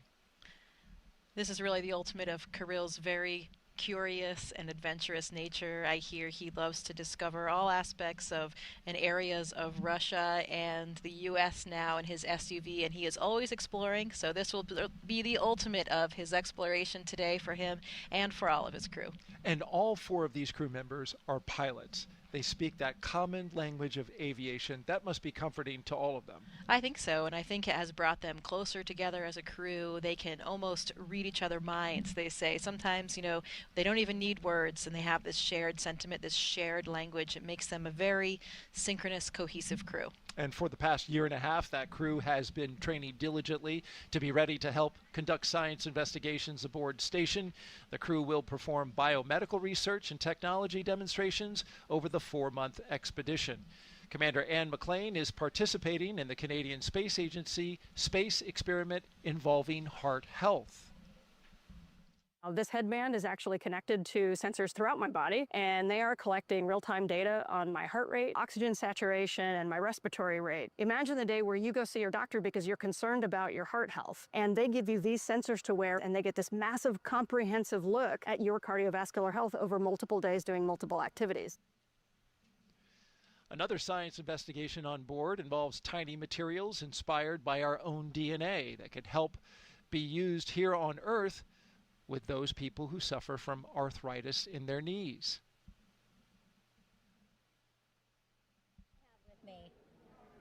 Let's go back to Megan Cruz, who is standing by with NASA Acting Administrator Janet Petro.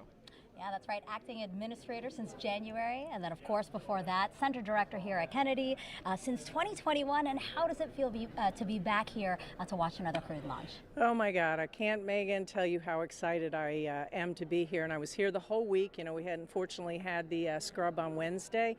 But I cannot explain the feeling of coming back home. Oh. I love this center. I love this workforce. I love the mission that we have here at the center. So it was very exciting. In D.C., it's not my normal job jar down here at the Kennedy Space Center being center director where, I had the workforce and the mission. So I'm super excited to be back here and to be able to witness this launch later tonight. Yes, absolutely. Launch is going to happen here shortly. I know we've been talking about this a lot in the broadcast, that every single member of Crew 10 is a pilonaut.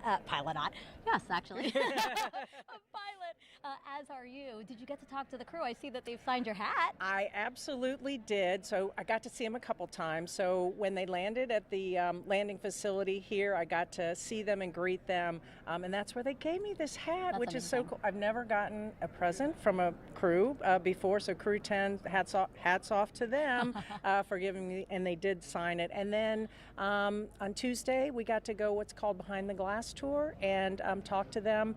They're behind a glass because they're in quarantine, and we got to talk to them and ask them questions and talk to them and just see how they were doing. And so that's pretty special. So I got to talk to all of them, all of those pilots there, and they are super excited, ready to go. Yeah, and speaking of excited, we have NASA astronauts Sunny Williams, Butch Wilmore, Nick Hague, plus Roscosmos cosmonaut Alexander Gorbanov. They're going to come back shortly after Crew 10 arrives on station. During a live press conference from station recently, Butch and Sunny said they're going to miss space. Absolutely, because you got to think about the astronauts. And by the way, last week from Johnson Space Center's Mission Control, I did get to talk to Butch, Sunny, Nick, and a little bit to Don Pettit there. So I got to talk to them as well. But you got to figure they, to be selected and trained and the passion that they have to go to space, for them, it's got to be, this is what they do for a living. Mm-hmm. This is what they're going to do. And in fact, I would bet they might have some mixed emotions for leaving because, every time you get to go to space, which is what all astronauts want to do, you never know. It might be your last time because you might not be selected for another mission or whatever. So I bet they have mixed emotions leaving their colleagues up there at the space station. I'm sure they're anxious to get home and put their feet on Earth and spend time with their family, but I think that they have enjoyed their time in space. When I said behind the glass to Butch and Sunny a while ago, I asked them, and they had told me that they hope they get to stay a little bit longer than 8 days in space. That was at their behind the glass. And I don't know if they meant to stay as long as they got to, but I know that they are a valued member of this expedition crew, and they've done amazing research. They've done spacewalks together. I think Sunny now holds a record for the most amount of time in the vacuum of space. So they have to be very, very proud of what they've accomplished. They were very much integrated as a crew and did a lot of work on the station, research and science experiments. And so, yeah, I think they're going to miss space. I think so. Well, Janet, no mixed emotions here. It was great seeing you. I'm going to put this in a jar of memories of today because this was wonderful, and we're about to see launch. All right. Great Thank you, have you, Megan. Janet. All right. Bye-bye. All right. We'll send it back to Daryl and Jessica. All right, thank you both. And just behind them, as you saw in that shot, was the Vehicle Assembly Building, a very iconic building here at NASA, where we recently reached a major milestone in NASA's Artemis program. That's, of course, preparing for the first crewed mission around the moon in over 50 years. Engineers finished stacking the twin solid rocket boosters for Artemis 2. These 177-foot tall boosters will provide most of the 8.8 million pounds of thrust needed to launch 4 astronauts on a 10-day lunar journey. There's a shot of the core stage, which they're starting to work on now. Since November, crews have used a massive crane to lift and assemble those booster segments. They're each packed with avionics and motors that will safely detach after launch. Now, with the completion of that, they're going to focus on the SLS. Artemis 2 will carry NASA astronauts Reed Wiseman, Victor Glover, and Christina Cook, along with Canadian astronaut Jeremy Hansen, on a mission around the moon. So here's Jeremy now with a little more about that.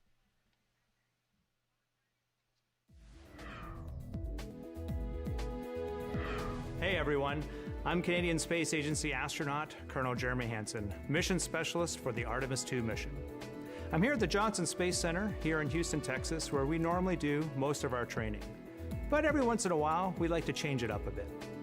Reed, Victor, Christina, and I recently spent several days in Iceland trading in our spacesuits for hiking gear to study its geology and surroundings. Why Iceland?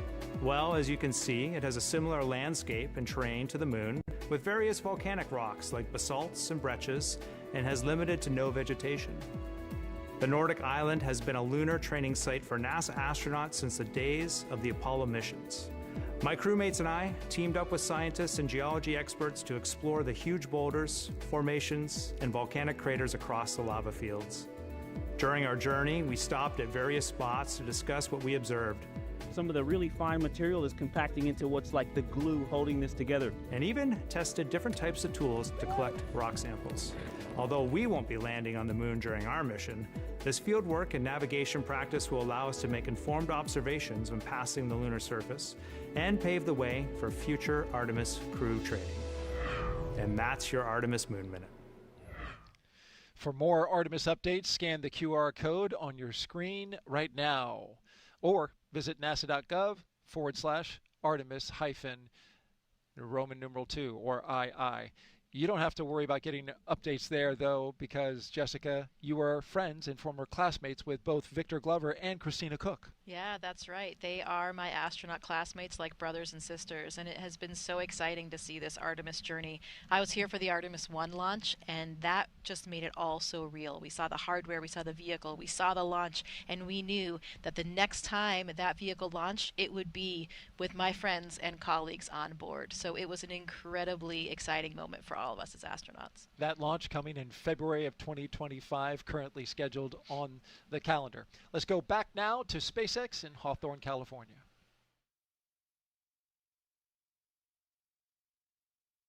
Thanks, Daryl. As we continue to count down, let's take a closer look at the vehicles that will be taking Crew 10 to the International Space Station today. Falcon 9 is a two-stage rocket developed and manufactured by SpaceX, known for its safe, reliable, and cost-effective access to space. It's also the first orbital-class rocket capable of reflight. And sitting at the top of Falcon 9, Dragon and its trunk stand over 26 feet tall. There are 2 windows on the spacecraft, plus one underneath the nose cone. The nose cone opens shortly after launch to expose the forward bulkhead thrusters and docking mechanism that will connect with the space station. Dragon's trunk holds solar cells, which power Dragon while it's in free flight, and the trunk can also carry unpressurized cargo. Now, Dragon has played a significant role in advancing our future in space by safely transporting crew to and from the space station. There are currently 4 Dragon spacecraft supporting human spaceflight missions that have docked to the station. There you can see them on your screen. That is Endeavour, Resilience, Endurance, and Freedom. Now, designed to be the safest spacecraft ever flown, Dragon is capable of carrying up to 7 passengers to and from Earth orbit and beyond. And Dragon has 16 Draco thrusters that can be used in space to help navigate the spacecraft to its destination, each providing 90 pounds of force. That doesn't include the 8 Super Draco thrusters used for an abort, which are no longer active once the crew is in orbit.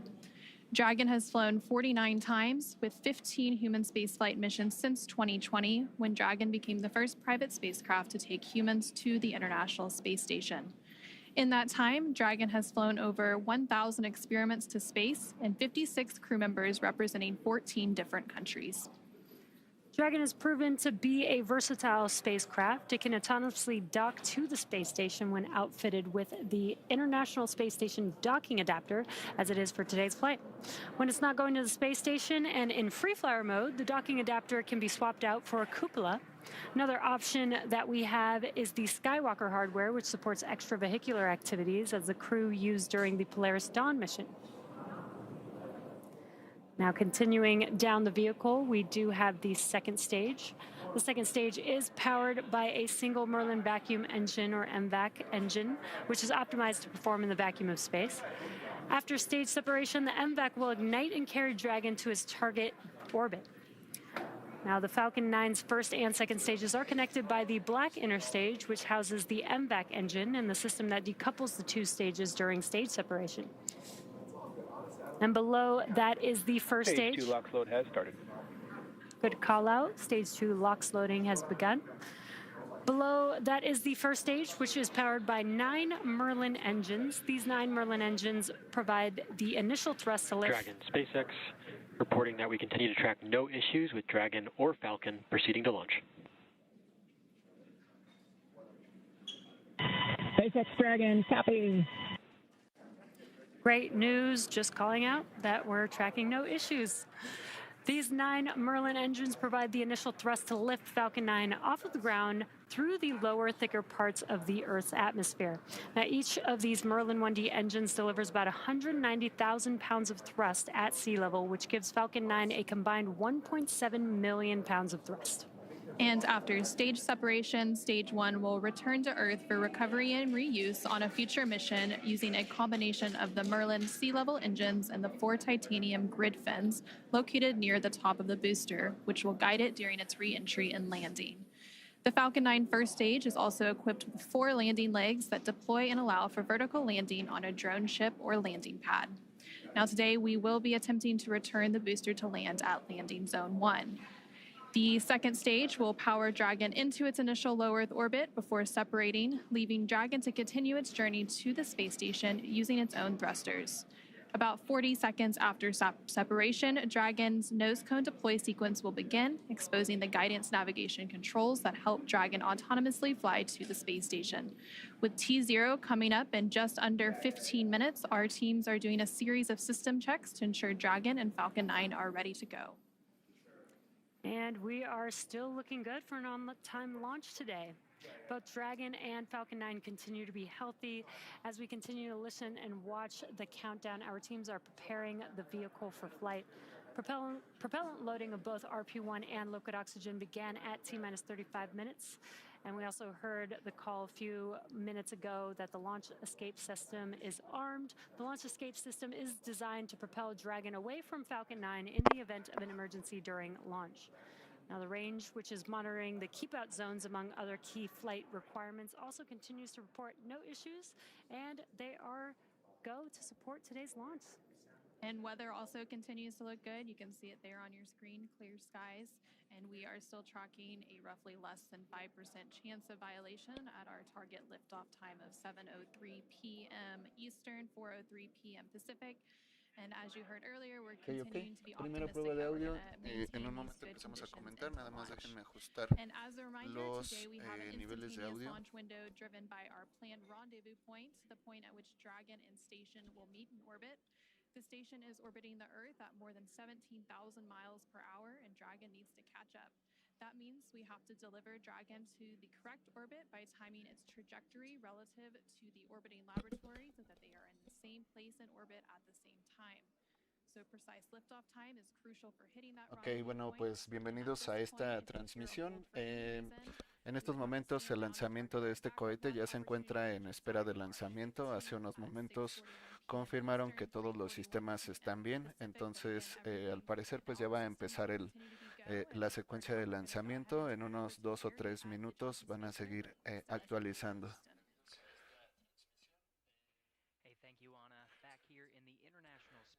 Bueno, y aquí este es el centro de control de lanzamiento y están pues monitoreando todas las actividades y todos los sistemas del cohete.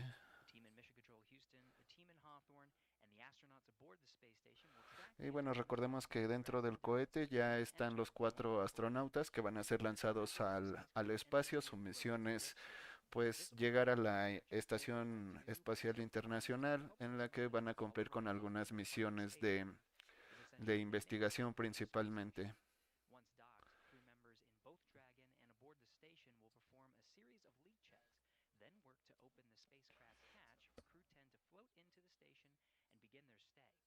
We anticipate that the hatch will be opened about an hour and a half after the docking.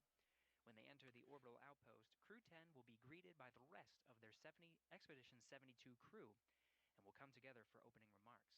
That's all from Y bueno, pues ya también en otras cositas, pues ya ya se cargó el combustible en el vehículo. Este lanzamiento se iba a intentar originalmente el miércoles, pero hubo un problema con los sistemas hidráulicos de control del cohete, por lo que no pues se canceló el día miércoles este lanzamiento. Entonces pues ahorita ya al parecer todos los sistemas están bien. Ya se hicieron algunas pruebas. Esta transmisión pues ya lleva 2 horas, que es más o menos el tiempo que se tardan en revisar los últimos sistemas.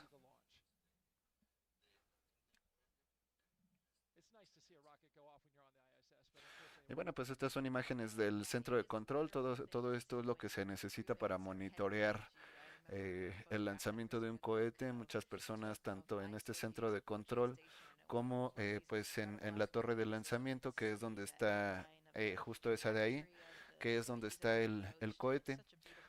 Si se dan cuenta, bueno, pues este cohete está desprendiendo esta especie de vapor, que pues es porque el combustible se almacena, se carga en el cohete, pero esto es oxígeno líquido y un tipo especial de queroseno que van a servir para pues alcanzar cerca de, me parece que 500,000 kilogramos más o menos de empuje para llevar esta misión a la órbita. Y bueno, aquí estas chicas son comentaristas de California. Our next major milestone on the countdown event will be around the T-minus 10-minute mark, which is just in about 5 seconds, when Falcon 9 launch commit criteria get checked by computers. Ok, bueno, en este momento. Ok, aquí están confirmando que los sistemas de a bordo de este cohete, específicamente de la punta que se conoce como Dragón, dicen que pues ya todos los sistemas fueron revisados y que el cohete está listo para ser lanzado.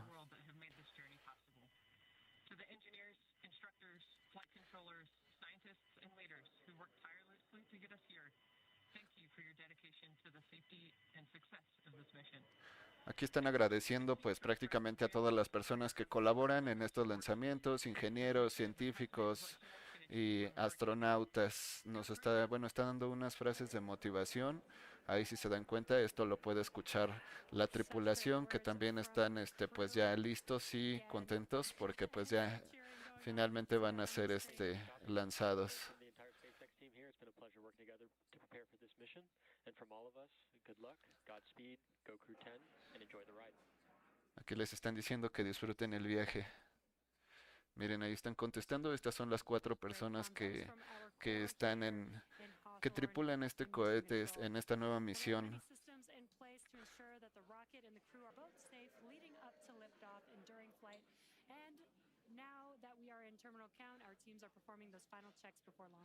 Bueno, una serie de revisiones finales. Digamos que esto pues se revisa varias veces, cada sistema se revisa varias veces para prevenir cualquier tipo de accidente. Además de esto, pues el dragón, que es la punta del cohete. Este módulo pues tiene medidas especiales para actuar en caso de que alguno de los cohetes falle y pues prevenir que estos tripulantes pues lleguen a sufrir pues una explosión. Entonces, pues por eso se ve que constantemente está saliendo vapor de esta zona. Si se dan cuenta, en la parte superior, la punta, el dragón, tiene debajo estos paneles, que realmente aquí es donde se guardan los paneles solares que vemos en la Estación Espacial Internacional, por ejemplo, y que sirven para suministrar energía.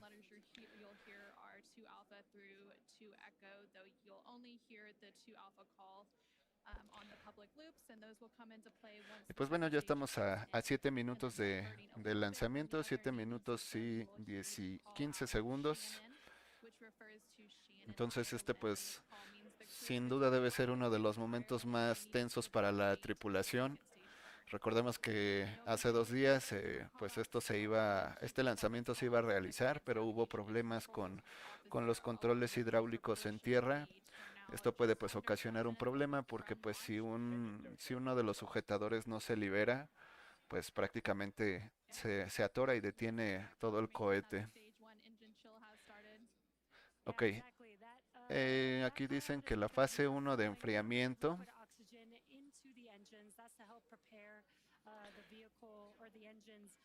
Ok, que la fase 1 de lanzamiento pues ya está en proceso. Esto tiene ya que ver con los motores y pues el suministro de combustible, pues esperando a la ignición para comenzar con el despegue. Bueno, y aquí nos dicen que consume 700 galones de combustible por minuto, si no escuché mal.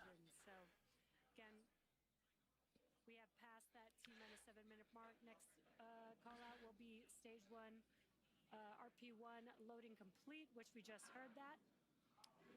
And the RP1 is densified kerosene or rocket fuel that will propel the crew into orbit. All of that RP1 is now fully loaded into the rocket, and since we previously heard that second stage loading was completed, we are still loading. Ok, dice que ya la segunda etapa de carga de combustible también ya se completó.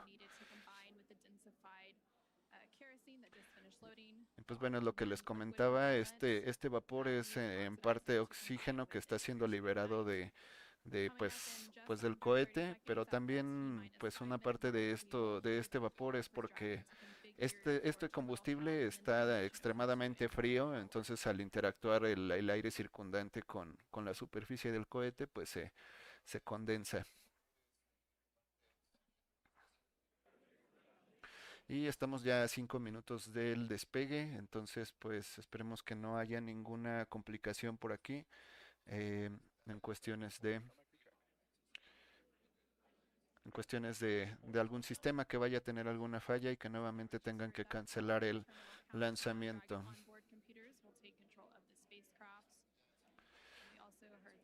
Ok, aquí nos dicen también que las computadoras ya están pues tomando el control de la nave, ya esto digamos que ya para que se maneje de manera autónoma, ya de acuerdo a una ruta predefinida que tiene que seguir el cohete pues para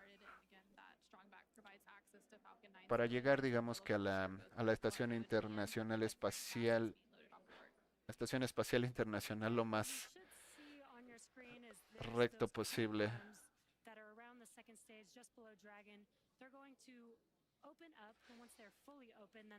Y bueno, aquí estos soportes que vemos en la parte baja del cohete son pues una especie de sujetadores que serán liberados una vez que el cohete esté listo para despegar. Pues ahorita están sujetándolo, digamos que para que no se caiga hacia los lados.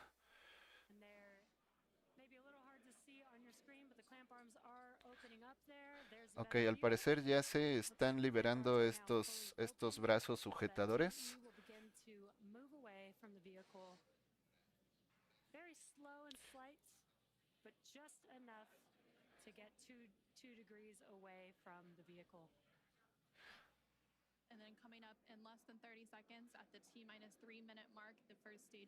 Ah, miren, aquí ya se está separando esta plataforma.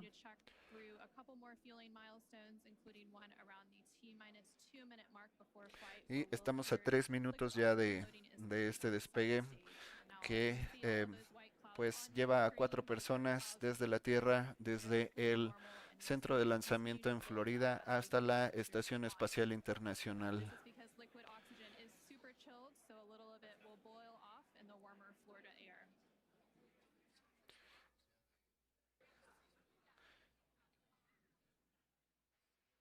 Stage 1, lock load complete. Ok.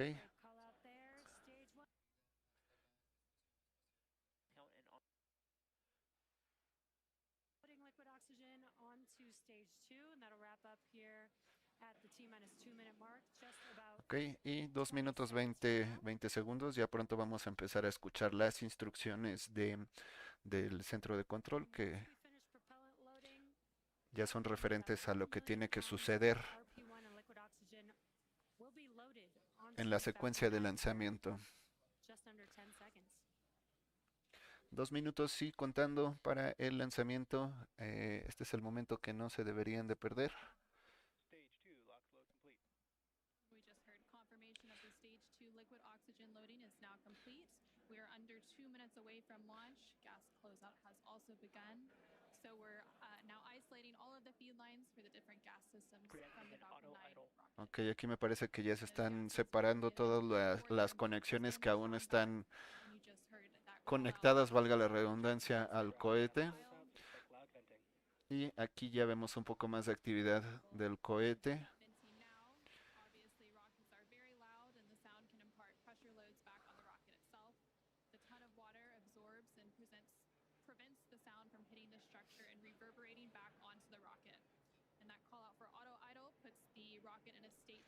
Y estamos ya prácticamente a 1 minuto. 1 minuto y unos cuantos segundos de lanzamiento. Esto es bastante emocionante, ya que siempre ver una misión tripulada es muy interesante.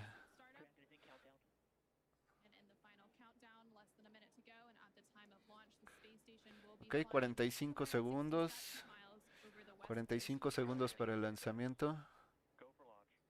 Ok, ya se dio la autorización final para el lanzamiento. Ya, es un lanzamiento inminente. Me parece que hay una etapa o... Creo que esa es la indicación de la que ya no se puede retroceder. En este momento ya no se puede detener el despegue. Y pronto va a empezar la cuenta regresiva. 15 segundos. 10, 9, 8, 5, 4, 3, 2, 1. Bueno, les voy a subir aquí un poquito el audio.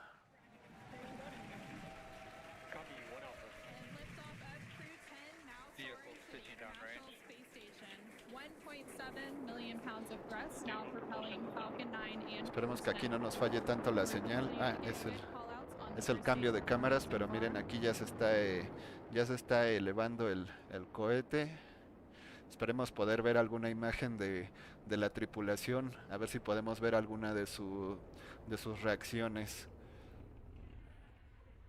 Pues miren, es increíble la velocidad con la que despega este cohete. En prácticamente 20 segundos ya está a 4 kilómetros de altura y sigue acelerando.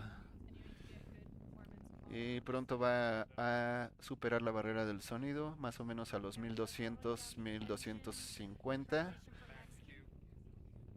Miren esta toma.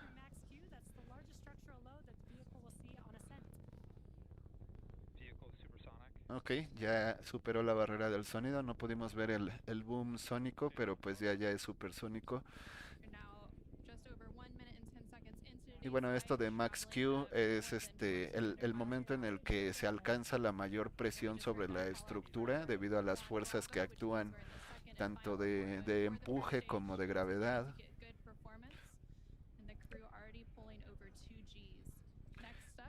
Ok, Ok, aquí, bueno, pues están diciendo que la tripulación está soportando fuerzas superiores a 2 veces la gravedad de la Tierra debido al empuje.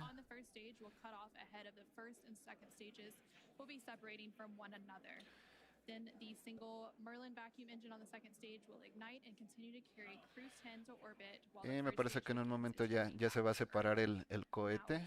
El cohete que es la primera etapa. traveling just under 4,000 miles per hour.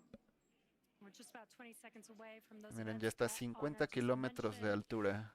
The Y 9 ya está Merlin viajando a engines casi will 5000 shut down kilómetros here por in hora. just about 10 seconds for Miko. Ok, aquí ya se está apagando, entonces me parece que aquí ya vamos a ver la separación de la primera fase del cohete. Esta primera fase es la que tiene la mayor potencia de empuje. Ok, aquí se apagó el motor principal, perdón, la primera etapa, y vemos que se despegó sin complicaciones. Este es un momento muy crítico, ya que aquí es donde ha habido pues muchos accidentes en el pasado. El centro de control se escucha muy feliz porque pues al parecer todo salió bien. Y bueno, pues ya la segunda etapa del cohete ya se encuentra funcionando en el espacio y pues ya su misión es acercarlo a la estación internacional para que puedan realizar la conexión.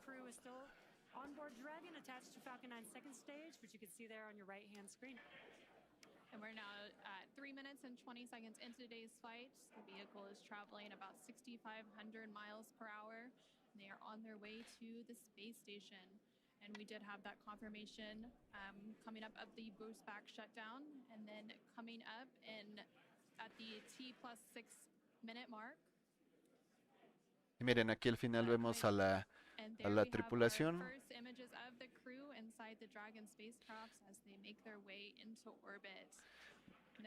Bueno, que ellos ya se encuentran en órbita y del lado izquierdo de la pantalla vemos pues la primera etapa, que es el cohete que va a ser recuperado. En estos momentos pues ya está bajando, se está preparando, perdón, para volver a ingresar en la atmósfera con estas aletas aerodinámicas, cuya misión pues es dirigirlo hacia pues el punto de aterrizaje.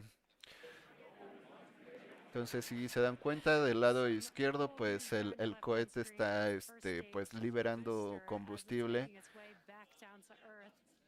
con esos propulsores que tiene para pues acomodarse, digamos, para aterrizar.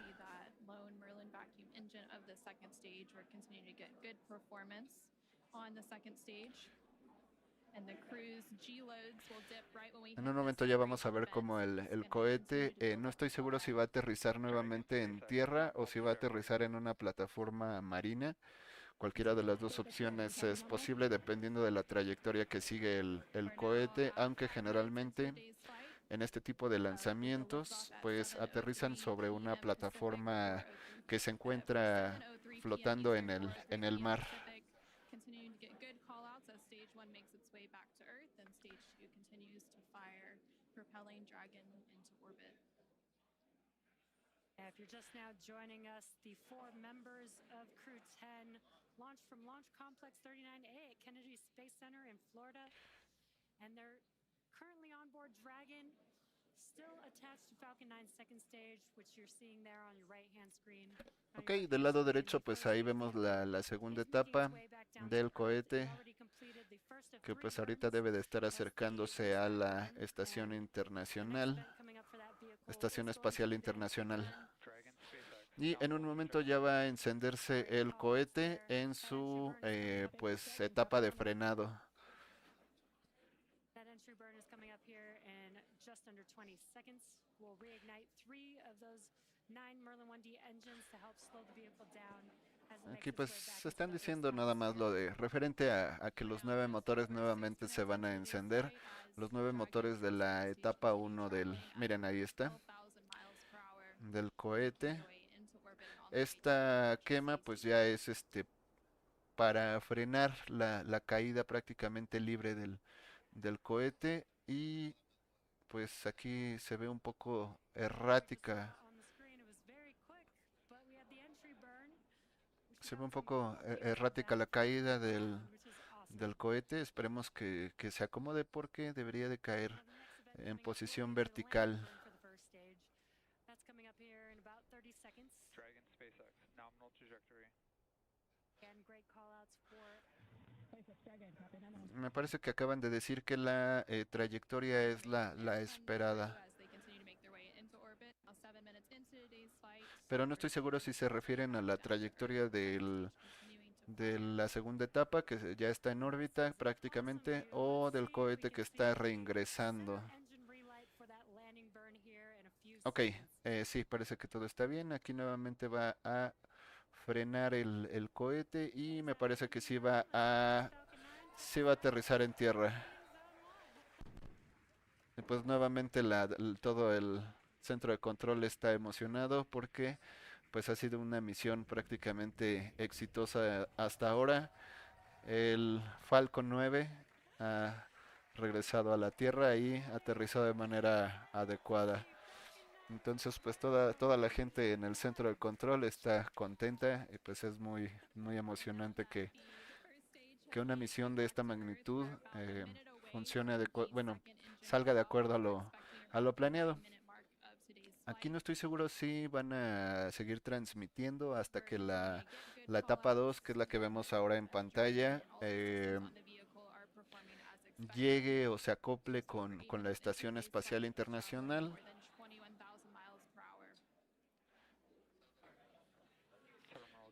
Pero pues si se dan cuenta ya está a 200 kilómetros de altura. Me parece que ya esa va a ser la altitud que va a mantener esta etapa. Esta debe de ser la altitud más o menos. Sin embargo, tiene que acelerar porque pues la estación espacial se mueve a una velocidad también increíble. Entonces tienen que igualar sus velocidades, trazar una trayectoria de acople y finalmente pues realizar el acople.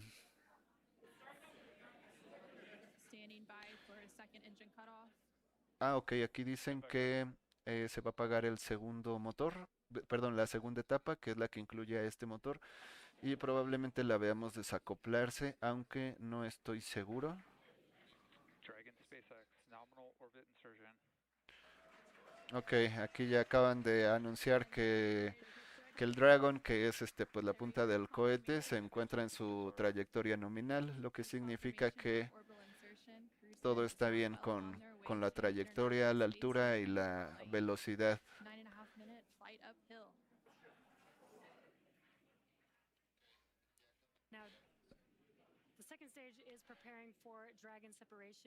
Ok, se va a separar efectivamente la segunda etapa del módulo principal Dragon.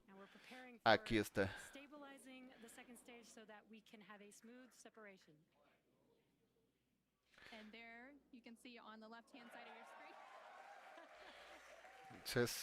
Está muy emocionada la gente por este momento porque pues prácticamente la misión ya está completada. El dragón, que es la punta del cohete, ya está en la posición correcta.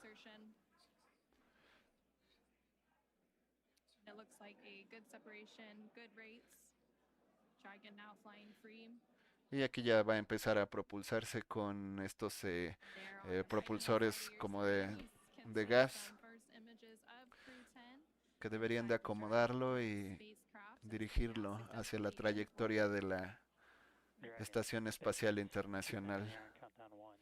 On behalf of the entire Falcon team, we thank you for flying with Falcon and wish you a great mission. Over to LD. It was an honor flying with you this evening.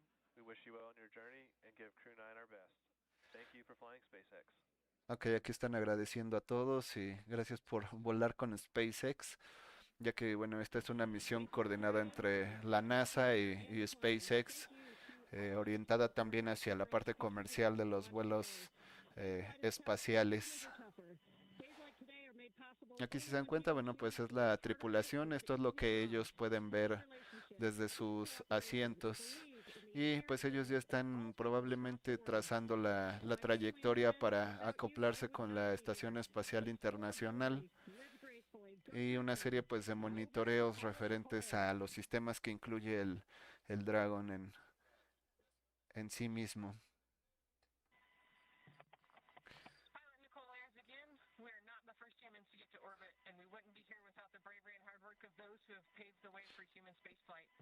We now get the unique perspective of Earth without borders and get to revel in the connectedness of humanity.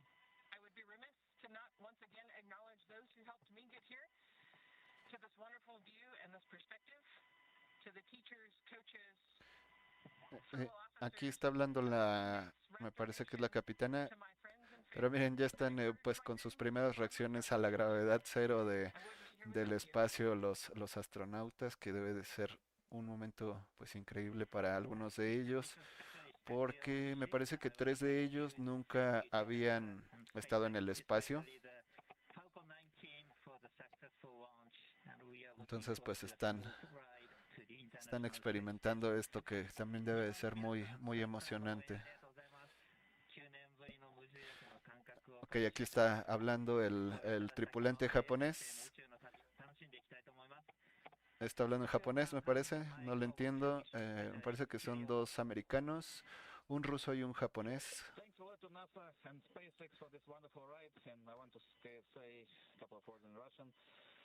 Sí, este es el tripulante ruso. Está hablando en ruso, entonces no lo entiendo.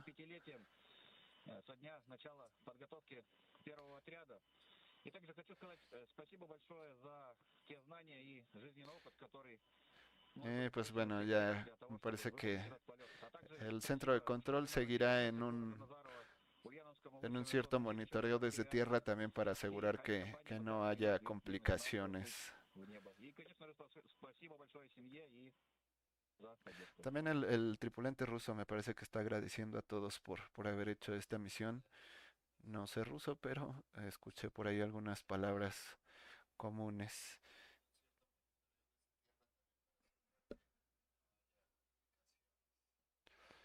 Thank you, Crew 10. At this time, I can report nominal dehumidifier activation and service section Draco checkouts.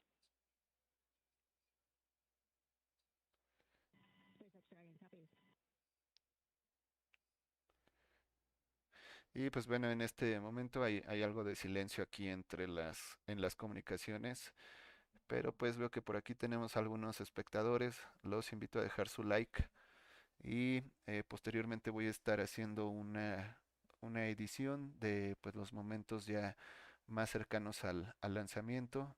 Voy a tratar de poner por ahí algunos subtítulos, así que si desean verlo, pues dejen su me gusta o suscríbanse al canal para que les llegue la notificación. Y me parece que en breve ya esta transmisión se va a detener y en un par de horas va a haber como un resumen de los momentos más, digamos, críticos del lanzamiento, y una cuestión ya un poco más mediática en la que ya solo van a comentar ciertas cosas referentes a temas pues que a lo mejor pudieron salir o que no pudieron más bien salir en esta transmisión.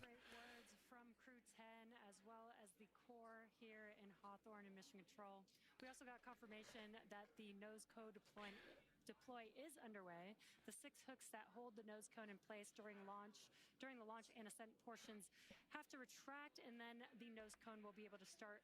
Ok, aquí están diciendo que me parece que se van a abrir los módulos solares. Los módulos solares que lleva, pero me parece que estamos viendo aquí la segunda etapa, que es el único motor Merlin que se queda acoplado con el módulo Dragon.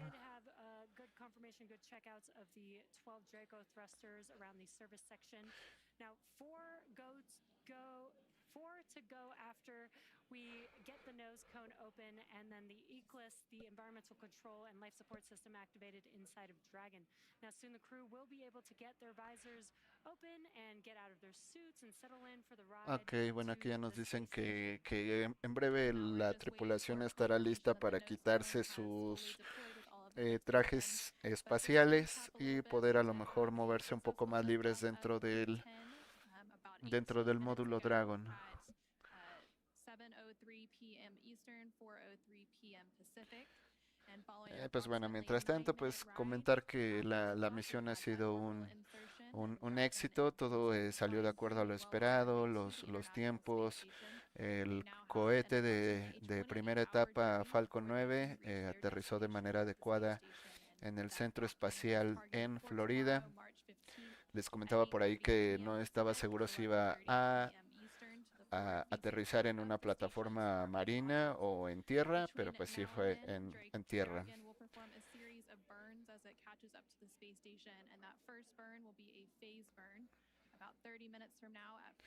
Bueno, y aquí nos dicen que aproximadamente en 30 minutos va a comenzar a moverse el Dragon con dirección hacia la Estación Espacial Internacional, pero digamos que ya de una manera autónoma en la que se va a propulsar con sus últimos sistemas de navegación, de propulsión más bien. Recordemos que esta misión está compuesta por un cohete principal que tiene 9 motores y es la primera en encender. Después tiene una segunda etapa que tiene un solo motor y esta pues ya solo impulsa al módulo pues fuera de la atmósfera terrestre.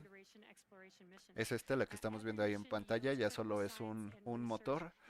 Y posteriormente se desacopla también este motor y el módulo Dragon ya continúa por sí mismo, ya que pues ya no necesita tanta fuerza debido a que ya la fuerza de la gravedad a esta altura ya no le afecta lo suficiente como para necesitar un motor impulsor.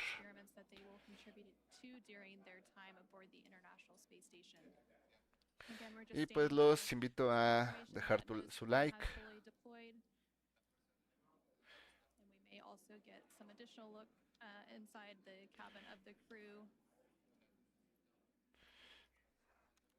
Yeah, as we patiently wait for those views, we are trying to see if we can get some views.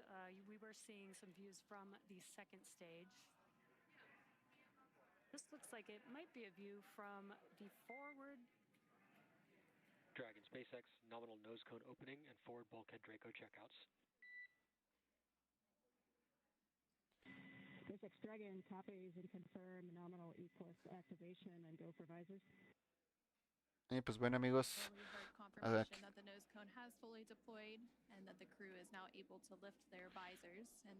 ok, aquí ya van a poder los tripulantes levantar sus visores.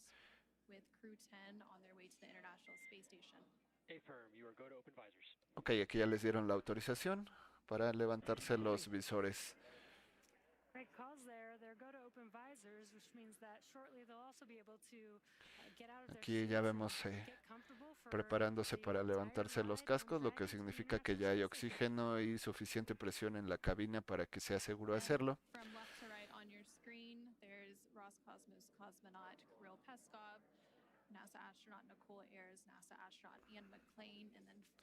Pues vemos de aquí un par de cosas volando.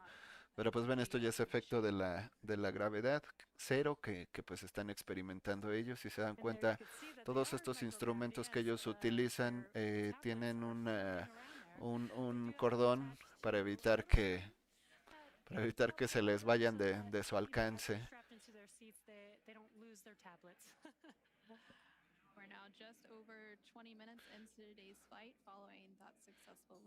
Miren, ahí en las pantallas podemos ver la trayectoria que les traza el sistema para acoplarse con la estación espacial.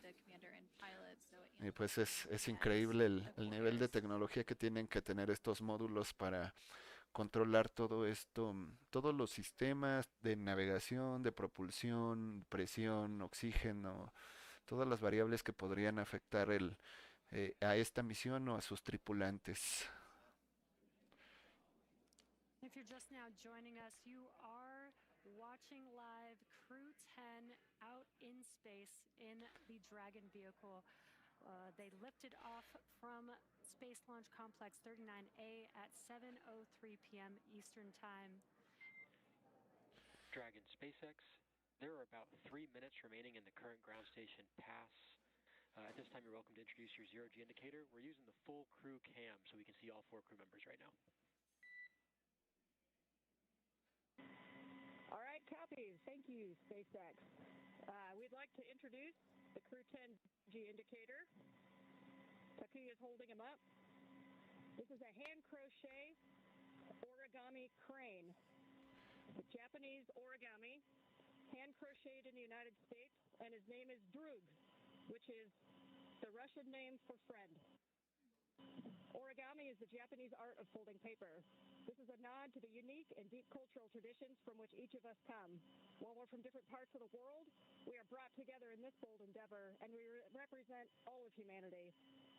The folded paper design was also chosen to represent paper airplanes that we made when we were kids, before we were astronauts, when all we had was a dream. Pues bueno, aquí ya sigue una serie de comentarios de la tripulación.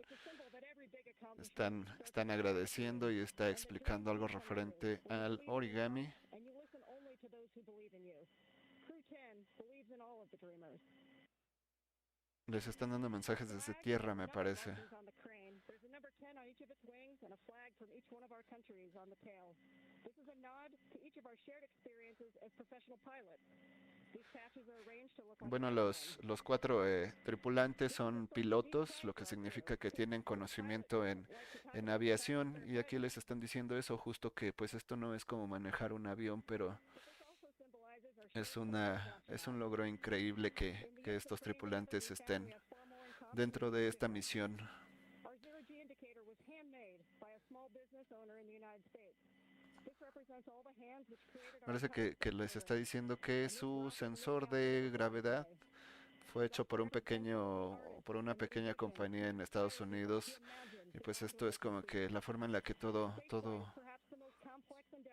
empezó y lo complejo que se ha vuelto este tipo de travesías espaciales. Finally, the origami crane is the international symbol for peace, hope, and healing. Crew 10 hopes to serve as a beacon of Me parece que si se dan cuenta ahí en la pantalla, tiene por ahí una especie de grulla que es el símbolo del origami japonés. Me parece que eso es lo que le está diciendo. but through shared optimism and a basic belief in the goodness of humanity. It is far easier to be enemies than it is to be friends. It's easier to break partnerships and relationships than it is to Y bueno, este me parece que es un mensaje tanto para nosotros que estamos viendo esta transmisión, como para las personas que están viendo la transmisión probablemente en Japón o en Rusia, referente pues a la amistad y a la forma en la que la unión entre los científicos y la colaboración puede llevar a alcanzar este tipo de logros en la humanidad. Cosmos. Go JAXA and go Crew 10.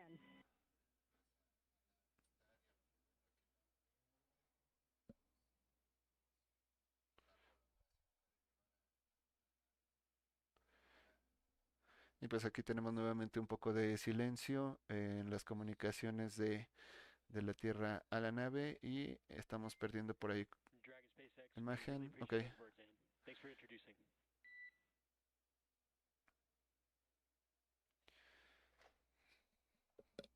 From NASA astronaut and the Crew 10 commander and McLean. And again, Crew 10 comprised of McLean along with NASA astronaut Nicole Ayers and JAXA astronaut Takuya Onishi along with Recordemos que bueno, pues uno de los tripulantes es de la Agencia Espacial Japonesa, otro es de la Agencia Espacial Rusa, y me parece que hay un tercero, pero no estoy seguro si bueno, más bien si el tercero y cuarto son de la NASA o si una de ellas es de la Agencia Espacial Canadiense. Again, docking is targeted for tomorrow, March 15th at 8:30 p.m. Pacific, 11:30 p.m. Eastern to the forward. Me parece que ahorita están diciendo, ahorita están diciendo que el acople del Dragon y a la Estación Espacial Internacional va a ser el día de mañana.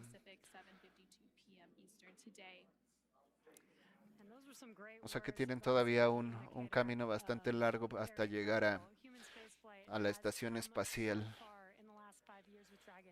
In addition to flying people, SpaceX's Dragon spacecraft also enables researchers the opportunity to fly critical science to orbit. Now, so far, SpaceX and Dragon have carried over 1,000 research experiments to and from low Earth orbit, both to the International Space Station and on our free flyer missions. From DNA sequencing to 3D printing, studies enabled by Dragon and the space station test a variety of technology, systems, and materials that will be needed for future long-duration exploration missions. Every mission yields critical research and learnings that help make life both on Earth and in space better. And flights like today's help us continue to lay the foundation for our future among the stars and continue our mission to make life multiplanetary. Now, we'll be signing off from SpaceX for now, so we're going to send it back to NASA. But before we go, we want to thank NASA for entrusting us with today's mission, and thank you all for being here with us today. And with that, we're going to end our coverage from Hawthorne until we pick back up with our docking coverage in about 26 hours at 6:45 p.m. Pacific, 9:45 p.m. Eastern tomorrow, March 15th, for that targeted docking to the International Space Station at 8:30 p.m. Pacific, 11:30 p.m. Eastern. So for now, thank you for joining us, and back over to you, Jessica and Daryl at the Kennedy Space Center to wrap up today's coverage. And welcome back to the Kennedy Space Center in Florida, where we just watched Crew 10 lift off from Launchpad 39A. The crew is now en route to the International Space Station. I'm Daryl Nail. This is NASA astronaut Jessica Meir, who just watched one of her close friends and many friends, Crew 10, go up into space. And I'm wondering what that moment was like for you. Well, I will tell you, it is a moment that you never forget. I am so excited right now sitting here thinking especially of Nicole and Kirill, because that first time experiencing prolonged weightlessness is something that they will never forget, and they will be talking about it for years and years for the rest of their lives, just like I recounted my stories here tonight. Those words were all so inspirational as well. I love how they unveiled their droog, their origami crane. It really hit on so many important themes tonight, talking about this Japanese art of folding paper, really combining all of the cultures of their crew, the name being a Russian name meaning friend, the origami crane for Japanese culture, all of the flags on the crane handmade by a small business in the U.S. It really highlights so many important elements that I know are so important to the crew and to all of us at NASA and all of the space agencies.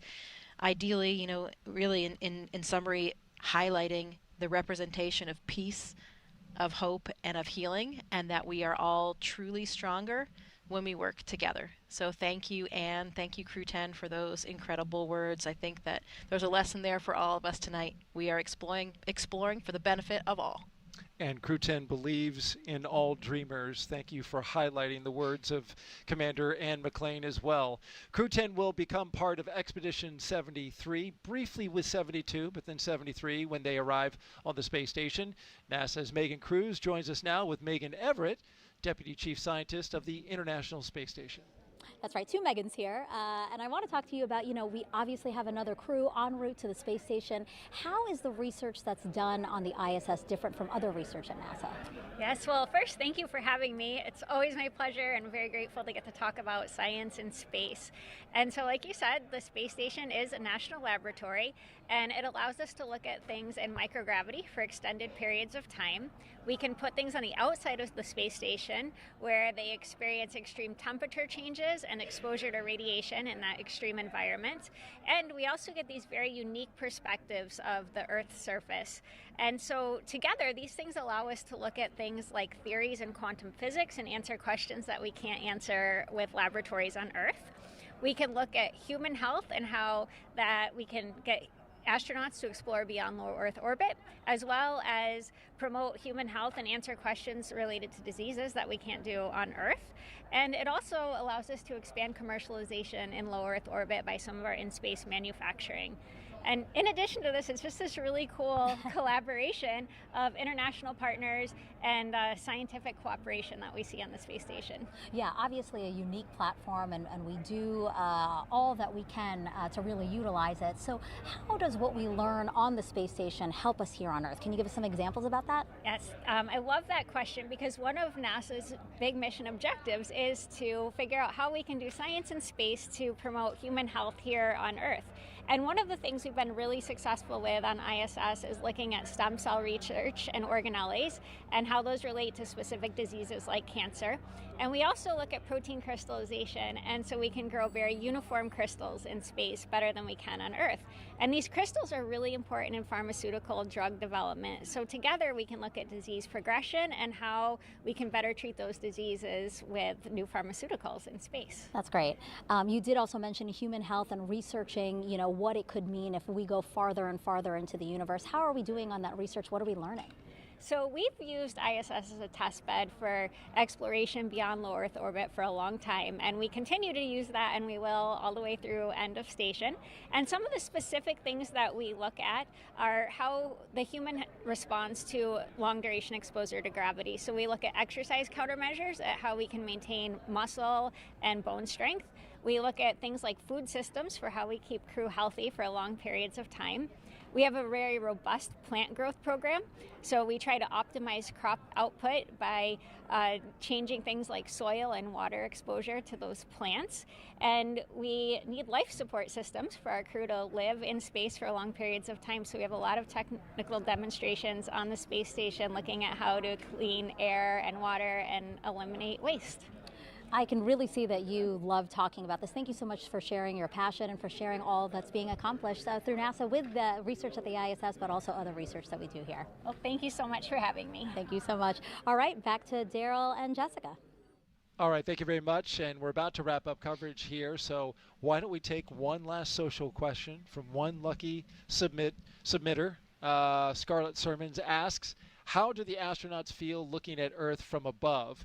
And what's that feeling like coming back? Well, seeing the Earth from above is a very, very exceptional experience, and it's something that I think changes you forever.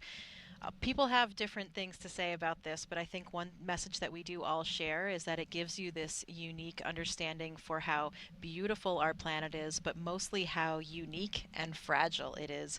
You see this beautiful gem below you and this tiny, tiny band, this thin, tenuous band of an atmosphere that's really supporting all life. And you realize that we need to take care of this planet, that it is one planet and we have to protect it. Secondly, one thing that I really was struck by was seeing how interconnected everything is. You see all of the land masses with no boundaries, you see all the continuous oceans, and you realize how connected everything is, how we really are just one human. We are all here together, in it together, as one. It's easy as humans to have these man-made imposed boundaries that we see delineated on the globe, but for us as astronauts, we realize that we are truly all in this together. Well said, Jessica, and let's go ahead and end it on that. Right here on NASA Plus, you can follow us along with Crew 10's entire journey to the station by listening to real-time audio commentary of the mission. Just scan the QR code that you see right there at the bottom of your screen, or if you're watching us on your phone, you can just do a screen grab and then click on it later. Crew 10 is on course to arrive at the International Space Station around 11:30 p.m. on Saturday, believe that's going to be March 15th. On-camera coverage of docking and arrival will resume about 2 hours before it docks on NASA Plus. And of course, that's always a big moment when the crowd, comes together on ISS. Yeah, absolutely. You have to have a lot of patience because you get to ISS, you dock, and then you have to go through these pressure checks to make sure everything's okay, and you're just waiting to get to the other side. And it's an incredibly special moment when you come through the hatch, you float for the first time for 2 of them, and you get big hugs from all of your friends and colleagues that are up there already. And I was impressed by what Ann says, once they do this together, they are, and you've mentioned this a couple times, like forever brothers and sisters. When she sees those fellow astronauts in the hallway back in Houston, there's always a big smile that comes across her face. Yeah, it's a bond that you have forever, spending that time in space together, having that shared experience. It's something as astronauts we want to share with our friends and family, how it feels, what it's like, and it's hard when they haven't experienced it. But with other astronauts and other cosmonauts, you have this instant special bond because you all have that shared experience together. And when they return, they will come full circle with the rest of the astronauts, appropriately so on Pi Day. Just had to get that in there. One more time, 314. There you go. Well, I want to thank you, Jessica, for joining us. You were here for Crew 7. You did Crew 10, 2 launch attempts. It's a lot of work. We thank you for it. It's been very special. We hope that when you go on your mission and we are watching you and documenting your trip, that you'll throw us a little love somehow towards the camera, give us a wave, something. We will be rooting you on. Absolutely, Daryl. It's been such a pleasure to be here sharing in the excitement for Crew 10 today. Go Crew 10. Go Crew 10, go NASA, go SpaceX. And an important reminder about upcoming launches. NASA and SpaceX will return to the ISS in late April with CRS-32, a resupply mission launching from Kennedy, and then Crew 11 several months from now. Again, a huge thanks to all of us, for all of us, from all of us, to you, and to our guests for joining us today. But most importantly, thank you for watching.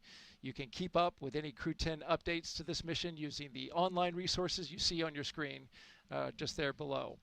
For everyone here at NASA and SpaceX, and for Jessica Meir, I'm Daryl Nail. Have a great rest of the day. We leave you now with a look back at highlights from suit up to liftoff.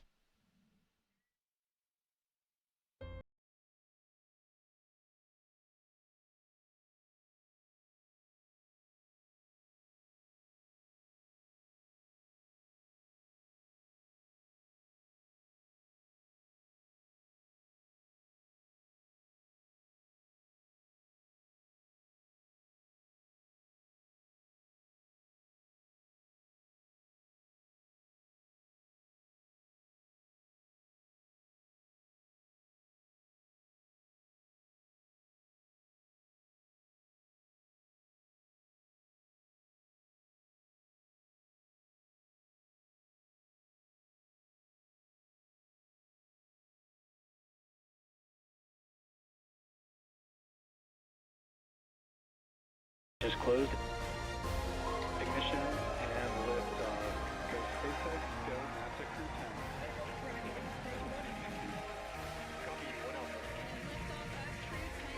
Vehicle pitching downrange. 1.7 million pounds of thrust now propelling Falcon 9 and Crew 10. We're continuing to get good call-outs on the first stage performance so far.